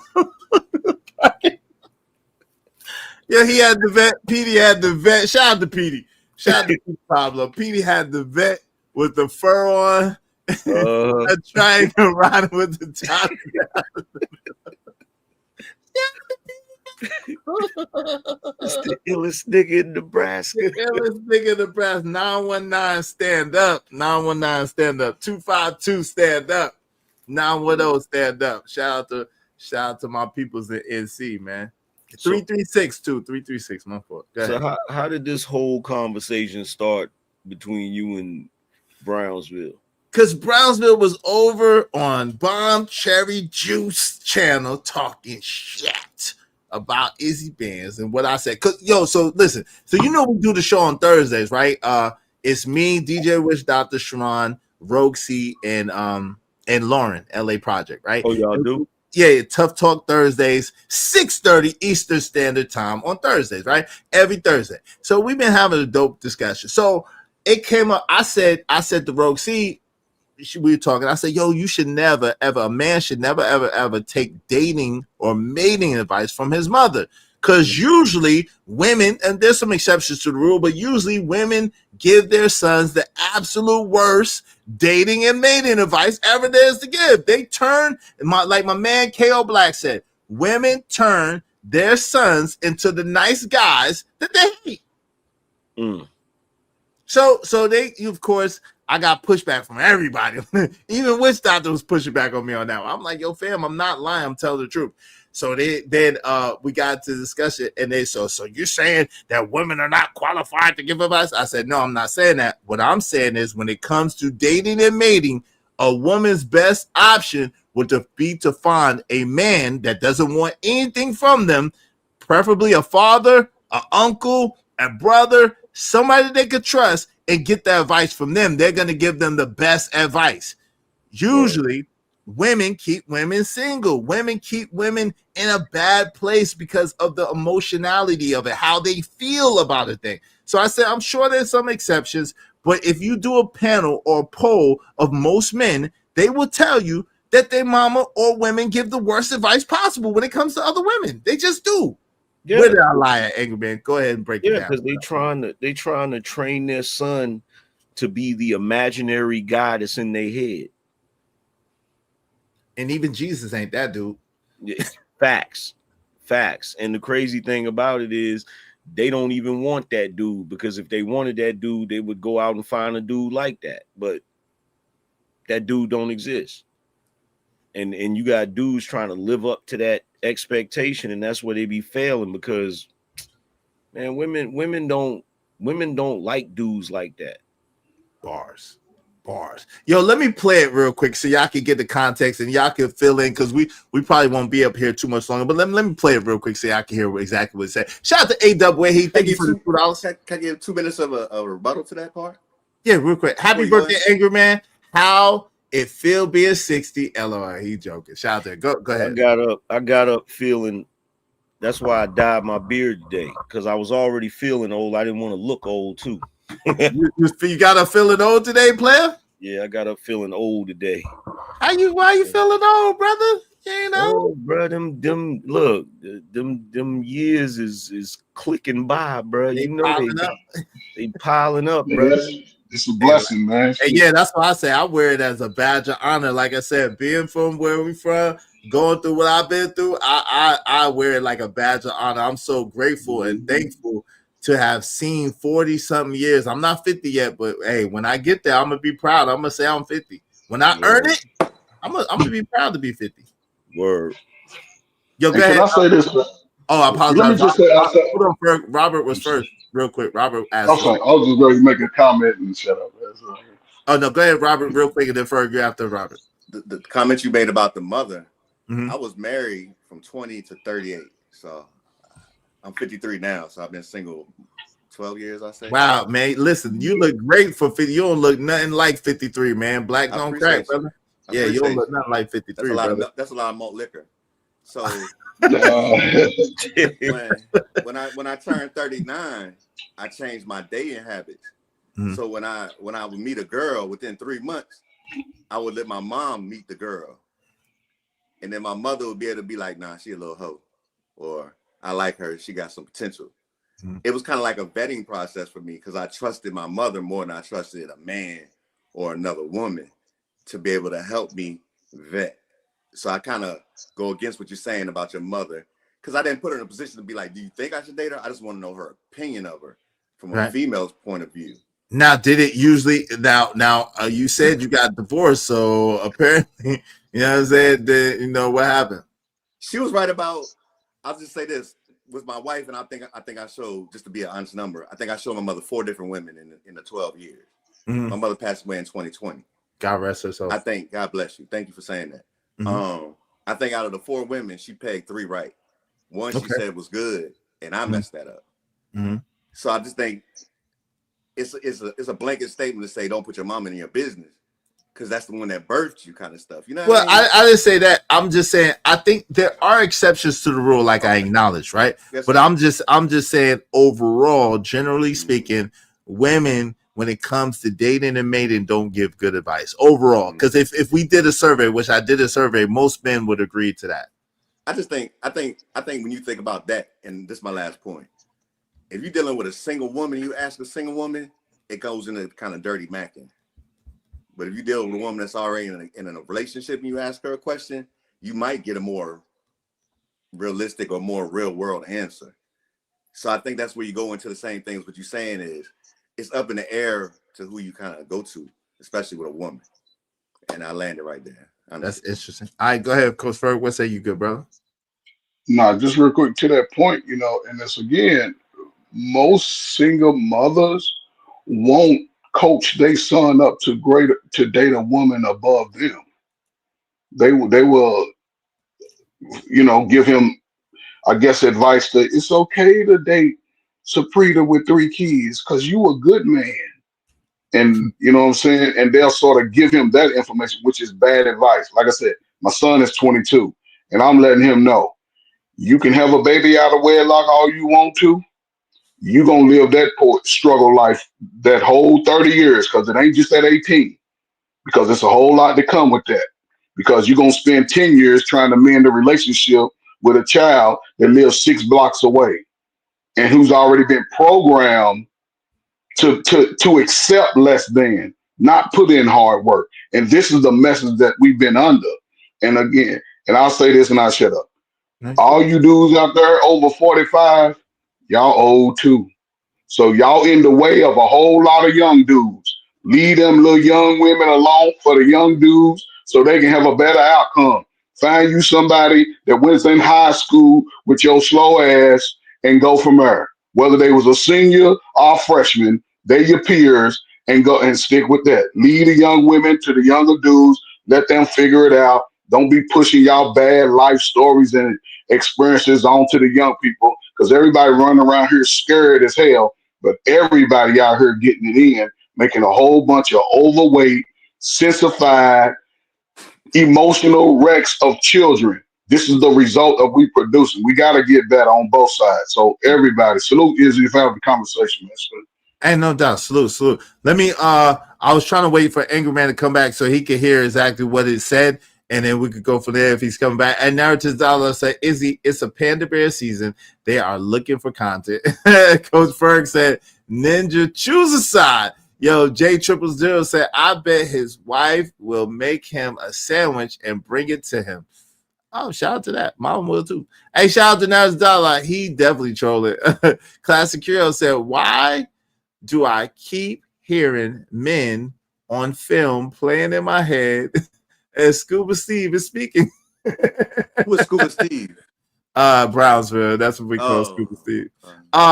Classic Creole said, "If it don't apply, let it fly." Right is if it don't apply, let it fly. Right. Tree said yes. Shout out to Trees. Vet Life 81 said they don't even speak like that. Damn.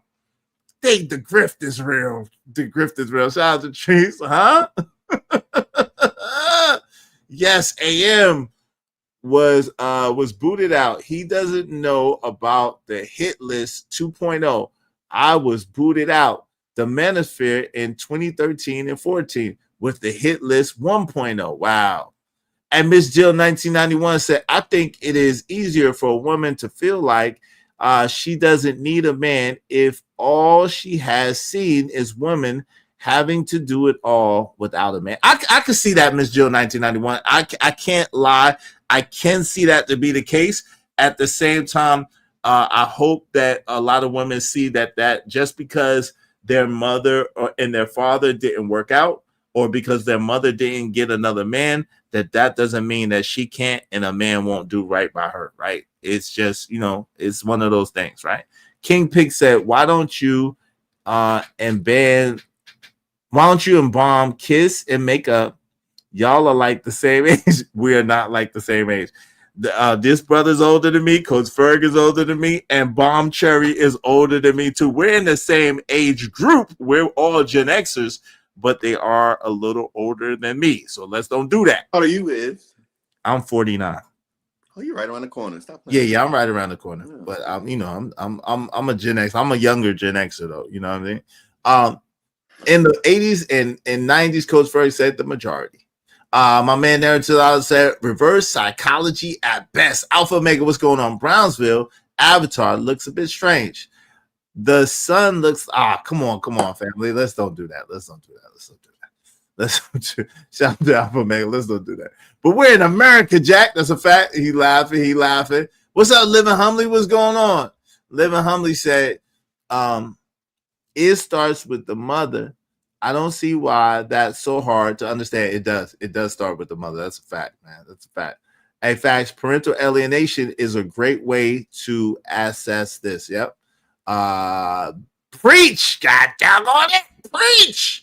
Exactly. Hey, Freedom, what's up? Freedom 557. I apologize. I mentioned you earlier, but shout out to you, my sister. Good to see you. Izzy, there's a lot of men that are raised by women that hate women, and that's true. Now let's talk about that for a second. Let's talk about that. Shout out to you, Freedom 557. Do you know why that is? Generally speaking, this is general. I'm speaking in general because I know there's exceptions to this rule. Generally speaking, when a man hates women and he was raised by women, is for 3 reasons. The first reason is because that woman put down his father and mistreated his father, and he feels like she kept him from his father. The second reason is she lied to him, abused him, or mistreated him.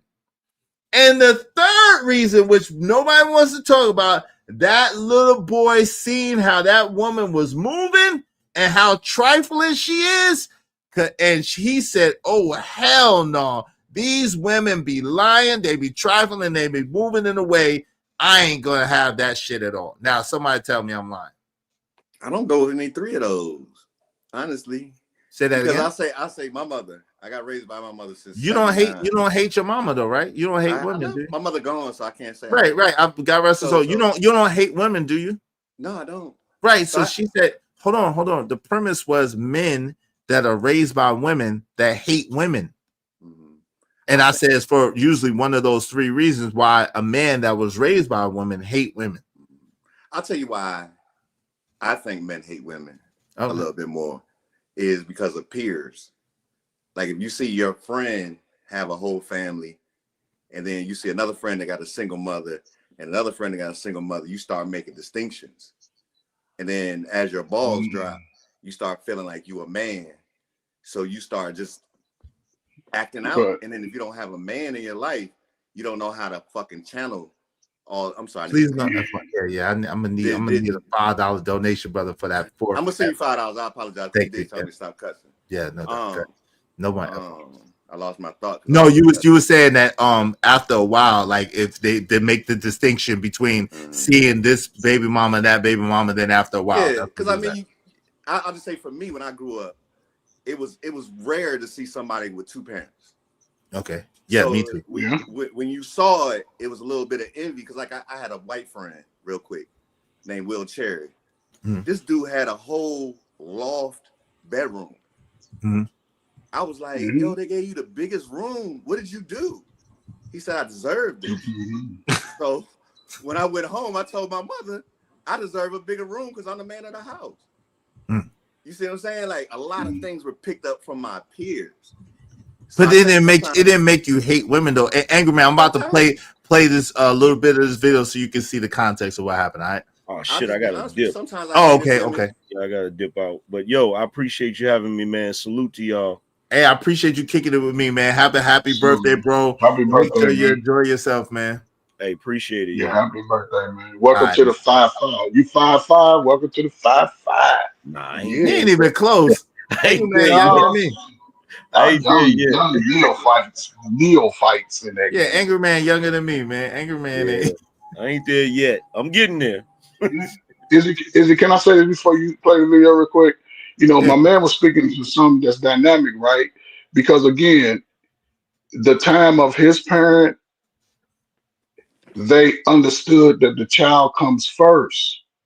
So one thing about children, they start asking questions.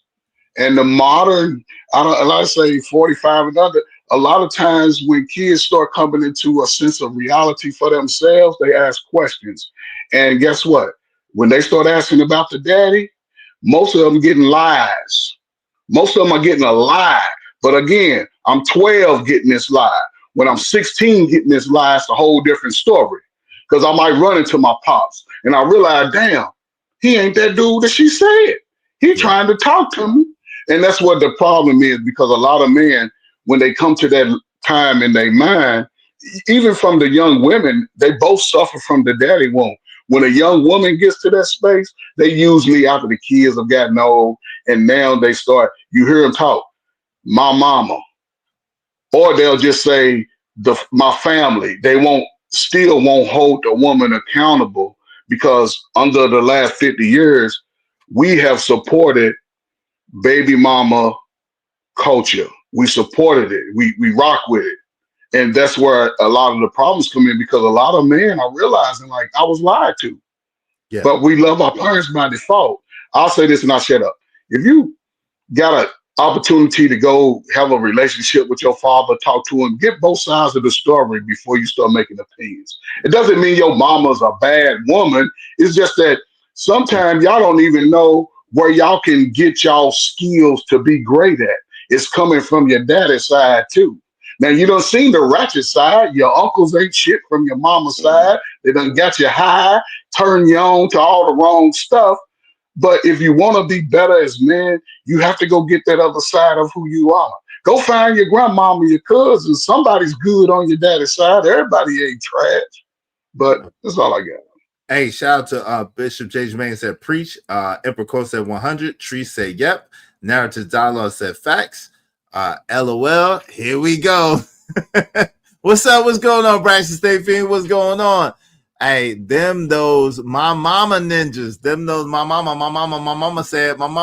Hey, look, I'm about to get off. Y'all gonna start playing with mamas, man. I don't play with my mama now. No. We ain't playing with no. We ain't playing with no mamas. Nah, brother. No, we ain't playing with no mamas. Okay. Rest in peace. No, we ain't doing that.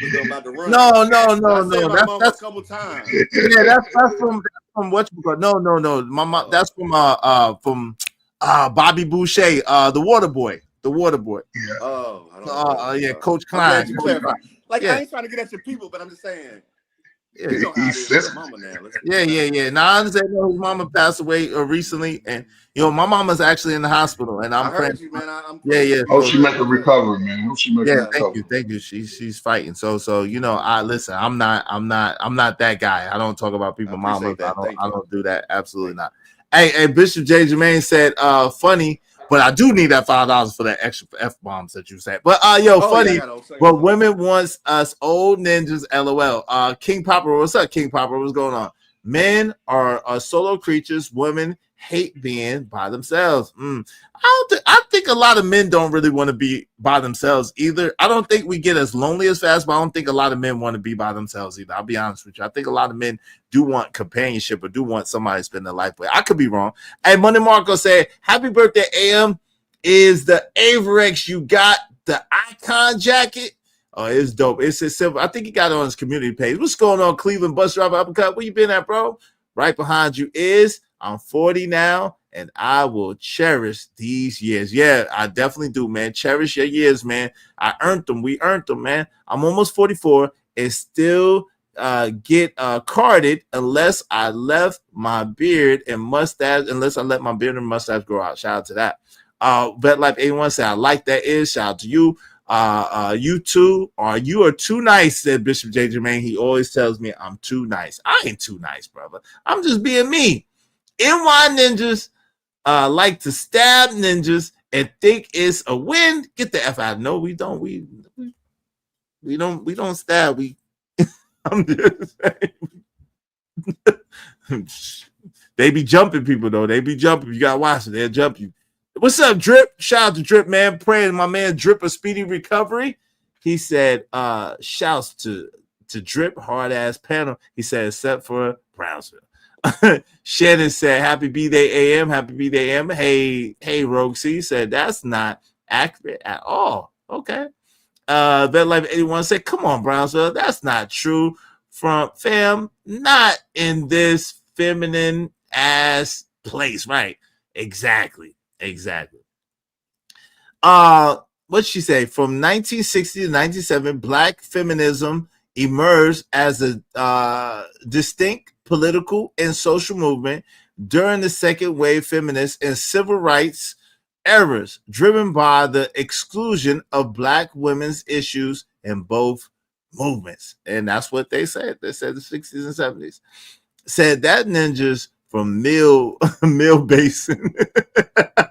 Come on, man. Don't do it like that. Money Marker said, hey, don't put him on us. I think he's an older millennial, bro. I'm not going to lie to you. Is because he's lying, fam. Told you already.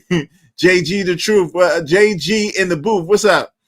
That's how we know who was the fast ass. The other older woman would say. Yes, they would. Yes, they would call it out. The women would call it out.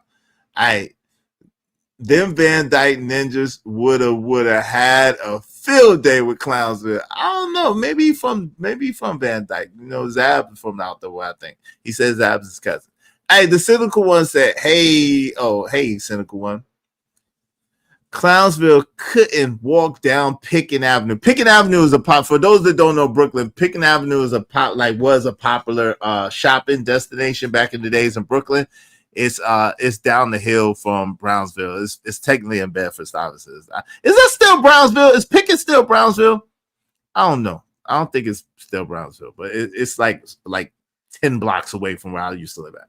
Hey, this brother had both his parents. That's why I told AM he was wrong about him being single mama raised. And his father's legit. Wow. He got two parents? I said he was single mama raised too. I would have lost that bet. Because good gracious, he ain't talking like it.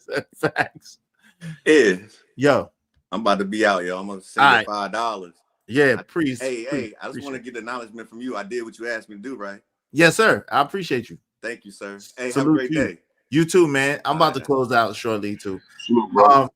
Hey, salute. What's your last words, man? I'm about to close out. I just wanted to acknowledge. Keon, you ain't said nothing. What would you like to say, Keon? You still there? All right. Coach Ferg, what's your last words, good brother?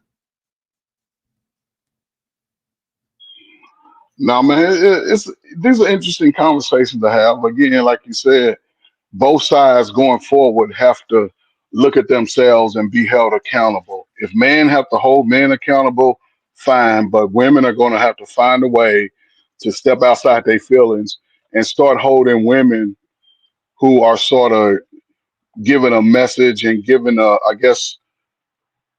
representing them in a way that's not positive. So both sides are going to have a talk in their own spaces.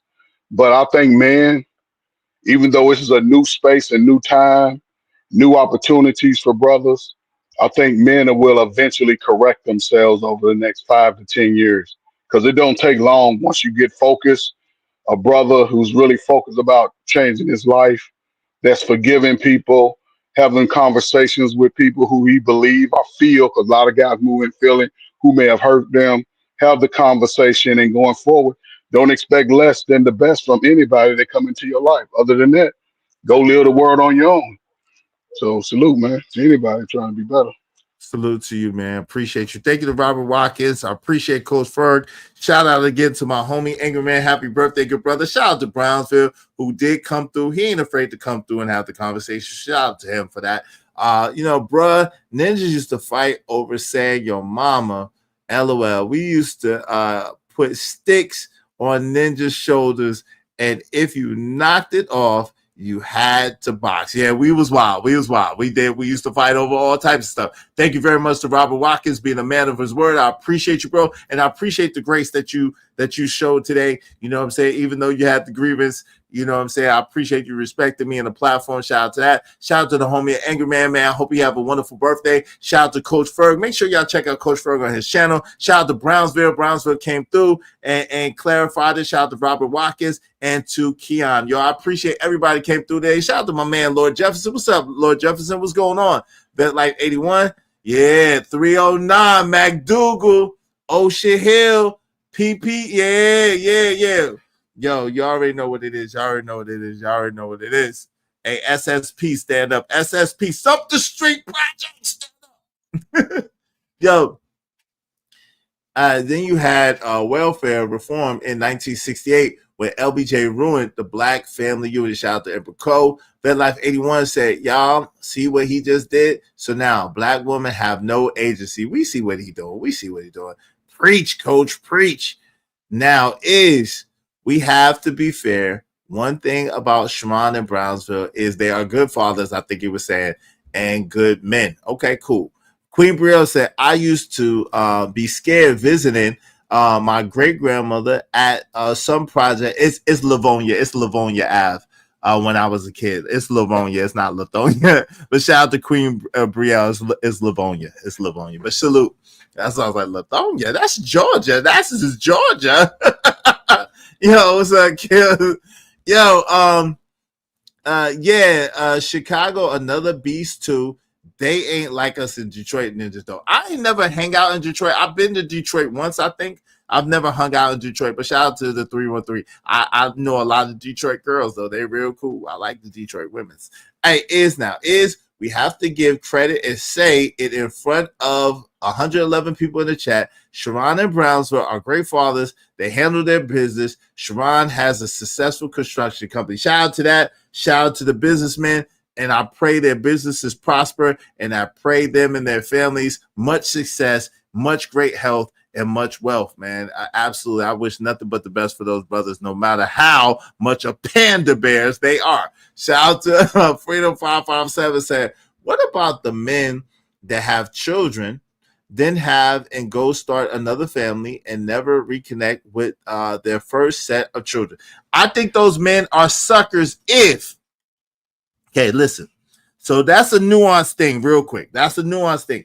If those men leave their children and start a family because of something within them and they was being selfish and they just didn't like, they just, was being lazy or whatever the case may be, or couldn't cut it, whatever, that's a sucker. Now, if that woman ran them away and ran them out of there and was causing hell in their life, that's a whole nother story. But I can see that. Panda Bears 3 or not, Izzy? I'm going to leave that up to you, Narratives Dialogue. I don't want to have nothing to do with that. Yes, it is. The VetLife 81. Yo, thank you so much to Bishop J. Jermaine, to VetLife 81, to Robert Watkins, to my man Romello 7487 being sponsor of the show. A-Dub Wayhe, thank you. Thank you to Albino. I appreciate your family. Thank you to Willing to Win. I appreciate your family. Thank you to Taylor Bell. I appreciate your family. Thank you very much to KP for KC5. I appreciate you, fam. VetLife 81, appreciate you, family. Thank you so much. Hey, let's address it. No whining. Thank you, family. I appreciate you. The Audacity Show, my man, Cajun Darfar, I appreciate you. Hey, Archangel Yvette Marie, thank you, sis. Living Humbly, thank you, brother. Robert Watkins, thank you very much. Just Me, thank you very much. And Adrian Nicole, thank you very much. I appreciate everybody that supported the show. I appreciate everybody that supported the stream. Y'all could have been anywhere in the world, but y'all chose to be here with me, and it means everything to me. Make sure y'all subscribe to Kojak 303 Gaming. Check out my man JD1975. I have to check out what I missed. Absolutely. Shout out to you. I appreciate you. Thank y'all so much. We're gonna holler at y'all. I gotta get something to eat. I'm starving there. I'm hungry than a hostage. Shout out to the Weirdest Wake Up Show. Hey, what kind of poll is that? It's the poll that was winning. Let's see what the poll says. Thank you, Sharon. 81% of y'all said y'all think Brownsville is a projecting panderer, and there was 115 votes. Thank y'all so much for voting. Thank you, Sharon, for reminding me that Brownsville is a projecting panderer. And we out.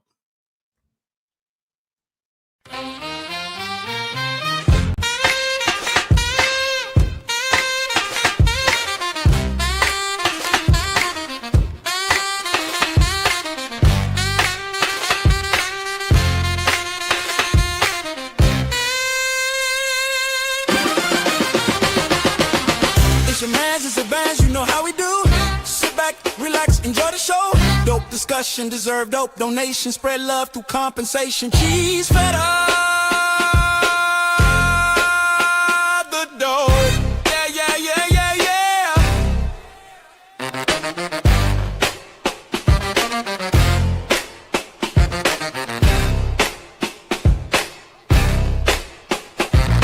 Don't forget to like, share, and subscribe.